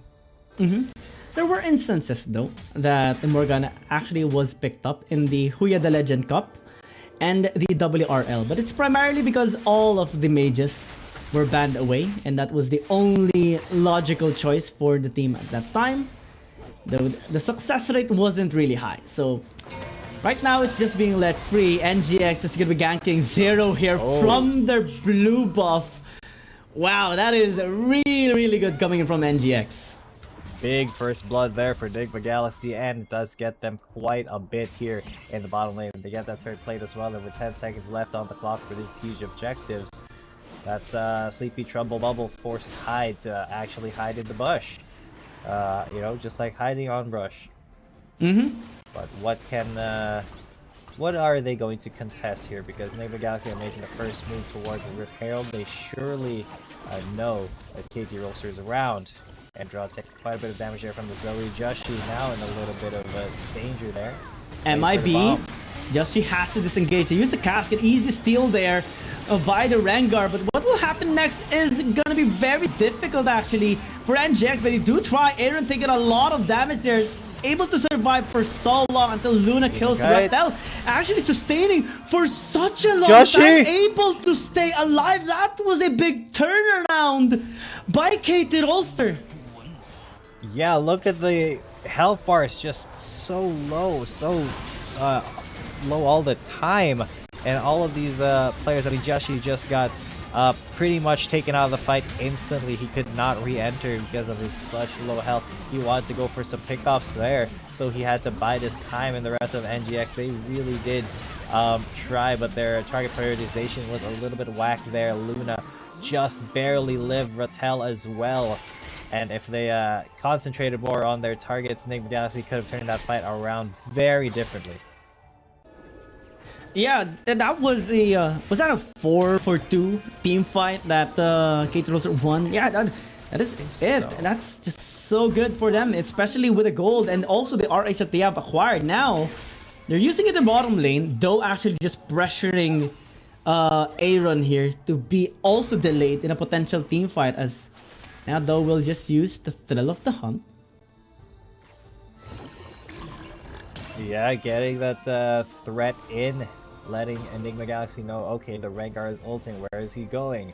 Enigma Galaxy moving as a unit now through their jungle and towards this mid lane, towards the next conflict. Noble taking a little bit of damage. Joshi though, he's going to start up the dragon now.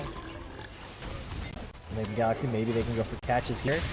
Cast onto Rattel. They will not find the real one. Rattel still able to stay alive, and they even deal a lot of damage here onto Hyde. So that was a bit of a rough time for NGX, but still they are able to get that dragon. Top side though, very vulnerable. They will just get this tower down.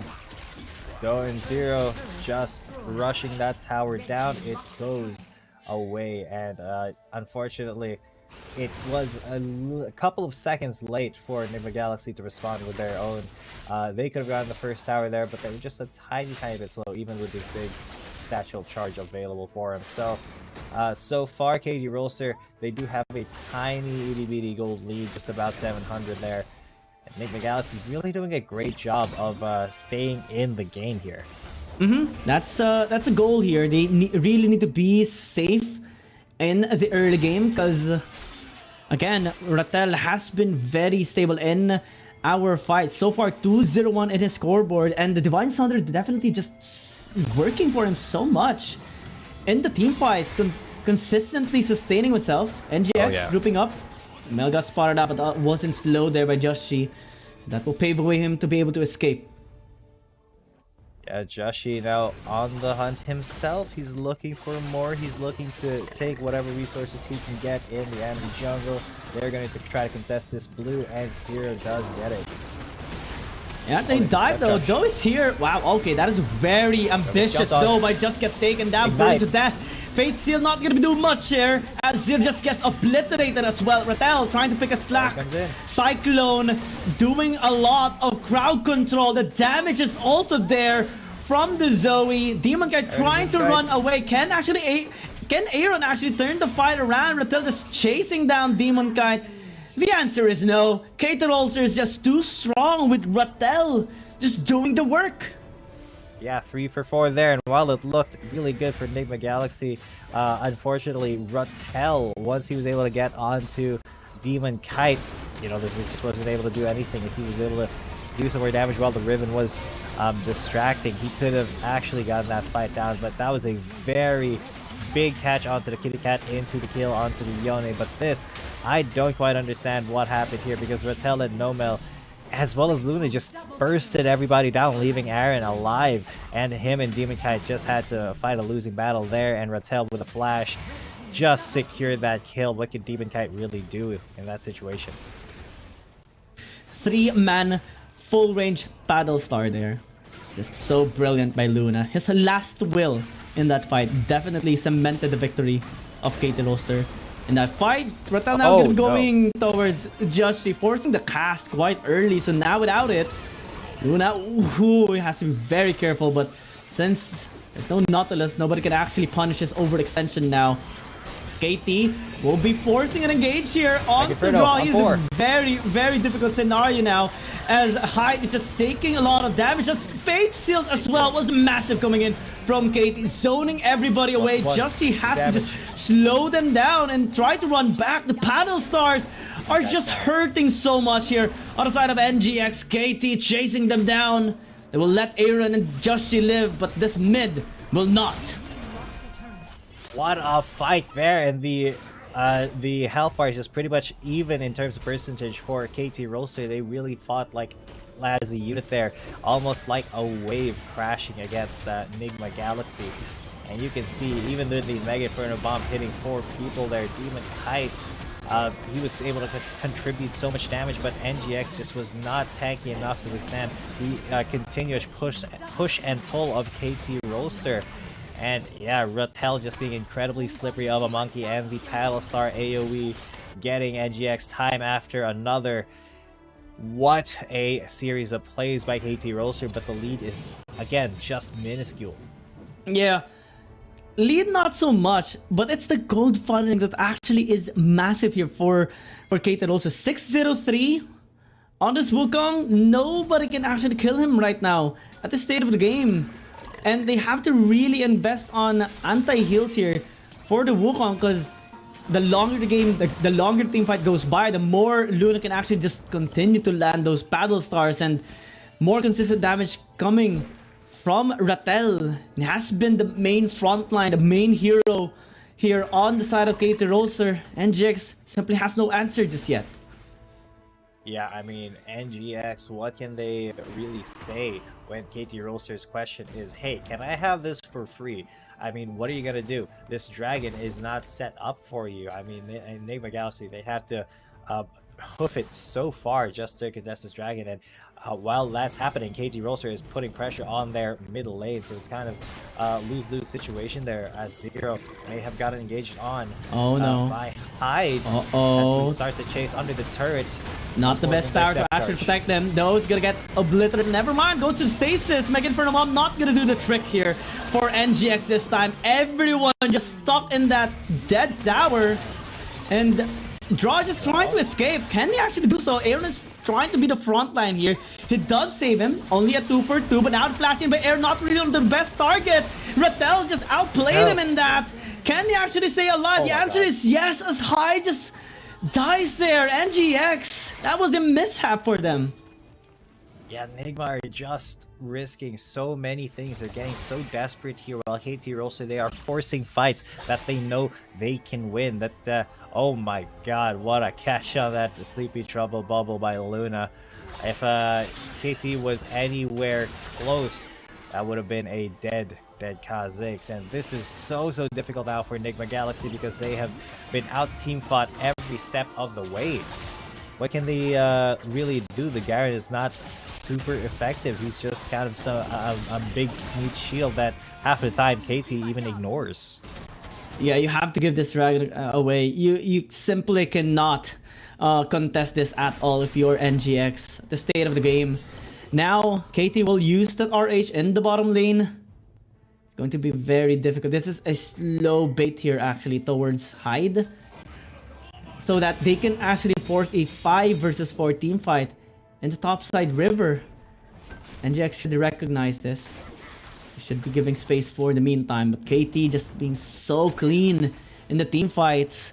Luna being able to land all those battle stars to the members of NGX, and Rattel just being an absolute monster with his Wukong. Yeah, and at that point, you know, KT have every single say in the game. They dictate where they're gonna push and when, and how Enigma Galaxy is actually going to respond to that push. Because look at that Mega Inferno Bomb being attracted already in the top lane, but there's so many members of KT.RY there that Enigma, all they can really do is try to go for an opportunistic pick like this onto Nomel.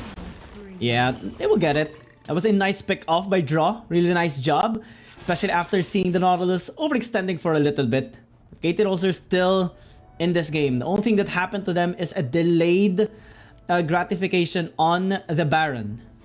And NGX is having that in mind so far. Their goal is to stall things out for now. Joshi actually has been very good in the economy factor in this game. And has been the main stable player here so far on the side of NGX. We did see Aaron getting baited a while ago with a big, massive play here by Rattel a while ago in the bottom lane.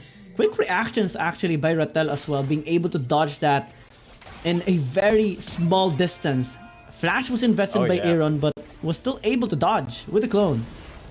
Absolutely, very quick on the trigger finger there, Rattel, and that's why, you know, he's one of the big factors in KT.RY's victories. As Draw takes a little bit of fire. Fortunately, though, did miss the thing, but this could be the start of something new, a new team fight. KT.RY feeling them out. Yeah, Draw's gonna be able to get himself back to full health, but now, he is in big trouble. CP Trouble Bubble gonna be doing so much here, but actually Zoe is in trouble. Joshi found a nice angle, trying to sustain himself now. So much stalling there by the Zoe. Zero is also still alive, buying enough time, gets a kill onto Demon Kite at the end of that. It's a nightmare here for NGX, as everyone gets absolutely decimated by KT.RY. Even Aaron at the very end will die. That is a lot of kills there for KT and Ace. They might just end the game. Yes. 5 for 2 here. KT.RY found a big opportunity, and they're looking to go for the throat here, looking for the end, and Doe was able to finish it off that last kill with his Rengar, and that will be the first Rengar winning we will see in the Wild Rift League Asia. KT.RY cement their place at the top of the Apex standings, while, you know, Enigma Galaxy, it's back to the drawing board once again.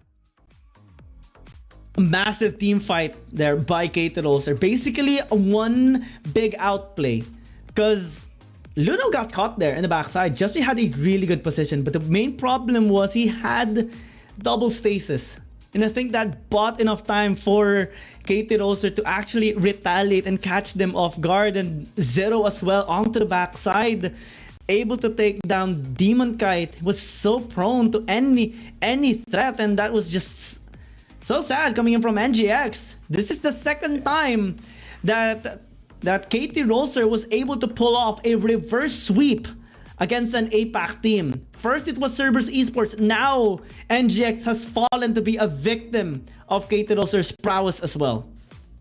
Yeah, and I mean, absolutely deserved by KT.RY. Their play was just so clean, and I mean, they are at the top for a reason. They just dropped that one game where they may have been a little bit surprised by the Kaisa pick, but they didn't let that stop them in the next one. And finally, when they came back to, you know, the standard Wild Rift, they were just so ahead, and their team fight was so clean. The opportunities they took so much better. So KT.RY definitely, even with the janky Rengar pick, made it work. Even though Do did do a less damage than Joshi did, he was still a pretty big factor in applying pressure throughout the map for KT Rolster.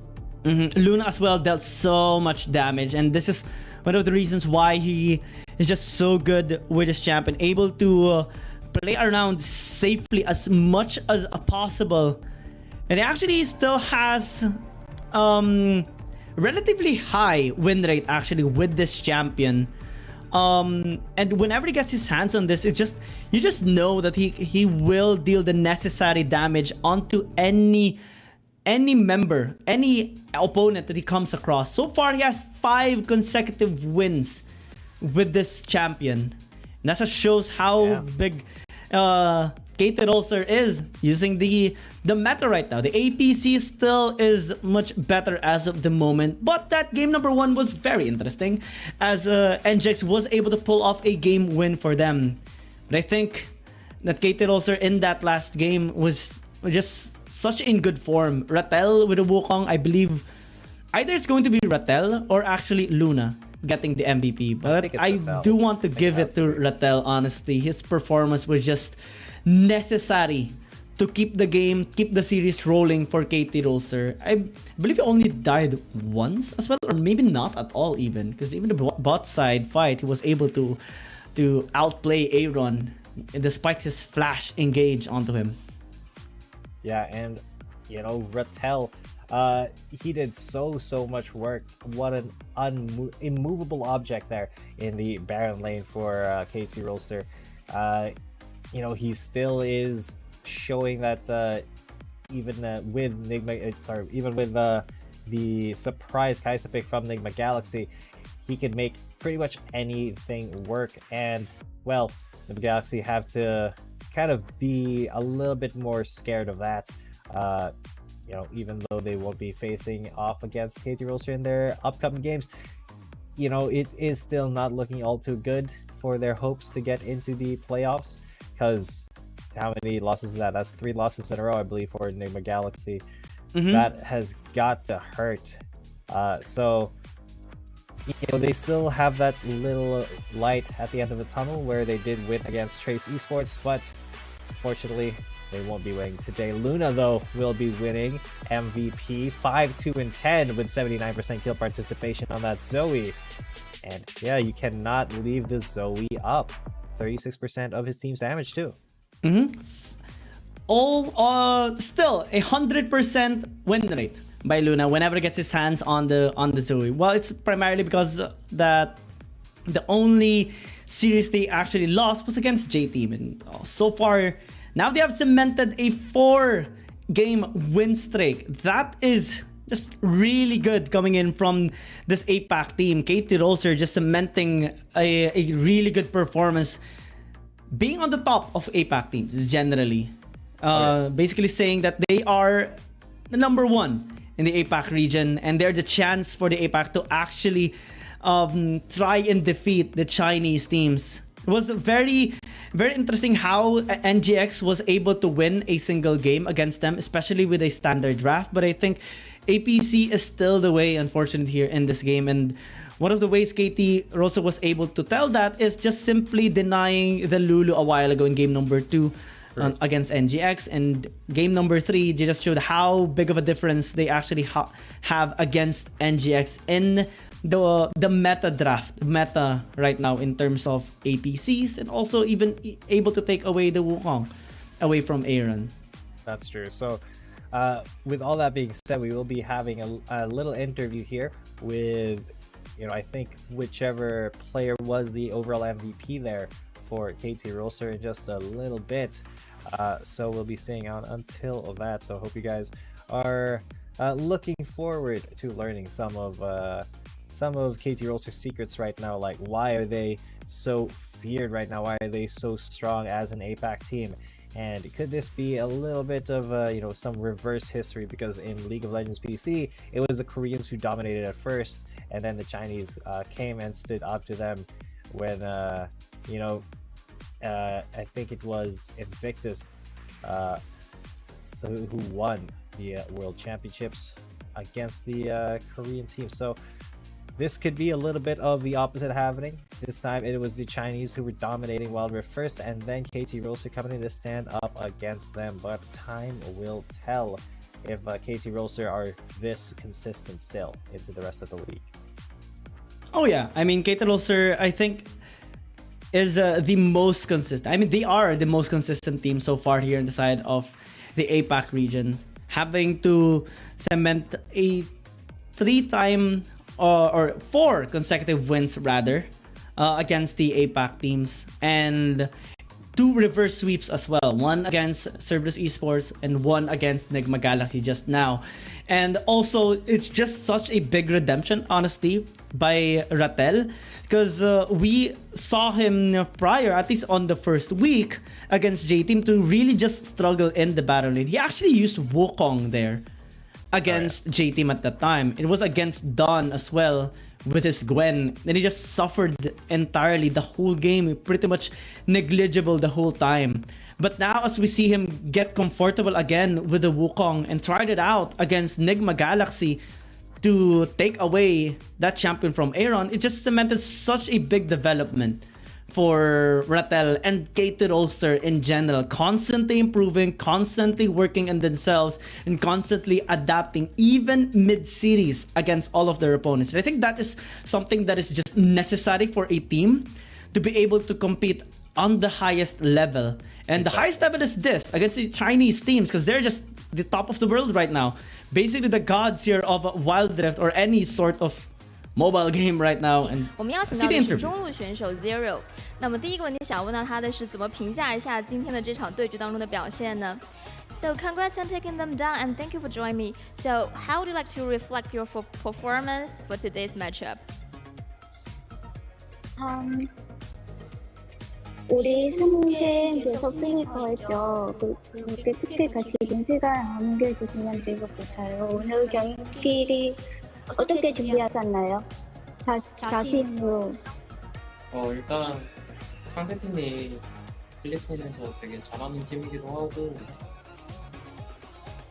충분히 위협적인 팀이라고 생각을 해서 경기 영상 보면서 좀 밴딩부터 차근차근히 준비한 것 같습니다.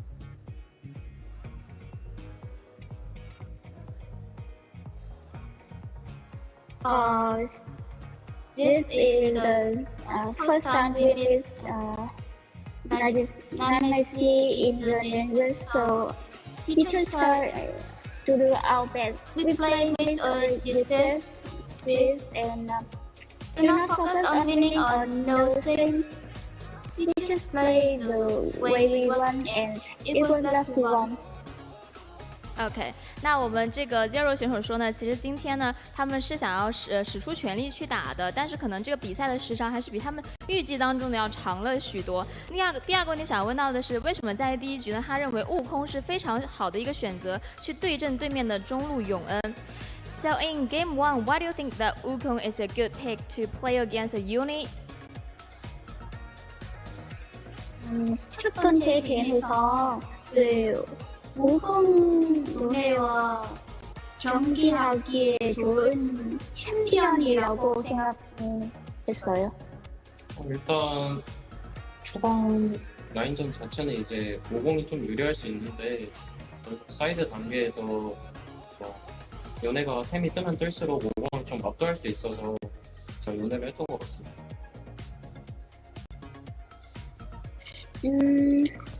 I think Wukong will be decisive in combat and he needs the ability to just inform the opponent.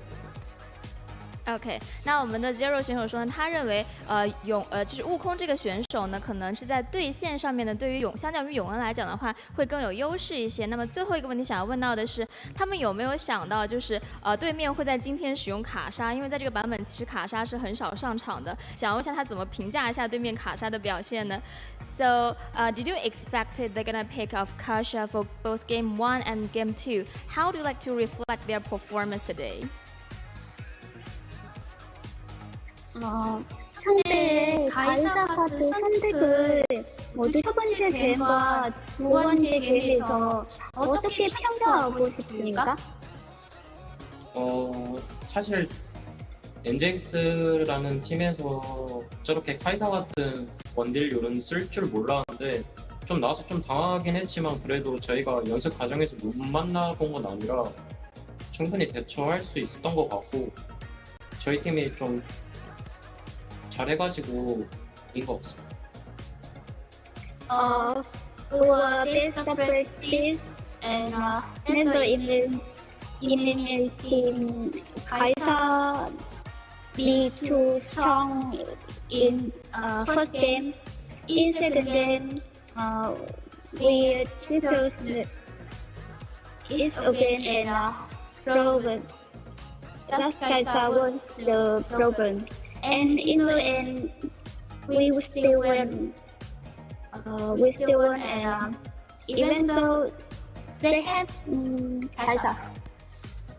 OK， 那他说卡莎其实还是在这个版本当中很强的一个英雄，那可能现在很少上场的原因呢，是因为大家都没有说再去练习这个英雄了。那他认为呢，卡莎这个英雄其实还是非常强的，也非常感谢 Zero 选手今天接受我的采访。以上就是我们赛后采访的全部内容了。Thank you for taking your time. Thank you for the translating. That's all for the interval. Back over to you guys. 让我们稍事休息一下吧。All right, and that was Zero on his interview for KT.RY. I mean, some pretty decent answers there. If only we could get some, clear audio for them. But yeah, I believe they mentioned as well that they were okay having to face off the guys. They know the answer already, and just generally they're prepared against anyone. So. And with that preparation, they secure another win for themselves. But don't go anywhere, ladies and gentlemen, because we have our last match of the day coming up after this little bit of a short break. So stay tuned because it will be EDG versus Nova after this break. We'll see you in a bit. Dear Summoners, Wild Rift League Asia is about to begin. With a brand new tournament format and teams, what changes can we expect? Let's take a closer look. WRL consists of two conferences, WRL CN and WRL APEC. 12 teams from the WRL CN conference and 8 from the WRL APEC conference will compete through the regular stage, playoffs, and finals to view our ultimate glory. All matches will be played in the BO3 format in the regular stage. The 20 participating teams will compete within and across their conferences. Each team will play a single round robin with every other team within their conference once, and half of the teams from the other conference once. Throughout the regular stage, teams will be ranked based on their points within their conference. The top 8 teams from the WRLCN conference and the top 4 teams from the WRL APEC conference will qualify for the playoffs. The playoffs will also be held separately for each conference, adopting a BO7 double elimination format. Only the top 2 teams from each conference's playoffs will advance to the finals, vying for the championship. Of course, a new tournament brings unique challenges.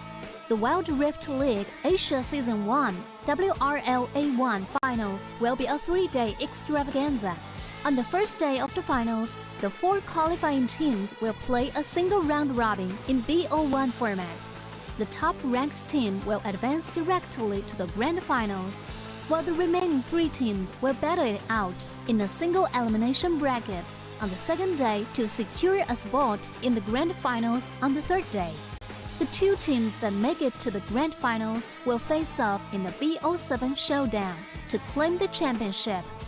Additionally, in both the WRL A1 regular stage and finals, teams will participate in the Fight for Side FFS match before the official games commence. The FFS match will be played in a 1v1 solo mode. Each team will send 1 player to compete. They will ban 2 champions each from the official weekly rotating champions pool, and then select 1 champion each for 1v1 competition. The winning team of the FFS match will earn the right to choose their side first. Wild Rift League Asia Season 1 regular stage will officially kick off on April 8th. With 20 top-tier teams assembled and ready for action, who will climb to the summit and seize the crown? Let's wait and see.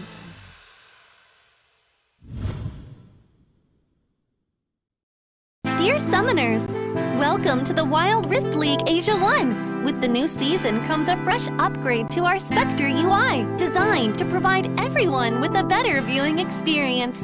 First thing is about the original UI information at the top bar. We make it into a functioning ring design in the upper left corner. The ring not only includes basic information such as team names, match duration, kills, towers, but also displays the gold difference through the red and blue rings. What is a great game without the competition for map resources?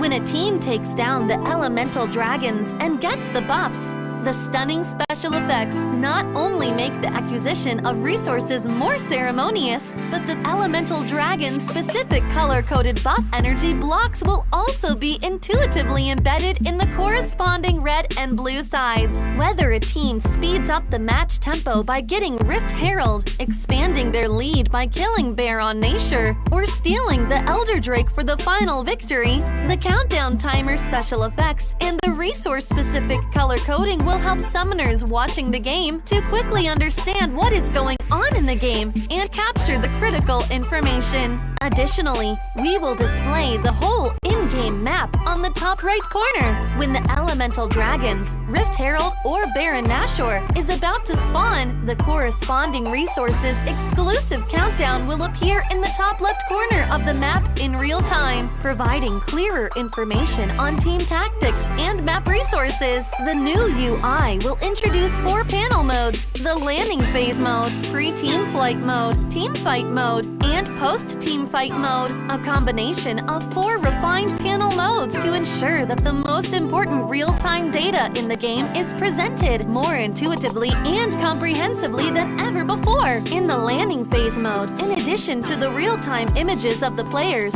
champion selections, summoner spells, and champion experience, we will also supplement real-time gold, KDA, and items during the landing phase. Meanwhile, team stats history will also be displayed based on the progress of the game, allowing summoners watching the game to stay informed of the comprehensive information in real time. In pre-team fight mode, we refine and integrate the information on the gold difference between the matchup to help summoners keep track of the players' items builds in real time through the items column. This makes the state of both teams clearer before the team fight. In the highly anticipated team fight mode, we visualize the damage dealt comparison. The real-time dynamic display of champions' avatars can be more intuitively express the damage dealt of each player during the team fight.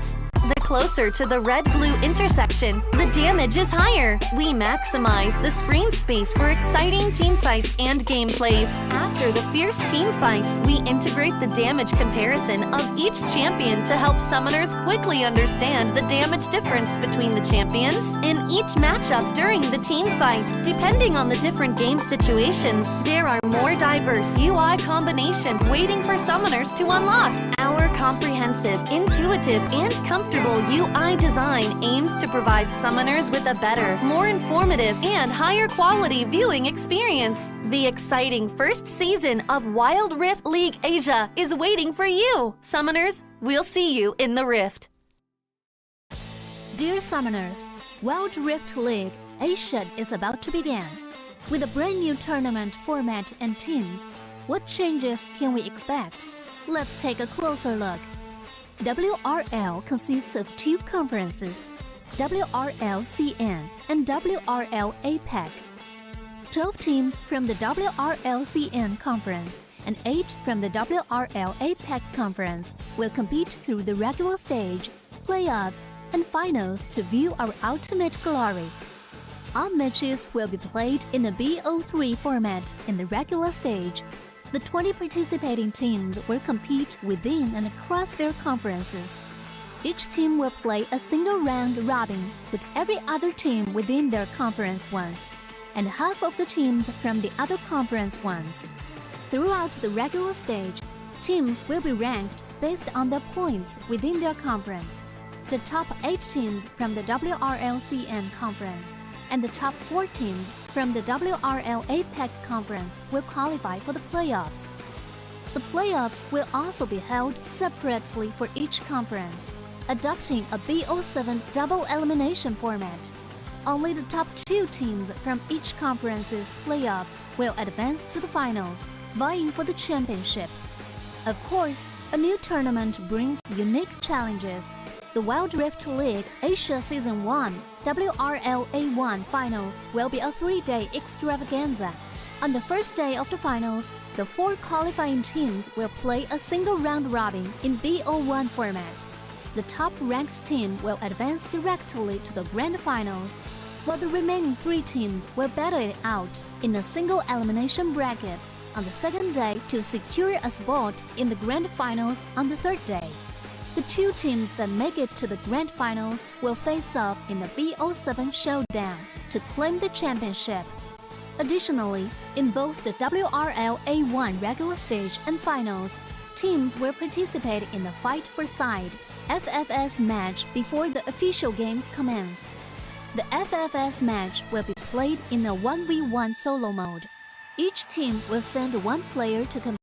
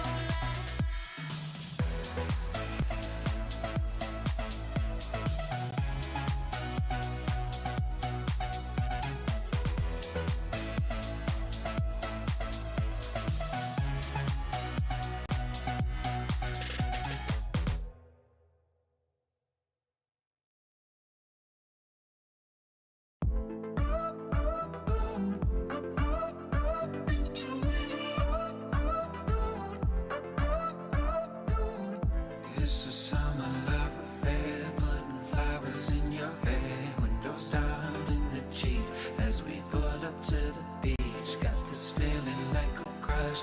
I don't wanna say too much, so I'm leaning in real close. Let's see where it goes. Make a move, make a move. Oh, it's time to make a move. Feel you touching on my heart, feel you touching on mine. It's a hot, hot, hot situation. It's a hot, hot episode. It's a hot, hot, hot temptation. Temptation. Temptation. Temptation. Like a diamond in the sun, baby, now we're having fun. Turn the music up real loud. Come and find me in the crowd. It's so sweet.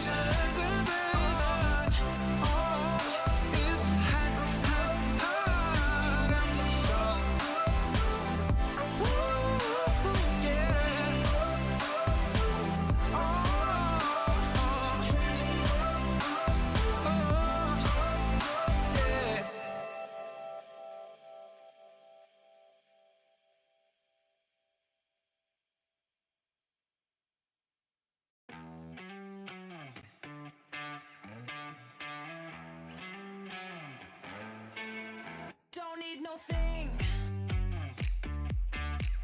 Ain't into bling. Just use enough. You fill me up. I don't care for diamond rings. I just crave the simple things, 'cause that's what I want. That's what I want. I don't need no fancy car. I'll take you just the way you are, 'cause that's what I want. That's what I want. That's what I want. Don't need no thing. Ain't into bling. Just use enough. You fill me up. I don't care for diamond rings. I just crave the simple things, 'cause that's what I want. That's what I want. I don't need no fancy car. I'll take you just the way you are, 'cause that's what I want. That's what I want. That's what I want. That's what I want. I don't care for diamond rings. I just crave the simple things, 'cause that's what I want. That's what I want. I don't need no fancy car. I'll take you just the way you are, 'cause that's what I want. That's what I want. 'Cause that's what I want. That's what I want. 'Cause that's what I want. That's what I want. 'Cause that's what I want. That's what I want. That's what I want.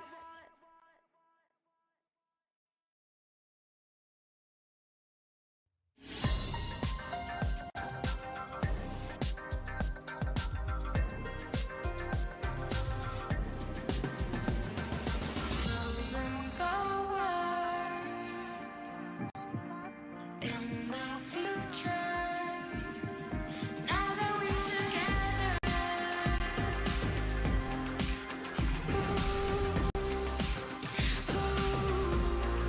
Now that we're together.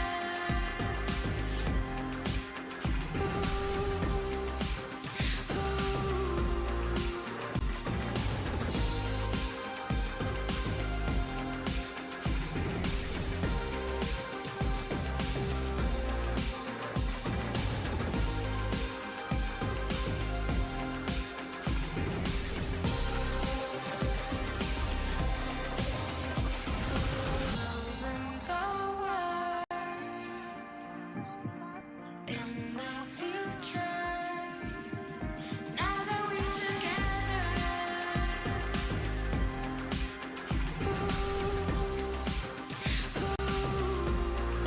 Now that we're together.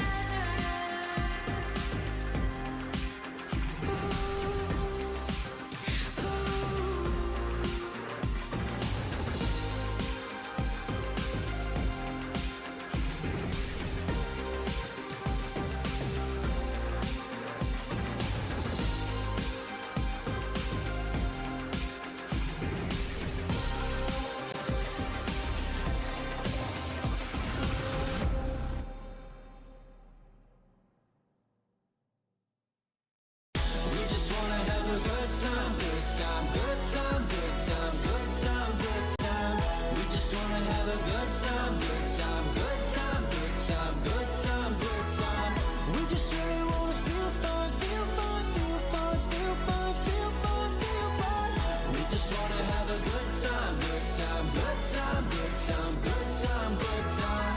I'm a jump from the ship, but I can't swim.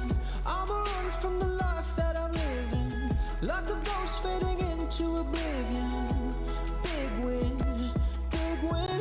I'm a joke from a rope I'm swinging. Just a bloke made of smoke and some thick skin. Cauterized by the wound of a vision. A prison, a prison.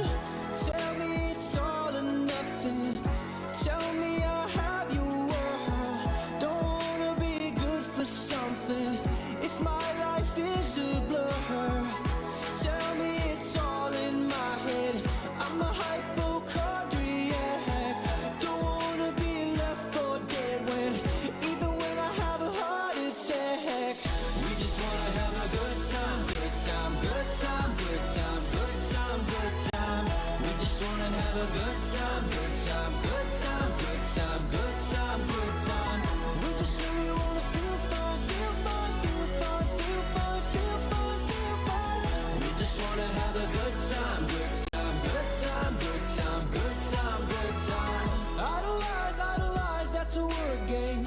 I am sick of the grip of my pen frame. You can call me my first and my last name. When did I become such an ingrate? Toe to toe, shoe to shoe, I'm a shoelace. I'm a fraud, I'm a zoo in a dark place. Why do I even try to pretend that I can rhyme good? Oh well, I guess. Tell me it's all or nothing. Tell me I'll have your word. Don't wanna be good for something if my life is a blur. Tell me it's all in my head. I'm a hypochondriac. Don't wanna be left for dead when, even when I have a heart attack.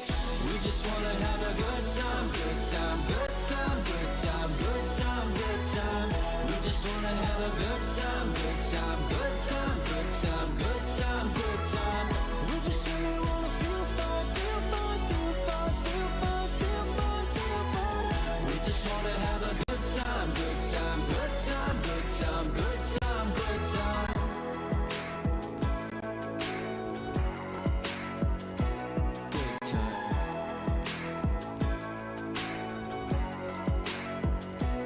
Good time.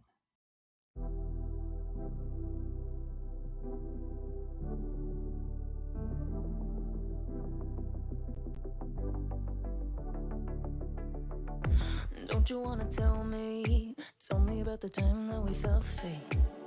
Turn your eye on the halo that you give yourself daily. Give me a new ending, cause I'm running free tonight. Don't want that story, wanna love and live my life. Always talking about where we'll be, gonna move out of the city. Spending our time daydreaming, living our life like a movie. I'm the only one who can make me whole. Pick me up, I'm the only one. Gonna ride this feeling and write a new beginning. I don't wanna pretend that everything I wanted was gone in the end. And I don't wanna pretend again. And I don't need to pretend I'm living in this moment, I'm living my best. Cause I don't need to pretend and pretend and pretend and pretend.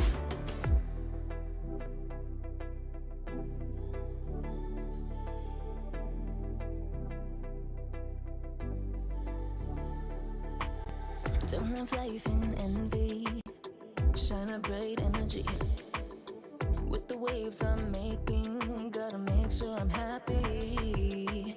I'm the only one who can make me whole. Pick me up, I'm the only one. I'm gonna ride this feeling and write a new beginning. And I don't wanna pretend that everything I wanted was gone in the end. And I don't wanna pretend and pretend and pretend again.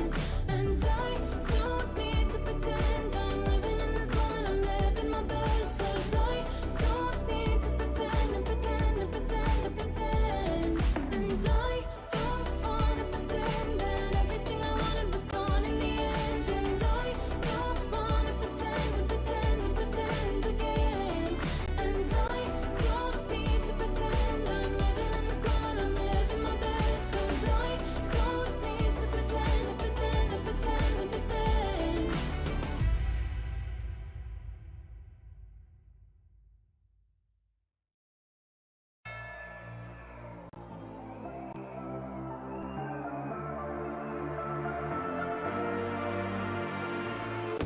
Ooh, this that cute, and a drama only venom when I get my dues. Respect, I'm the next tycoon. Got a pad full of greens, couple M's my soon. Unbeliever, do you see the confidence? Got some people waiting for me on the fence.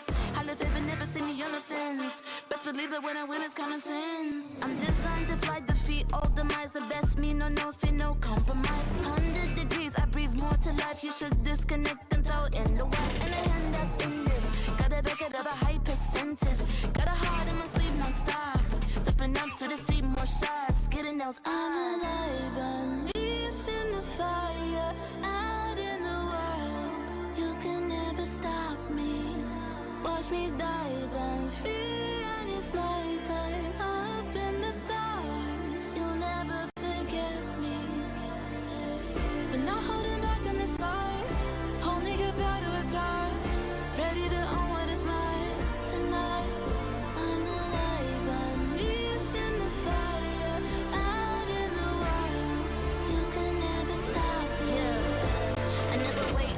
Flowers say so they coming on the way up. A true fighter's what they always been afraid of. Caught to the close on my circle when I lay up. Switch the game every quarter like a time zone. Aim for the bus, tryna build up to this mind zone. Pave the way with only items that I might own. Matching what I'm about to do, be an icon. And the problem just the haters that I might know. It's a night show. The way I'm about to make a movie with these lights. No, the one they be like me, they can try. All gold, everything when I write. Come and repeat it, every legend got a fight. A new world when I flip, make it tight. Ain't nobody doing minutes how I like. Seat buckled up, going up like a bike. I'm alive, unleashed in the fire. Out in the wild, up in the sky, into the light. Watch me dive and feel and it's my time. Up in the stars, with every stride, our future's bright. Cause I'm on to the next. The way I shape shifts makes them call me a threat. Running on this path, never done, no regrets. There is nothing you can do when my face on the set. You're in front of the best. Different league if you wanna get to me. I give him pedigree. Yeah, I only got a picture on a centerpiece. I'm alive, unleashed in the fire. Out in the wild, you can never stop me. Watch me dive and feel and it's my time. Up in the stars, you'll never forget me. But not holding back on the side. Only get better with time. Ready to own what is mine tonight. I'm alive, unleashed in the fire. Out in the wild, you can never stop me.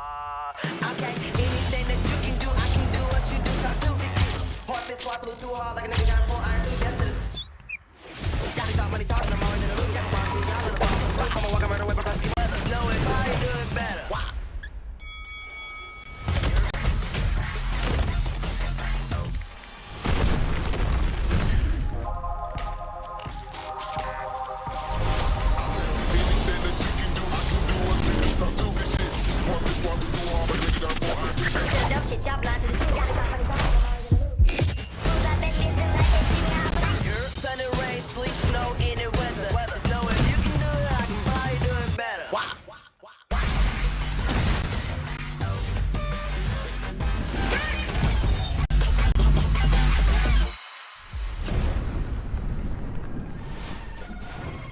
拿下下一个第一， There's the gold wireless. 要比你们都闪耀。 Team mình chỉ cần bé mèo này thôi là đủ 7 team 7 rồi. 给点新颜色，小小。 Let's go Y。历经2个赛季的沉浮，终于是完成了第10回。我说过我会回来的。任凭浪起。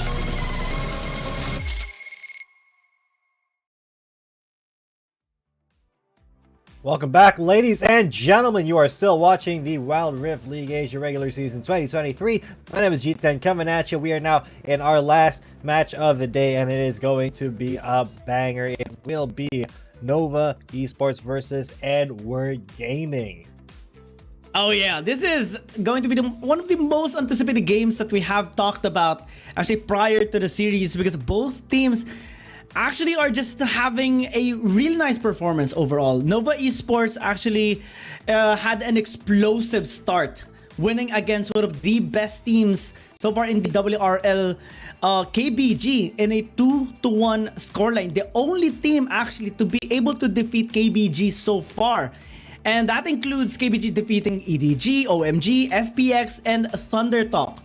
And now they're going to be facing off one of the teams that KBG actually faced, which is EDG, which is actually coming off a loss against KBG just last weekend. Reverse sweep has been denied, and tried actually a standard draft just last Sunday against KBG as well. The Vayne and the Lulu as well in the Dragon lane, Cinch as well in the top lane. So it was a fascinating game that we have seen actually coming from them.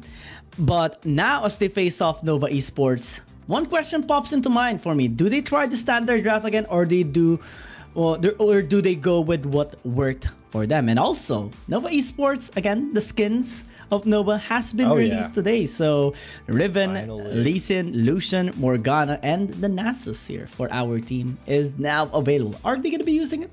I hope so. That would be pretty hype if they do.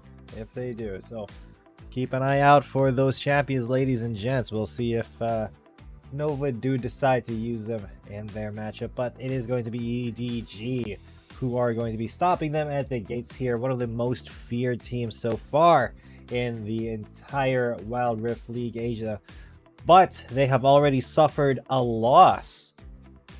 That's right, Giants can bleed, ladies and gentlemen. That just happened to EDG last week when they actually, suffered a pretty devastating loss against KBG in a pretty grueling 2-1. The matches, they got to, I think, an average of 20 minutes each. Average of 20 minutes, though the last game was a little under that, 19 minutes and 12 seconds.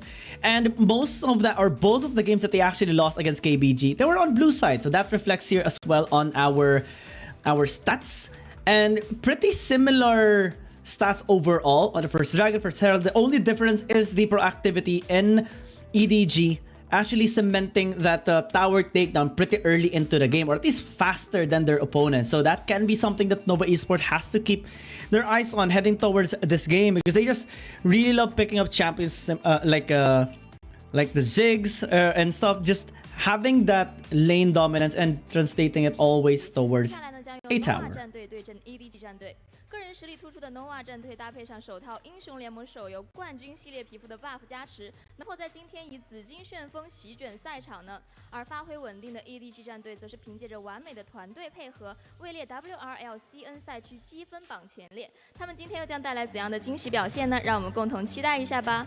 Hello everyone, welcome back to 2023 Wild Rift League Asia 1. Here's Michelle. We are coming back for NOVA Esports versus Edward Gaming. NOVA Esports take up the buff of the very first commemorative championship skin of Wild Rift. Can they come out swing? And Edward Gaming was ranked as ahead of other teams among Wild Rift League CN. So what kind of surprise is gonna take for us? Let's stay tuned. 那么接下来就让我们正式有请两支战队登场。Now let's give up to NOVA Esports and Edward Gaming.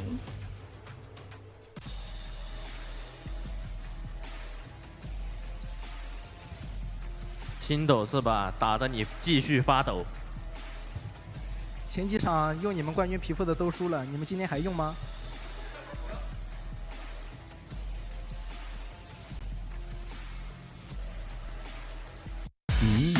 All right. We can assume strong words coming in from both team representatives here from Nova and EDG. I heard Shengdo and Fado. Are they comparing both players? Maybe. And again, this is the team Nova Esports, former Icons Global Champions in 2022. They had 4-0 actually against J Team. Now EDG is looking to come back here, especially with their dominating performance so far. In the solo lane, Nova, Li Ze, EDG, Xiao Zhang. Even with their loss to KBG, I mean, they don't really lose much in terms of respect because they are still incredibly talented. And in the jungle, Nova, Long, EDG, I mean, Xingdou. As is shown whenever they did win, like it was always 2-0, and they just didn't drop the game until they dropped that match against KBG. And the mid lane, Nova, Mid, EDG, Yo. Lots of respect being shown here. Oh, we see a. 接下来有请双方射手选手登场。B side. In the dual lane, Nova, Remake, EDG, Alone. Is that whoa? Oh, he has wings. Right. That's sick. 最后有请双方辅助选手登场。Get the dark binding. And the support Nova, Yami, EDG, 蝴蝶. That is so good. I want to get my hands on that thing as well. Oh, really? Is that a cat? That's a cat. He's a cat. Oh my god, it's just like Sonic Fox. Amazing. It's a tail. He has a tail. Yeah, that's amazing. That's hilarious. But yeah, let us dive right into the wild, ladies and gents. We are here in our third match of the day. Will Nova use their skins to get that confidence buff against EDG? And this is a really, really good head-to-head matchup. Nova Esports versus EDG, Long and Shindao. We can still recall the havoc that Long actually made against KBG during their first game.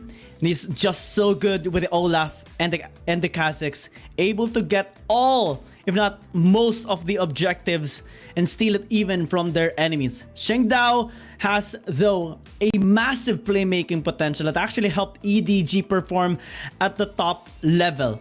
This is going to be an interesting jungle battle, actually, especially in how they actually want to take this game against each other. Now in the support battles, Yami and Hudia will be facing off each other. We do see more of the KDA actually on the side of Hudia, and Yami has to be the one to actually watch out for Hudia's playmaking potential because he's just so massive. It's similar to the series a while ago, actually. Similar to the synergy of Tak and Weiba. EDG Hudia just cements so much playmaking on the side of EDG. And he's actually one of the only ones, or the only one to actually try out the Leona in this whole tournament. And he actually landed an MVP with his performance as well. So that just shows so much creativity and comfort on the side of EDG that Nova Esports, despite being the Icons Global Champions, should be watching out for in this game. Yeah, and I mean, in the fight for side, first we're gonna watch two Lee Sins, two blind men going up against each other. The Sonic Waves shall determine who gets to pick the side selection for this match. So it is going to be a little bit of a slugfest here, but as a teaser for what you're going to see in the matches themselves, I mean, you can't get any more hype than this. The Lee Sin mirror match, just pure skill between Long and Xiao Zhang. A while ago, we have seen a Lee Sin versus Diana. But now it's going to be a Lee Sin versus Lee Sin. Long and Xiao Zhang gonna be trying out this champion and also try to use it in its fullest potential. Again, I've always been fond of seeing how Chinese players use the Lee Sin. And we see a lot of the contents on that on our social media. It's just doing massive outplays, making so many good highlights. And generally, it's just a fun champion. See, overall, we don't really see that much people using this champion as well in this tournament. But whenever we do see it, it's always a fun sight. Yes, he is, and I absolutely love the potential of that Dragon's Rage outplay, that insect coming in here between these two. Whoever gets a little bit greedy, and yes, it is. Let's go! Oh yeah, I just love it. Actually, I was about to say that I want to. My favorite skin is the Lee Sin skin because this is my favorite champion. I mean before the Senna, because now I'm just a one-trick Senna player. But prior to this, even in the PC version, I have been always fond of the Lee Sin. Have all the skins as well. The PC game of this. Oh yes. And while I do have some. But this one is something that I just really adore. And Long already winning a couple of trades here against Xiao Zhang. Oh yeah, Xiao Zhang getting a little bit bullied here. Just a tiny bit by Long because he is the long arm of the law. I mean, look at that favorable trade. That just puts Long skin buff in the... Exactly, the skin buff. No, but look at that. The confidence that Long has just to go in on Xiao Zhang like that with the Ignite too.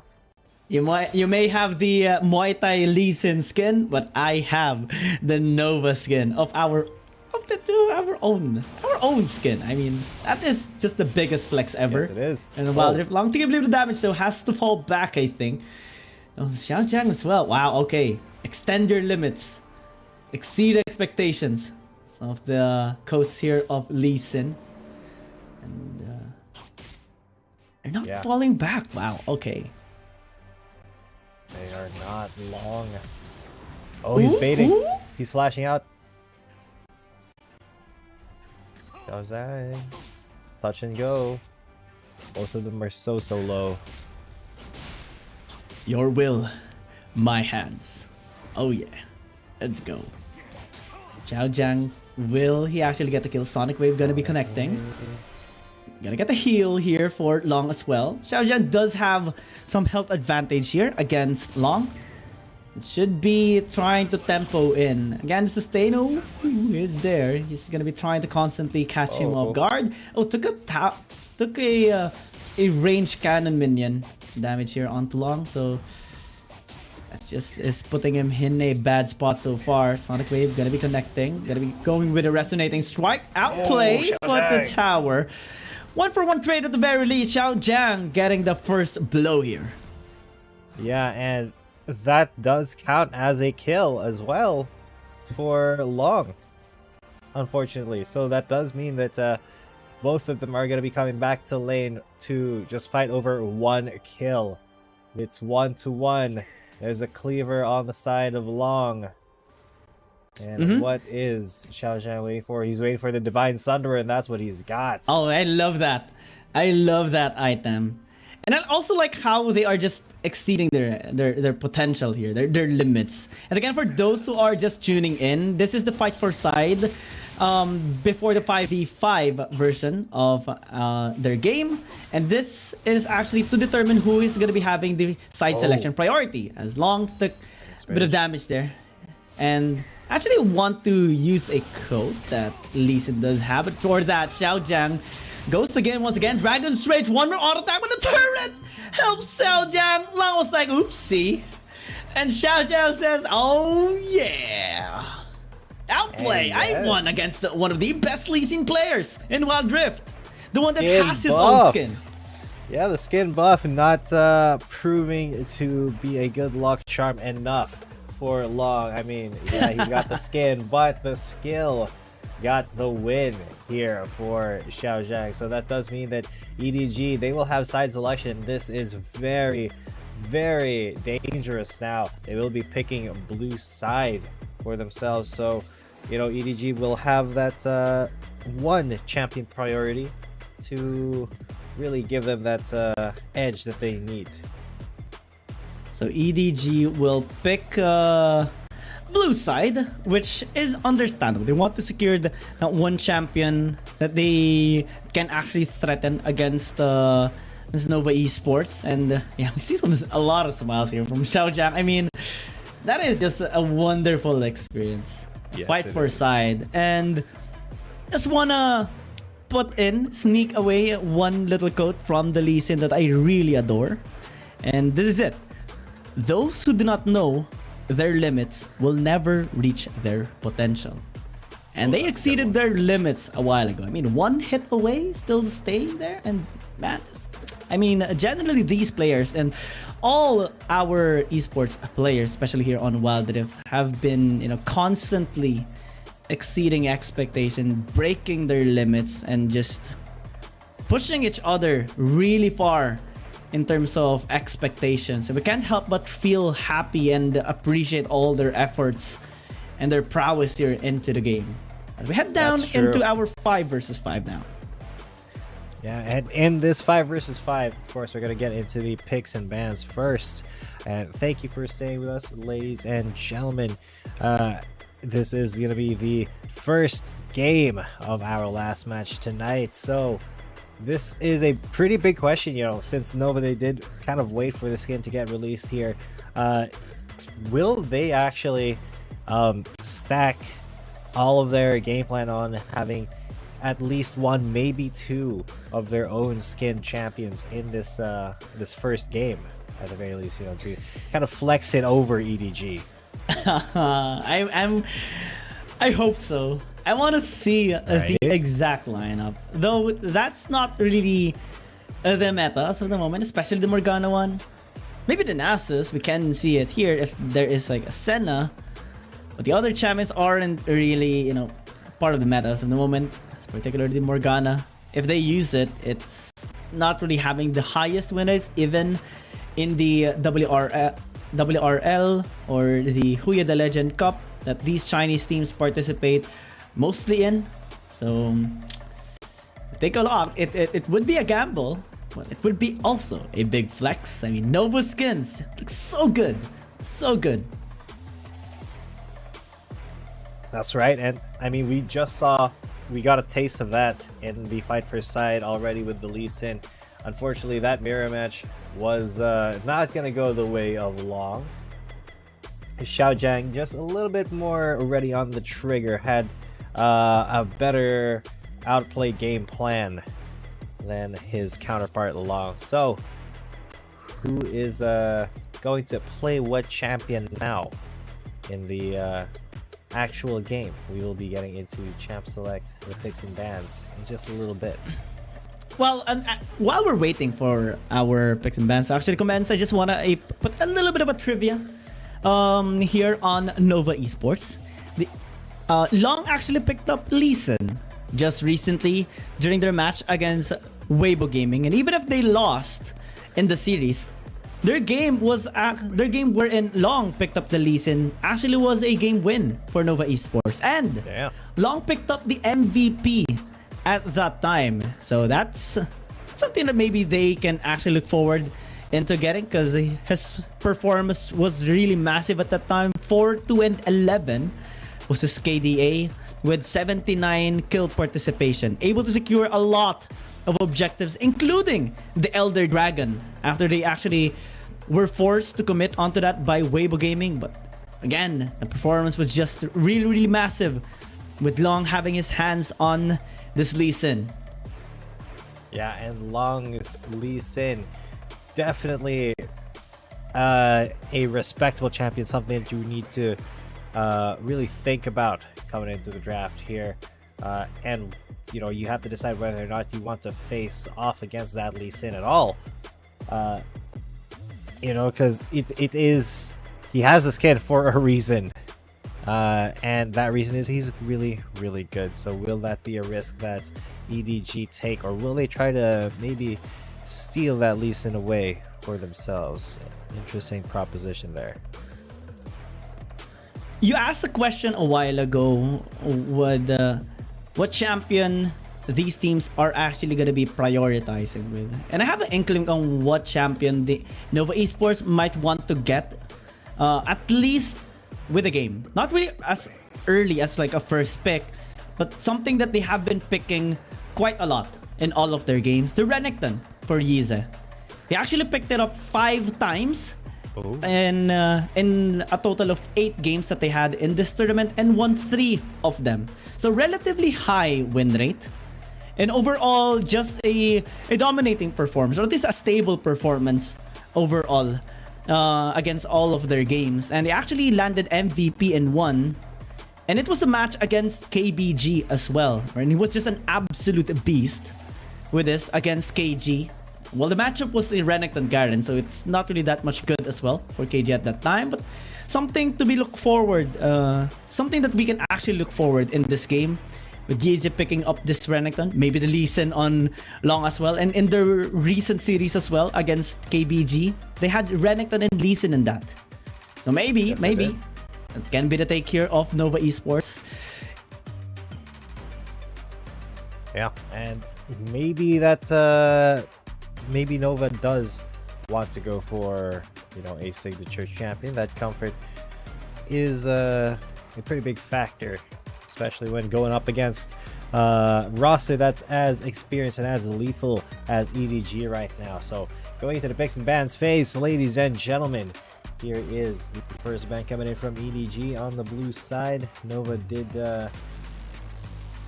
not get to pick the red side, but they will be doing their best with the double champion prio that they have. But EDG, they really want that first pick. They are leaving up quite a few things in the air. Zoe still left unbanned, now going to be banned. Nova though, will they let the Aatrox through, and will EDG take it? Because yeah, Aatrox is open. First pick by EDG. Wow, this is This is a huge pick right now coming in from EDG. Something we haven't really seen them pick up in a bit of a long time. The last time we have seen it, Xingdao actually had a massive performance with this in the jungle and even cemented a 2-0 victory, or at least helped EDGs cement a 2-0 victory against WHE because he used Aatrox both in their games and had an MVP performance once in that series too. So he's going to be looking to have the same performance here as he gets his hands on it again. The Jace might be the take here of Nova Esports again. Whoa. Ooh. No. Whoa. Okay. I'm down. Aurelion Sol, please. Lock it in. Lock it in, my friend. Do it, Nova. This is how you do it. This is how you bamboozle EDG. The last time we have seen an Aurelion Sol, I believe, was Season 0. A little bit on Season 1, but not really the highest amount of success. And I don't think Nova Esports should be risking that.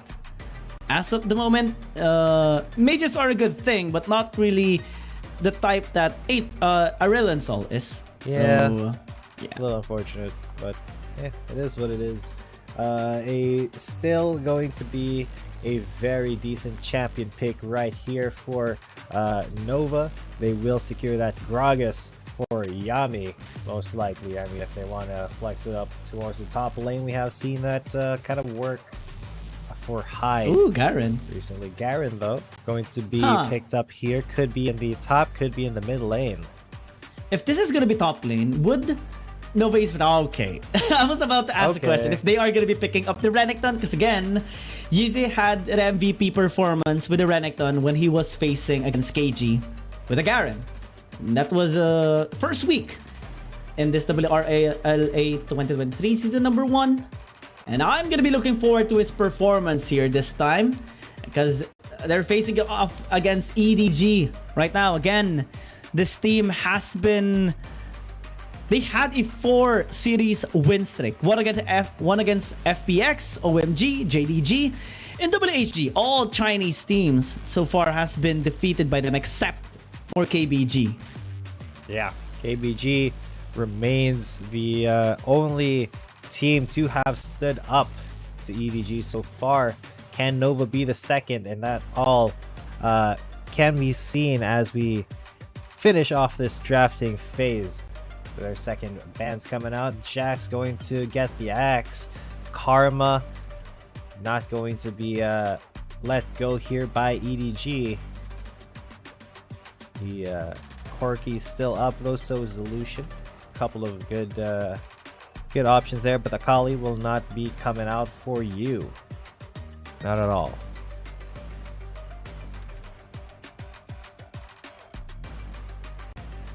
Yeah, not the Akali. I don't think they should be giving the Akali, especially if EDG gets their hands on this.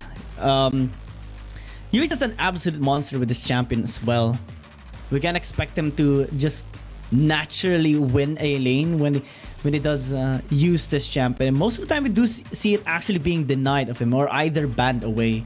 And that shows a lot. Now Nova Esports gonna be getting the Gwen, the natural response towards the Aatrox. And we do understand this. If EDG is gonna be posing towards late game, Nova Esports want to have that as well. And one of the ways you can actually delete those tanky members, tanky front lines of EDG, is through the prowess of the Gwen. The snip again with at least 2 items can just serve really well here for Nova Esports. Now they have 3, even sometimes 4 front lines. If the Jace is gonna go alongside with the rest of Nova Esports. But wow, this is a solid frontline bursting damage composition here of EDG. Again, you do see the problem though. They do not have an AP carry just yet. Although, you know, Varus going to be picked up here for remake. So at least they have that one ranged option. But I guess both of these teams very heavy on the melee.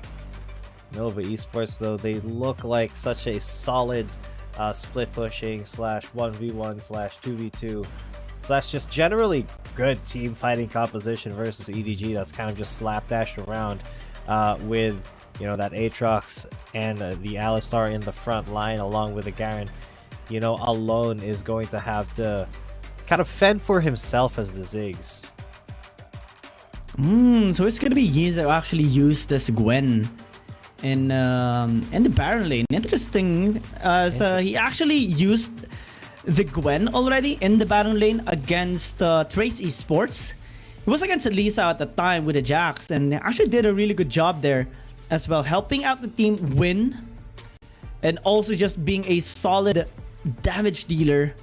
Again, something that you asked earlier is something that you had concerned a while ago was the AP damage on the side of Nova Esports. They do have now, with the Gwen, really massive in shredding down those tanky members of EDG, and so much protection actually can be provided or counterplay with the virus Chain of Corruption. Yeah. And one of the generally the best players to actually fully utilize this champion are the Chinese teams, almost never missing the Chain of Corruption, or when they do, it's simply because of how it was anticipated by the enemy member or the enemy team. Now this should be the start. Again, two really dominating teams.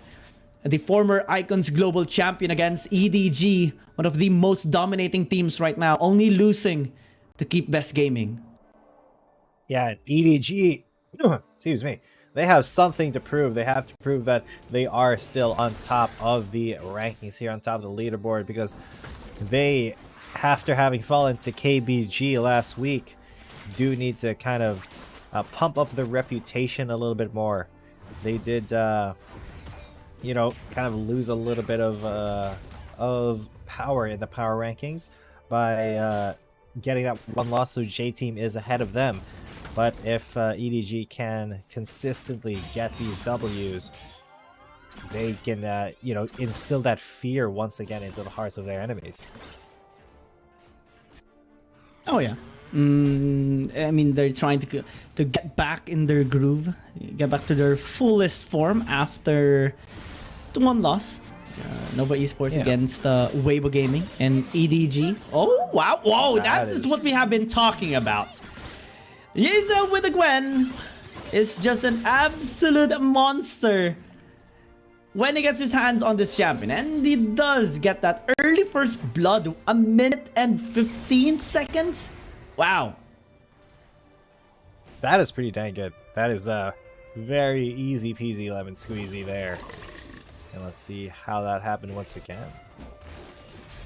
I mean, we only caught the tail end of it, and Xiao Zhang very quickly went aggro, but the shield from Yize kept him in the mix, and yes, the exhaust too. Well played. Yeah, that is just disrespect, honestly, coming in from Xiao Zhang, going too deep, and when the Gwen does have the stacks, she can just deal so much damage with the snip and kite away the Garen, especially if you don't have your Q to actually, you know, silence her at times. Yeah, that's a little bit difficult to deal with, but yeah, the Gwen still being a better dueling champion than the Garen is not surprising. That's because the Garen really cannot, you know, hold a candle to the Gwen in terms of just being able to take as good as he can get, but he is going to get to it right now.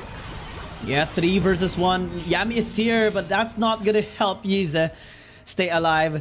Really proactive play coming in. I mean, Hudia is one of those champions that has to be watched out all the time because he's just so good at initiating. Yeah, and you can't really discount that initiator play whatsoever. It's just a little bit too obnoxious for them to deal with. So what can EDG really do against that? What can Nova do against EDG right now?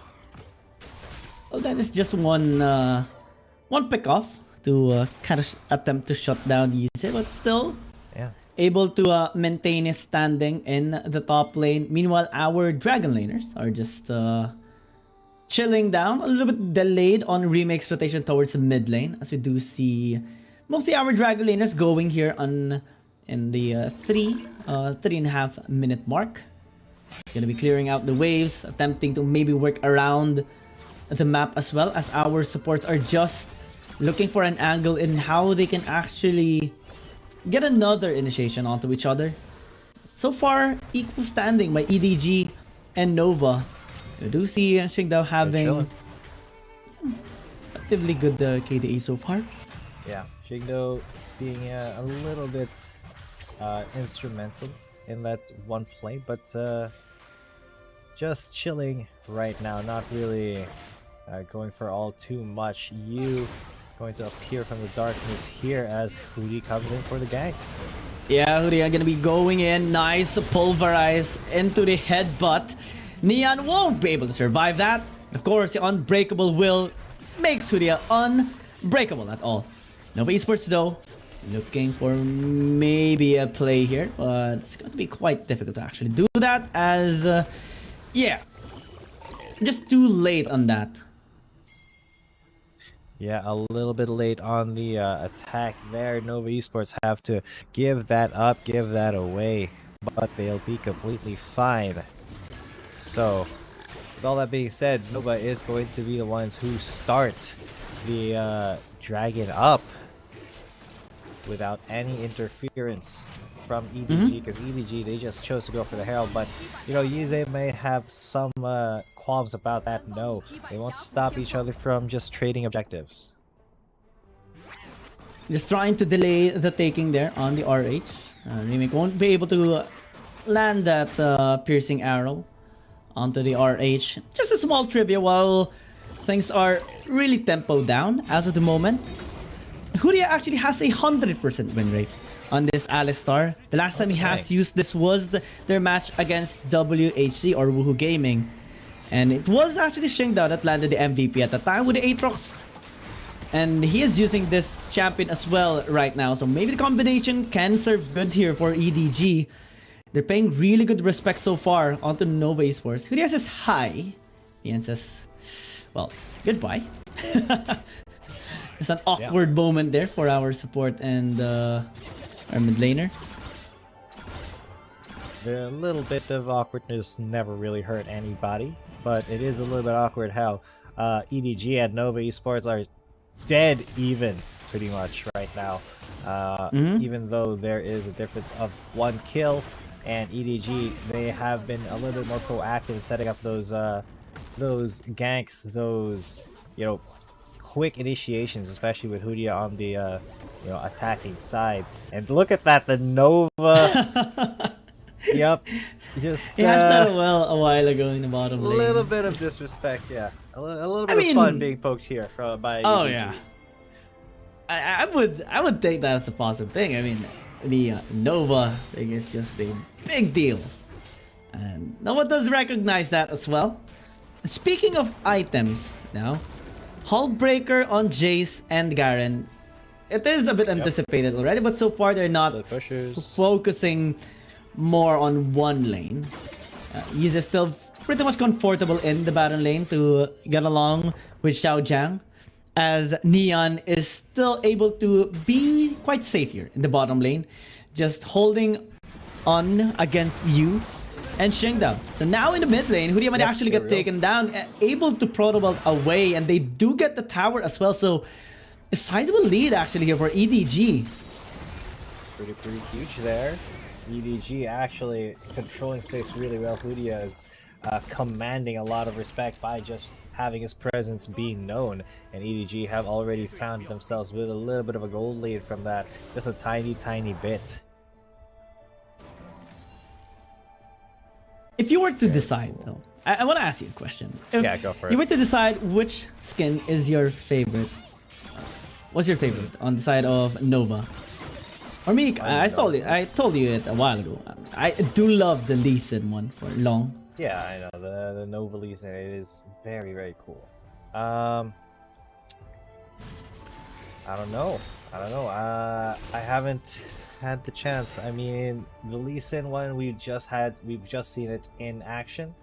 The other side we have not really seen yet in action. So I'll let you know once we see more of these Nova teams. Hopefully, you know, Nova does choose some of their own champions and give us the pleasure of seeing them in action in game number 2. I haven't. Well, yeah, we have Neon's Lucian. We have Remakes Morgana. You have Yami's Nasus and Yeezus Riven. Actually, my second favorite, if it's not the Riven, the Nasus, because the design is just so good. I really love design on that Doggy Dog, and they have a really wonderful bonking staff to work around with. And normally I don't like purple, but with their design, it's just so good. I quite like purple. It's just you know, it is so interesting that that is the colorway that Nova picked, because you know, a lot of league teams from before didn't have that that colorway. Fairly unique for, especially for Wild Rift. And speaking of Nova being unique, they take another unique They snuck it away. very sneaky. Nova Esports was like, okay, you've been loitering around in the bot side river a little too long. Let us just take away a tower for absolutely free, no punishment. Though EDG is still a little bit higher in terms of the gold department, simply because of, well, 1 kill and also a tower takedown that they had in the bottom lane a while ago that Neon actually tried for so long to defend against 2 people, sometimes even 3. Yeah, and all of that defense, it is going to be paying off. Now, EDG, they are posturing towards the mid lane, so are Nova, but Nova, all 5 of them are there. It is a mad battle to get the Herald away from the tower, and EDG succeed. Kelly is no more. Yeah, I mean, Dobby Ball Slam, not gonna be doing that much just yet, but took a lot of damage for himself. Shock Blast by Neon just to shove them away. Again, the poke of Nova Esports is something that EDG has to constantly respect. So any hesitation, any sort of stalling here by EDG can be detrimental for them. Again, not a body slam. Oh, yeah, Yinze actually taking a lot of damage. Gets obliterated there by Long. Again, the damage coming in from Shinda, rather, was massive. Long just tried to fall back despite the dominance being popped off. Nova Esports struggled a little bit there, especially because of that Aatrox. Yeah, definitely a huge mountain to climb, an obstacle here. Shingdao is being, as EDG, they take even more control of this game. Was that you just flashing for no reason? Did he just use flash to get to the other side of the lane? We didn't see anything. Yeah, we saw nothing. We saw nothing. No. It's still a very controlled game here from EDG. I mean, they have 3 towers to 1. It's 3 kills to 1. They're not leaving Nova, you know, any room to exploit any mistakes here. So it's just a game of running Nova around the map at the moment.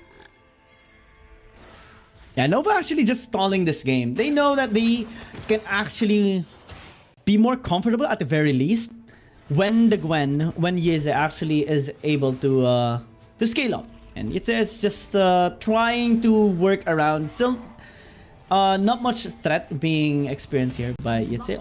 Just a little bit in the team fight a while ago. Unfortunately got caught out, especially with the engage there of Shengdao. And Nova Esports trying to collapse here onto Huria. Again, the Unbreakable Will is just so massive. Shengdao now demonic form chasing down Nova Esports. Yami is trying to escape, able to disengage. EDG says okay. And that is EDG just flexing their muscles, knowing that Nova cannot really commit, and they chase them further into the jungle. But Nova, they are still posturing towards this this bottom half of the map. EDG, though, they're just daring Nova to come engage onto them because they're so confident in their catch potential, especially with Huya on the Alistar. So yeah, this is so difficult for Nova because they have to dance such a delicate dance. And that's why I stated a while ago, Yami has to really watch out for Huria because this guy is just on a different dimension, man. I mean, to have this kind of confidence really is a lot to take in. Yes. And EDG just comfortable having him in the front line and letting him make the plays for the team. And Shengdao always follows up. Yeah, Shengdao just so reliable on that follow-up for his team. And I mean, whenever you need that Aatrox to be in a team fight, he is going to be there. And that's just something that Nova Esports have to be so aware of. The threat of the Aatrox coming in from out of nowhere and then being in the middle of a fight. And we've seen so many examples of an Aatrox, you know, popping that roll ender, getting that third Q in, and then obliterating the health bars of like 4 people at a time. Then that is, you know, something that Nova cannot afford. So they have to be so careful playing around Shengdao. And at the same time, the rest of EDG, they are holding the fort pretty well. They're not letting Nova, you know, run them around and run their own macro game. EDG always have to be on the driver's seat of everything.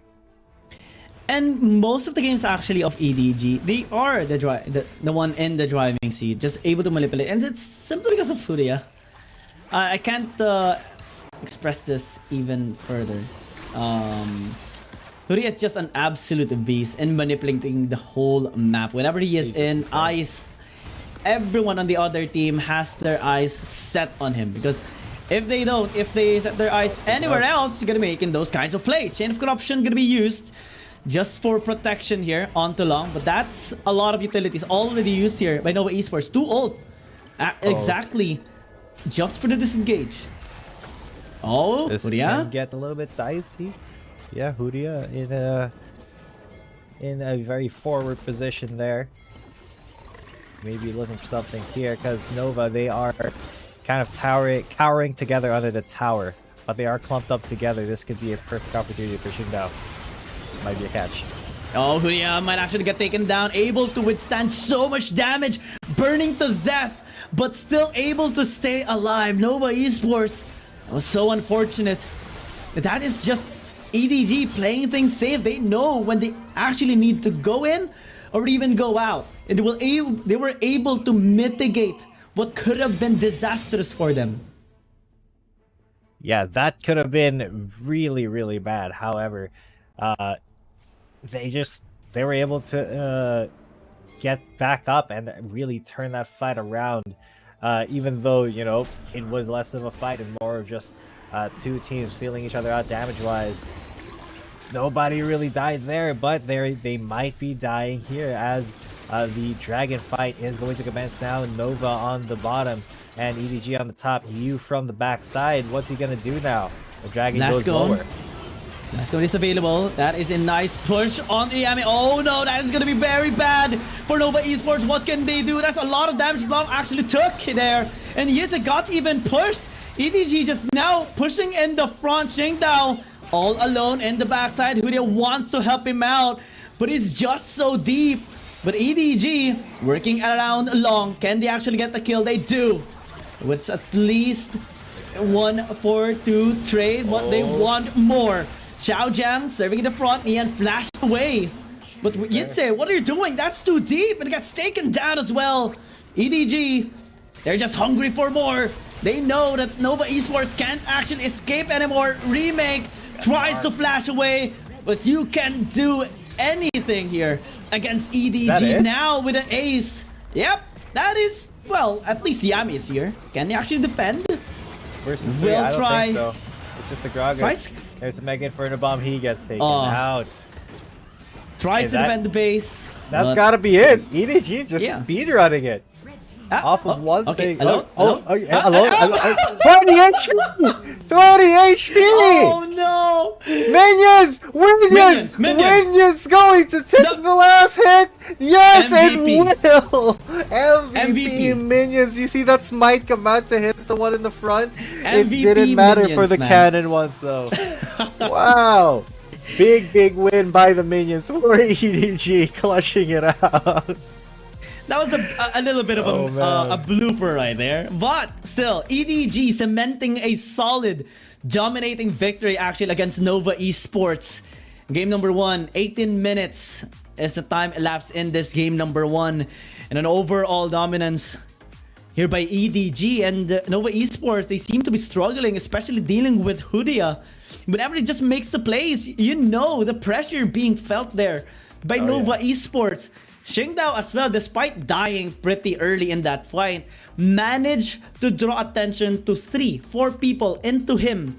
And that is a long time stalling for the other members of EDG to actually work around the isolated members of Nova Esports. And the way they were just able to manipulate the whole map was just solid coming from them. We saw Concept Gold Lead rising on EDG, Huria just being an absolute monstrosity. Even his presence is a mere fear factor here by Nova Esports, and we can't help but just have the utmost respect here for Huria. Yeah, and huge impact by Hudia, just being in front of his team all the time. I mean, you had to be so scared of the cow just running in your face, and I wouldn't be surprised if he was the MVP there, because he was just, it doesn't show on the damage charts how impactful Hudia was with the Alistar. He got like a couple of very key picks, and really the CC and the threat of that Alistar just coming in and wrecking your day. It just was a glory to behold, even though, Nova, they did do a lot of damage spread out throughout their carries. And really, Xingdao didn't do a lot of damage either. He just tied long for damage, even though he did have 2 kills and 1 death. It was mostly the Ziggs doing the damage, but Hudia just enabling the Ziggs to get all that free damage as well, and the catches from the Zed and the Garen too. So, man, Yami has to kind of step up against the cow now. Oh yeah, and also, Winions. 20 Winions, HP, yes. we kind of got nervous about that, but the moment we saw the next wave just connecting, oh yeah, just crown the MVP to the Winions, because they closed out the game there for EDG. And just on the serious side, EDG, we can't help but feel just the constant growth on this team. They basically are undefeated in this tournament, except for their match against KBG. And they're also, being very creative, because we really loved the previous series a while ago, Nigma Galaxy, using a standard draft, the ones that we normally see in the icons way back 2021 and sometime in 2022. But the first team that actually tried out a standard draft, and it's really a standard draft, was EDG against Keep Best Game in their game number 1. I'm also gonna be looking forward to maybe seeing it again in this series, maybe game number 2. But generally, that's just how massive the performance of EDG is. They're very comfortable experimenting various compositions and champions that they can use even at the best of the best teams here in the tournament. And now Nova Esports, despite being the past Icons Global Champion, are being sensed to be struggling against EDG simply because of, if we're to pick one person, it's going to be Hudia. Yeah, I mean, it's kind of justified. Hudia has just been such a thorn in their side.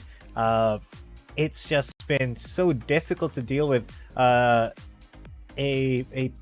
just a presence that doesn't allow you to do anything. You cannot be in front of Hudia at any certain point.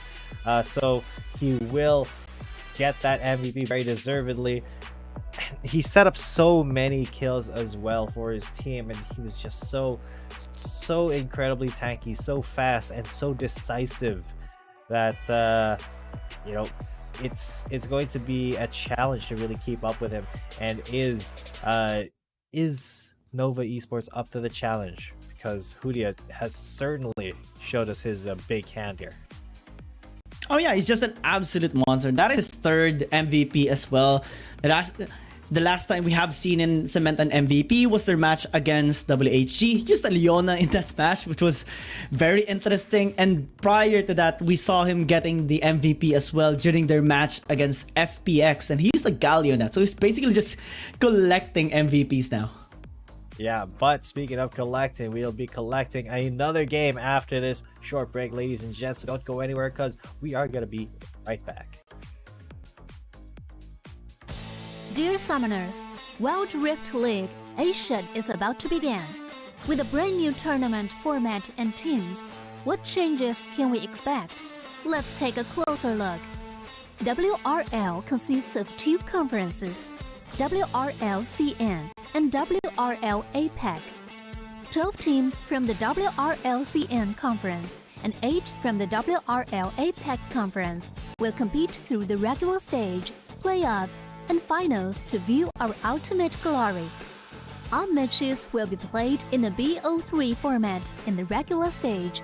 The 20 participating teams will compete within and across their conferences.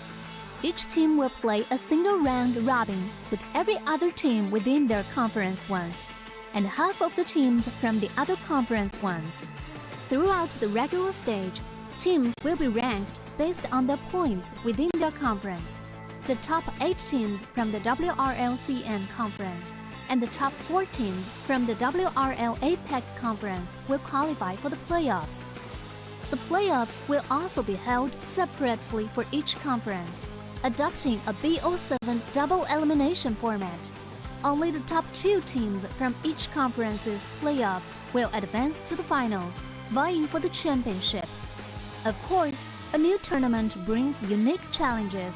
The Wild Rift League Asia Season 1 WRL A1 Finals will be a 3-day extravaganza.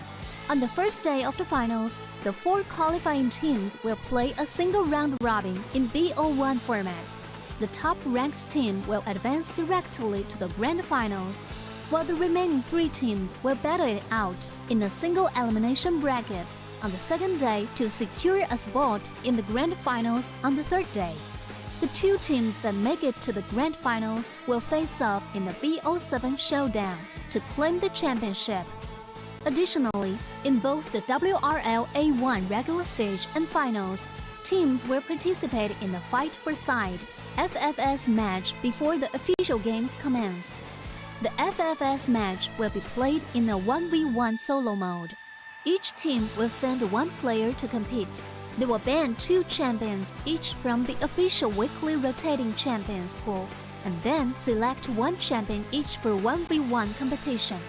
The winning team of the FFS match will earn the right to choose their side first.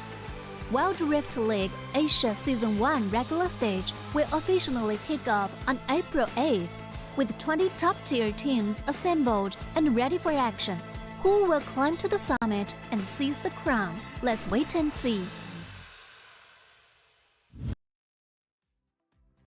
All right, welcome back, ladies and gentlemen. We are in what is possibly the last game of the day here. My name is Jitan, coming at you. With me is Giang, and you are watching the last match of the day between Nova Esports and Edward Gaming. This is game number 2.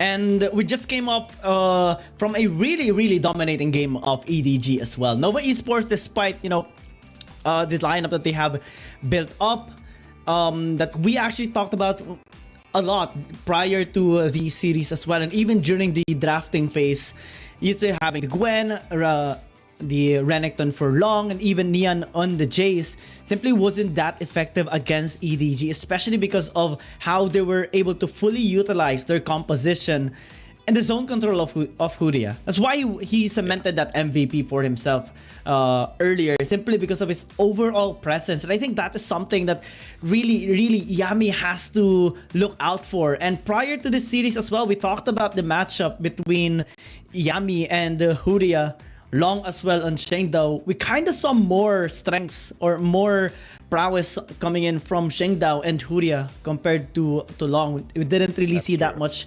threat from Long, and I think it's simply because he was kind of away from his normal champions. We talked about the Kha'Zix, we talked about the Olaf, those.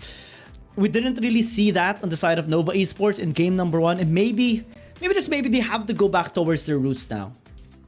Yeah, I'm thinking that Nova does have to be a little bit more proactive in the early game in order to really catch up with the pace that EDG has been setting, because they have been really rushing their opponents into making a mistake, or kind of pressuring them into an unfavorable situation. And with Hudia as well, his playmaking has been absolutely lethal for EDG. So you know, they can just force some very fast decisions on you, and you know, if you guess wrong at even once, you just either take a lot of damage or just straight up die. And that is one of the big threats of a playmaking support like Huria. Oh yeah. Now as they still maintain on the blue side, still maintaining the first pick priority, we can safely anticipate that EDG will be banning the same champions as they are doing right now. Nova Esports as well, taking the Fiora, Shen, and maybe the Camille as well as this champion. Camille shouldn't be given to any Chinese teams at all. They are just going to annihilate you when they do get their hands on the Camille. So now EDG can actually maybe pick up the Ziggs once again, or the Aatrox rather. Yeah, Shengdao is gonna be very happy with this. Yeah, Shengdao, that Aatrox. Knowing that it has been left open once again, what can Nova pick? Which two champions are they going to put in front of that Aatrox? Because I mean, it's going to be difficult to stand up against him in any good capacity. So as Ziggs and Jace were the priority picks here for Nova Esports. EDG though, I mean, you got Corki in the mid lane for you. It's just going to be such a safe champion here for EDG to rely on. So one of the normal answers or responses by teams or these players when they see a Corki or Illusion being their opponent, when they have the Jace, is have the Jace be in the jungle instead, because naturally the Jace will lose in the laning phase and Nova Esports might actually not want that. But at this point, do you actually want to give the Jace towards Long, given that he is more, having to tap his full potential when he gets his hands on other champions like the Kha'Zix or the Olaf even, that can actually, go head to toe against the Aatrox? So maybe that's not going to be the take here of Nova Esports. Maybe so, because they do pick up the Akali at the very least. And a while ago, I was actually looking forward to seeing Neon use this champion. Now we will see it. Yeah, finally. Neon going to pick up that Akali, going a very dangerous, very lethal champion, especially in the hands of a capable mid laner like Neon. So this could be a little bit painful in the early phases because Neon is going to be going up against a Corki, but if he manages to get it to level 5, get that first and maybe second item, and then just start participating in team fights from there, it should be a pretty flawless way of playing that Akali to its full potential.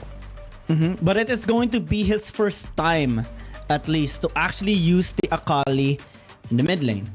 Nova Esports had experience though using the Akali in the Baron lane, and they used it against KT.RY Gaming. And although it wasn't really a win of a game for them, it's something that we can actually take into consideration for their matchup right now against EDG. And wow, set gonna be picked up right now. Ooh, I like that. Spicy. Oh, are they? No way. Oh my god, he locked it alone. No, oh my god. I'm just. Oh my god. Oh my god. Okay. Vain just Lulu a short here. Context. Just a short context about this composition and why I am just so excited to see this right now. Because one of the struggles that EDG had against KT.RY Gaming was the engage of KBG. And because Xiaojiang was using Singe, Yu was using Jace, Shengdao was using Jarvan, they didn't really have that much disengage tools to work around and protect alone. But maybe this time, since they have the Gragas in the Baron lane, they have another mage, semi-mage with the Corki, because he deals 90% of his damage as magic damage, and they have a really strong frontline with sustain, the Aatrox. Maybe that will be enough to draw the attention away from Alone so that he can just continue to kite. And again, Aatrox, we have seen already an Aatrox and a Yuumi, and it was obnoxiously strong. This is the first time we are gonna be seeing an Aatrox and a Lulu. Imagine how huge and unstoppable Xiaojiang or Shengdao will be with that kind of combination. You can just imagine because with Aatrox already being unkillable, and then you just make him even bigger by putting that wild growth on him and just faster, more attack speed, he is just going to be an absolute wrecking ball for EDG. And can Nova really deal with the Aatrox? That is what they need to ask themselves, especially since there's also a Vayne on the table, and if they focus too much on getting that Aatrox behind, they may miss the Vayne that has just been silently scaling next to them for the entire game. I'm just so excited in this game, you know. Vayne again gonna be picked up here. We have a Lulu as well. Third time rather. We are gonna be seeing a Lulu in this game, and so far we do see a relatively low win rate with the Gragas, but Xiaojiang actually doing a really good job against Yitze here. Yeah, doing a pretty decent job. We have seen like this matchup in the fight for side before as well. You know, Gragas versus Akali, and Yitze actually taking quite a lot of damage from just one body slam. The level 1 advantage there on the side of EDG. Oh yeah. Actually forgot to hype out, you know, the Kazakhs, of course, by long is still something that EDG has to really respect. And Long picked up Ziggs and made a huge damage, 36% in that last game. Relatively high. So up the highest that we have seen all throughout Wild Rift so far, at least last week. 47, 46 is the damage percent to actually be beaten here. Neon, that's quite a lot. Yeah, so far doing a really good job here in the mid lane so far. But Yami actually, given the range advantage of Alone Luria, that might need or require Yami to actually use the flash whenever he wants to go in, because it's so difficult to actually close the distance. You have the polymorph as well, the condemn too, and even if you do close the distance, the wild growth can just cancel you later on. Yeah, it gets so difficult here for the engage potential of Nova Esports. So I think it really has to be Yitze who finds an angle to get into these fights, you know, and get that backline access, because that backline is going to be so juicy, and you really need to focus down the Lulu first, because otherwise, you know, alone on that Vayne, and it is going to start, you know, wrecking you, because you know that target acquisition is very important when you are playing an AD like Vayne. Late game scaling is going to be massive here on the side of EDG. You have Aatrox, you have Corki, you have Vayne. You have really good front lines and even a utility support. Something that we don't really see often with the days, or with this meta right now that we have. Yeah. And Nova Esports, I think I've been surprised a little bit with how ambitious EDG is, and also creative, you know, having to use this a set of Dragon Laners again after their loss against Keep Best Gaming. We do understand EDG's point here, because in their game against Keep Best Gaming, they were actually winning that game until just one team fight wherein they got engaged. Yitze that should be in trouble here, but at least he will just take the cannon. This is getting a little bit dicey, a little bit dangerous for Yitze. At least Yami is there to keep him safe. Xingdao and Xiaojiang always just looking for opportunities here, each covering for each other. Long in the jungle though, that Kazakhs looking to counter jungle a little bit and keep the Aatrox from scaling oh so quickly. Now though, it is a little bit unfortunate that he's not able to really go for these early game ganks, because it is so difficult when the lanes are being so cautious, just like they are right now. And just a small trivia again, on the side of EDG, the last time they picked up the Vayne, there was actually a Ziggs on the other side of the team, Keep Best Gaming, and the Ziggs actually was one of the biggest problem of EDG at that time. The Mega Inferno Bomb, again, is just massive in team fights, but also the engage is a problem. And Keepers Gaming had the Rakan or Yu actually as the MVP in that game simply because of the massive crowd control that he dealt and also the zone control that he made in that game. So maybe Nova Esports with their lineup, with the set, maybe Yami can actually do something in this game, especially that EDG Xiaojiang has a Gragas that will be building tank, and he can actually use the showstopper onto the Gragas to deal damage here onto EDG.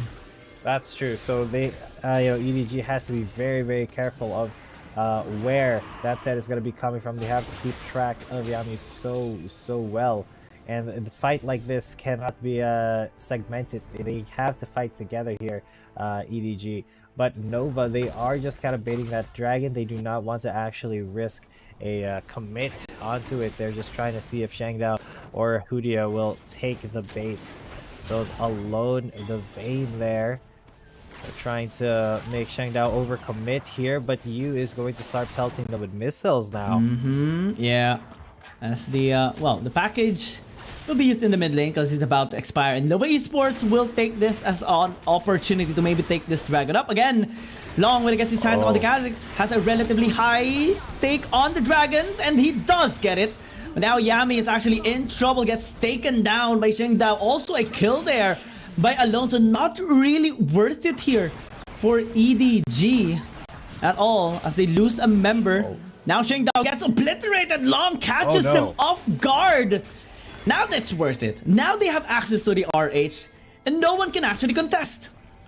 Yeah, Nova finding the perfect situation for themselves there. Long now on that Rift Herald, he will be taking it down for free here. Great opportunistic grab by Nova Esports right there. Now this Shelly gonna be charging down the mid lane, will be almost taking that tower down, but not quite yet. Long getting this steal actually on that blue buff. That's gotta be feels good for him. But Shangdao, he's gonna be vowing revenge later. Alone now on that Vayne, he's gonna try a 1v1.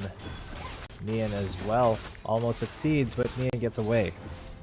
Oh yeah, Nian has to really pay respect here towards Alone because Hudia is always there to protect him. And now Nova Esports just trying to secure this mid lane tower again. Just one satchel should do.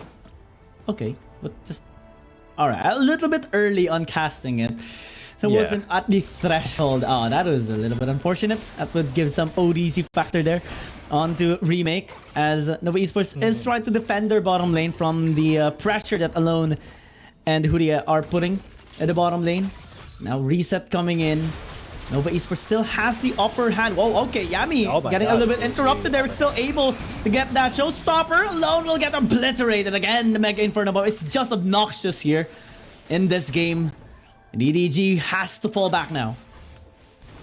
Yep, it is a little bit of a risk that they took, and it didn't pay off well for EDG. Now they are on the back foot, and look at that lead growing for Nova, 2,000 already.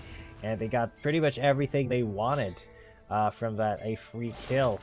And let's see how that actually happened. Yami was able to turn back and actually Alone saved him. He was not able to save himself. Or try. Yeah, just a little bit of a try. Yeah, Alone just trying to survive now. This is not a good sign. Shangdao though show his presence, and Nova Esports say, okay, let's pay our respect towards Shangdao. Again, the Aatrox is not really the best champion to give some kills. Maybe the Lulu, but not the Aatrox here. And Long just jumps away as well. EDG trying to protect their bottom tier 1 as much as possible. Nova Esports will be respecting them for the meantime. Yeah, and the respect should be shown, and it will be onto EDG. Is even though they are behind so far, it's not, it's not difficult to come back from where EDG are now, especially when you're as skilled as they are. Okay, so Xiao Zhang getting a little fed up right there. Yeah, getting a very, very little bit fed up there. And he flashes onto Yitze, and Yitze now on the run. He just has to use everything to get out of that, and that is Xiao Zhang getting angry at you, just being you know, a little bit too obnoxious, not letting him back. He got really angry there. Really angry after being stopped in this recall twice. Oh, Huria is taking too much damage. That's the flash in alone. Nice use of his final R. Can he actually get the kill? The answer is no. Almost there. Simply not quite. It's only Huria that actually was able to survive. Nova Esports now extending their reach into this red side of Shengdao. No steal by Shengdao. Oh, that is so unfortunate for him. Yeah, and this is such a difficult situation now for EDG. How can they get positive picks here when the execution of Nova is just kind of on point right now? And they're getting ran around as well. So they have to be so proactive with this Rift Herald. Shang. Oh, Cat. Xiao Zhang is there. Found yeah, one. that's a lot of damage. The flash. It did. And EDG got the RH for themselves. Quite timely as they saw Long under a ward. Just recalled there. And they, well, since the barrage there of the Gorky didn't land onto him, managed to at least prevent him from having access. And again, Long does have a relatively high steal rate whenever he gets his hands on the Kazakhs. Mid lane being pushed with the RH as Nova Esports will get this dragon for themselves. At least an equal trade here, and EDG does want to get this mid tower for so long. And it's so hard to do that when you're against a Ziggs. Yeah, and just the natural tower pushing power of Ziggs, the siege potential is a little bit too much for him to deal with at the moment. Nova though, okay, Shengdao looking for maybe a little something on Yami, but won't overcommit too hard, knowing that Nova, they do have a slight lead at the moment. EDG won't be risking anything too hard. Yami though might have been caught right here, and he is. Haymaker delays the inevitable. Not much answers here by Nova Esports. Good execution there. They always catch him off guard. That's the second time as well. Now, with the numbers advantage, they are pushing top side. Nova Esports, will they retaliate? Perfect execution here by Yidze. He is now mad. Shuriken toss not going to be connecting onto Furia. Now Long is being stuck there. Flash in. Will not do the trick. And Nova Esports get away with absolutely nothing here. Maybe a top lane tier 1. Not any kills. Yep, no kills so far, but yeah, the tier 1 turret going to at least be a consolation prize here for Nova. That does mean that the outer layers of EDG's base have been peeled open, but that's okay because the tower in the top lane for EDG is just very low. They can't take that whenever they do want. So far, EDG, they are doing their very best to get back into this game and not really make any mistakes, because their composition is so specific that they cannot afford to make a mistake positioning wise with either a lone Yu or Hudia getting access in the back line. They really have to make that front to back fight happen. The only positive thing that is happening on the side of Nova Esports right now is that, well, two things. Despite, you know, getting picked off a couple of times, especially for Yami, they're still able to net positive 2,000 gold for themselves and scale up with 2 dragon stacks. And it's simply because, well, Slong on the Kazakhs, it's just really difficult to actually steal out objectives from him when he does get his hands on this champion. And also, team fighting hasn't really been that difficult for them just yet, especially that they know they can easily burst down alone. Also you, because it's a Corki and a Vayne and a Lulu, not really the tankiest members or champions to be used here by EDG. So team fighting, not really the best thing here for EDG when Nova Esports are collected and are grouped up. Yeah, and exactly when what EDG is trying to do is group up and take fights 5 versus 5 or maybe even 4 versus 5 with a flank. But so far, Nova is just not letting them get even close. Remake yeah, using his bombs to keep everybody away from them. He wants that social distancing. He does not want to catch anything that maybe not beneficial to him. Yu is going to be clearing out this top lane wave, and Nova, they are just trying to fish for a good engage here. Long going to be contesting that Skull Crab. It will be Long who takes it. Oh yeah, I mean it's Long. Oh, almost. Pretty sneaky there by Shengdao, but not gonna be catching this cockroach anytime soon. He is very, very sneaky with this champion, able to just get anything without getting seen at times. Yes, he will. This is such a difficult proposition here for both of these teams. They cannot have any missteps in either direction, or else it could be down to the doghouse for them. Speaking of directions, as we are about to see the Ocean Drake being spawned up in almost 30 seconds, EDG will need to contest this for sure, as 3 Dragon Stacks on Nova Esports is not a good sign for them, and EDG has to be there first. Maybe try to capitalize, maybe try to catch Yitze off guard, because Yami isn't really the best target here, especially if you have to exhaust so many utilities. Remake actually is quite low. That's the cast here. Oh, bursts down here onto the Jace, and that's not really gonna be good as of the moment. That is Never mind, a that's not little bit really good, a little bit good, a little bit not that great. Either way, but this could be a better catch.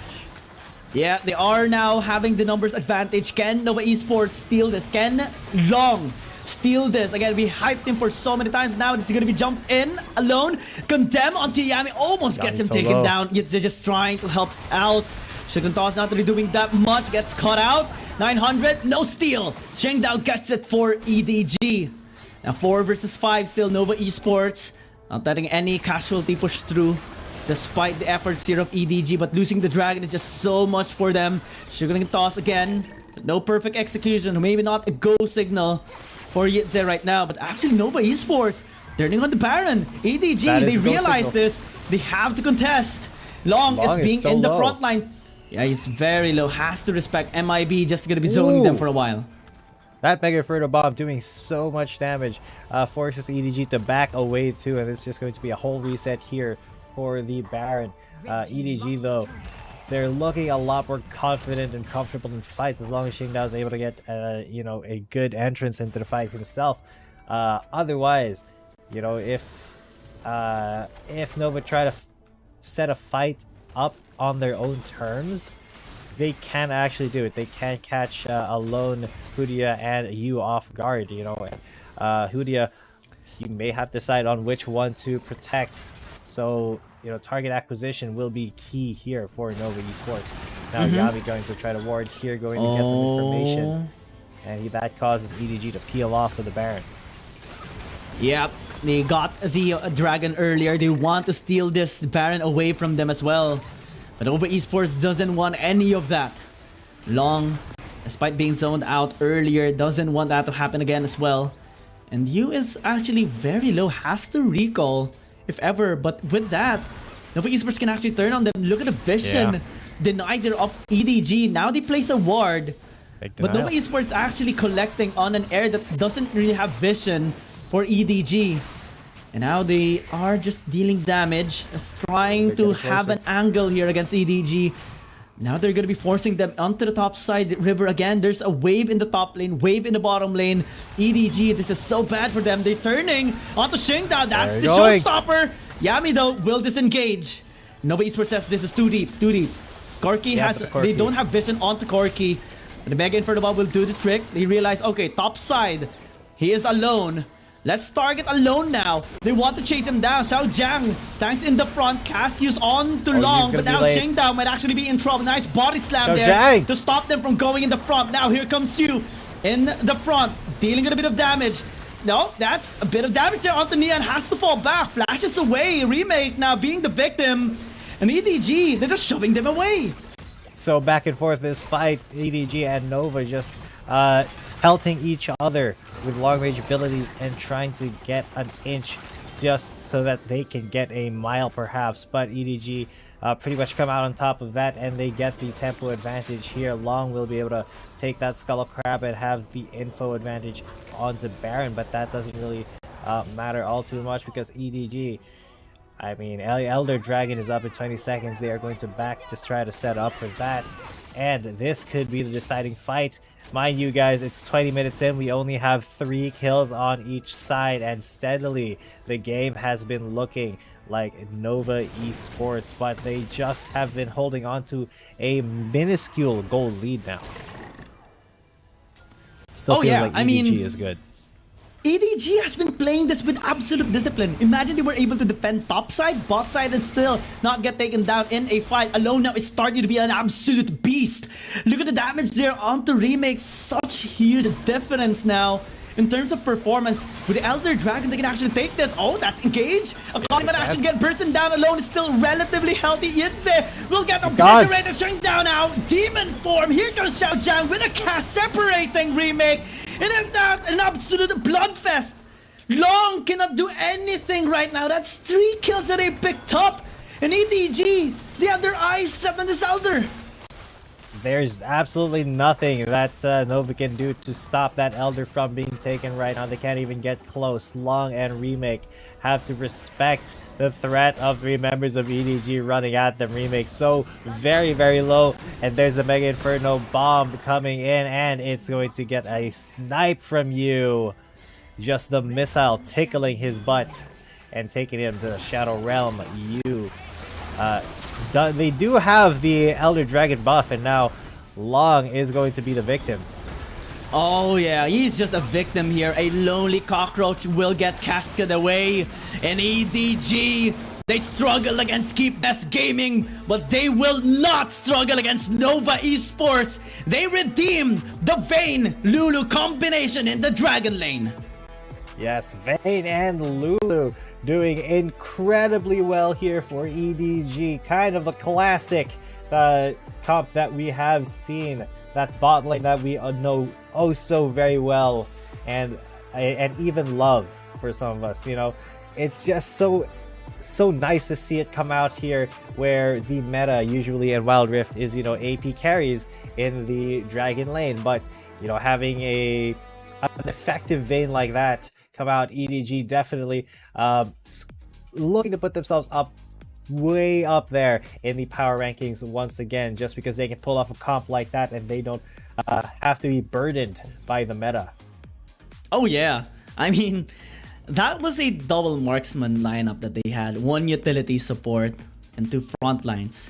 Nova Esports has one of the most threatening champion lineup against these squishy champions. Akali, Jace, Kha'Zix, even the Ziggs. But it's not enough to actually take down EDG. And one of the reasons why is just the absolute discipline that they have. Despite the efforts of Nova Esports, they were able to actually even pick off Yami twice in that particular game when he was isolated and completely zoned away Long in that last, or second to the last dragon fight, because Long wanted to get that last dragon for themselves, last elemental drake, but they were able to just shove him away, get them for Xingdao, and Long, or Alone in that last fight, just completely popped off.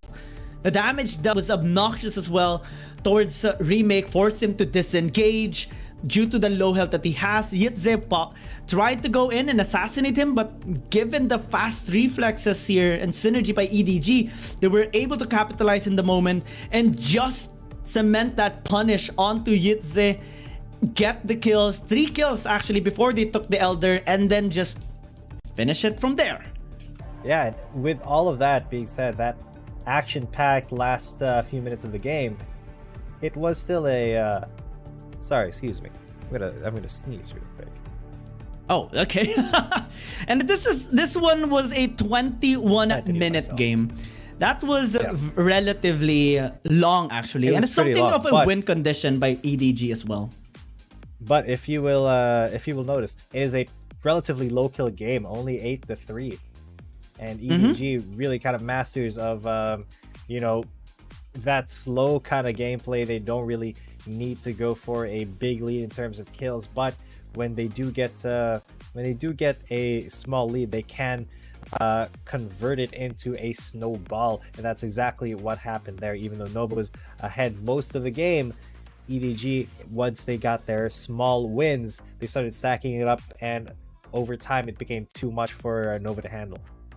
Yeah, we just saw how you can actually pull off an ADC lineup here. This is how you do it. Basically, EDG is telling us you can win against an APC comp, and this is the way to do it. Alone, this is the best way to actually end things right now.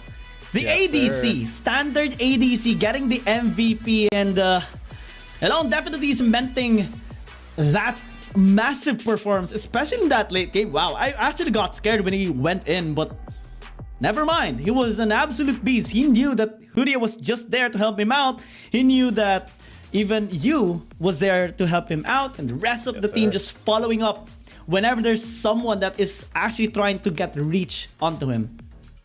Yeah, and that was just an incredible performance. I mean, Alone definitely had the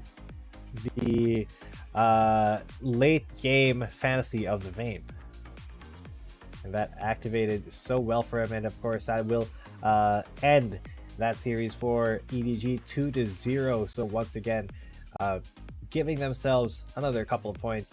JDG as well found a 2-0 day, while KT.RY, they did struggle a little bit with Enigma Galaxy. They had to pull out the tech that they have, that reverse sweep tech, because Enigma Galaxy did get them in that first game with the surprise Kai'Sa pick. But that's how things have shaken up today, ladies and gentlemen, after 3 matches.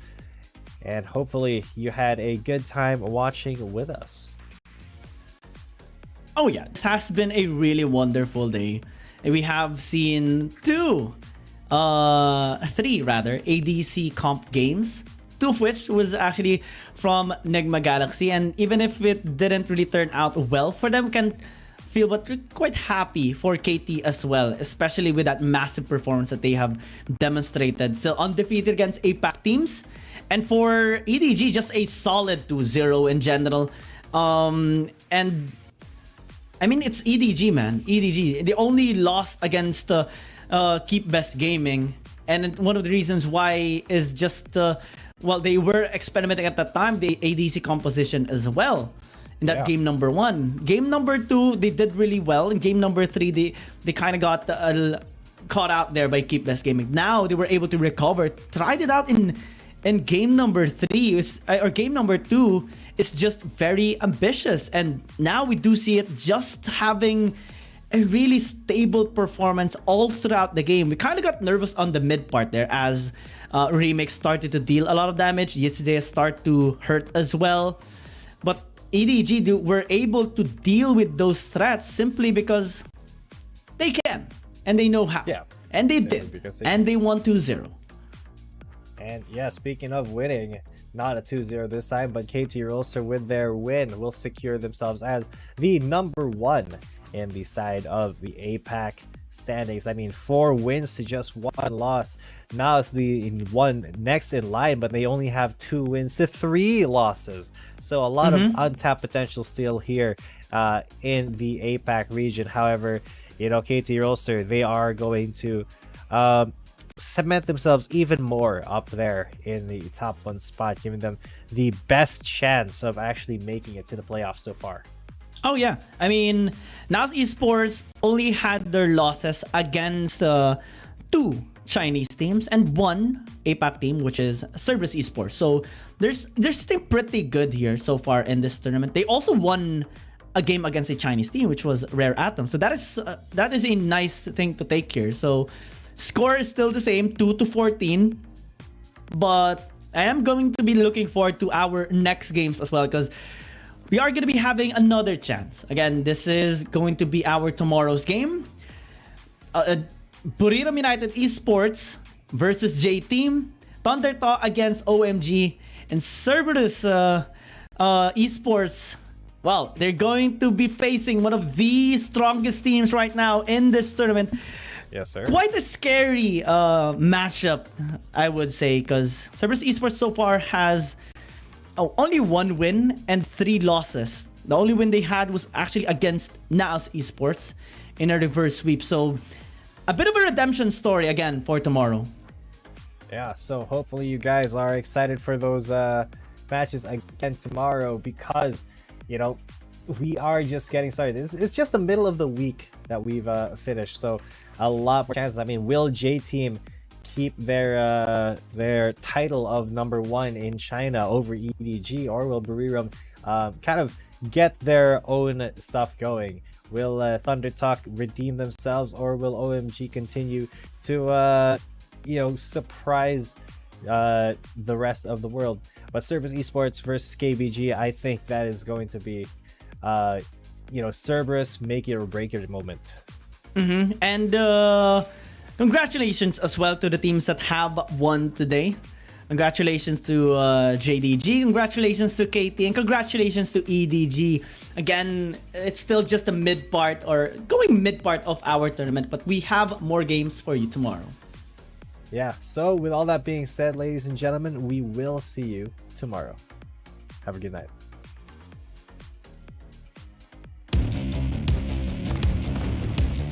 There's something about games. What you doing there gives you real chills. There is one thing that can't be stopped. Feelings.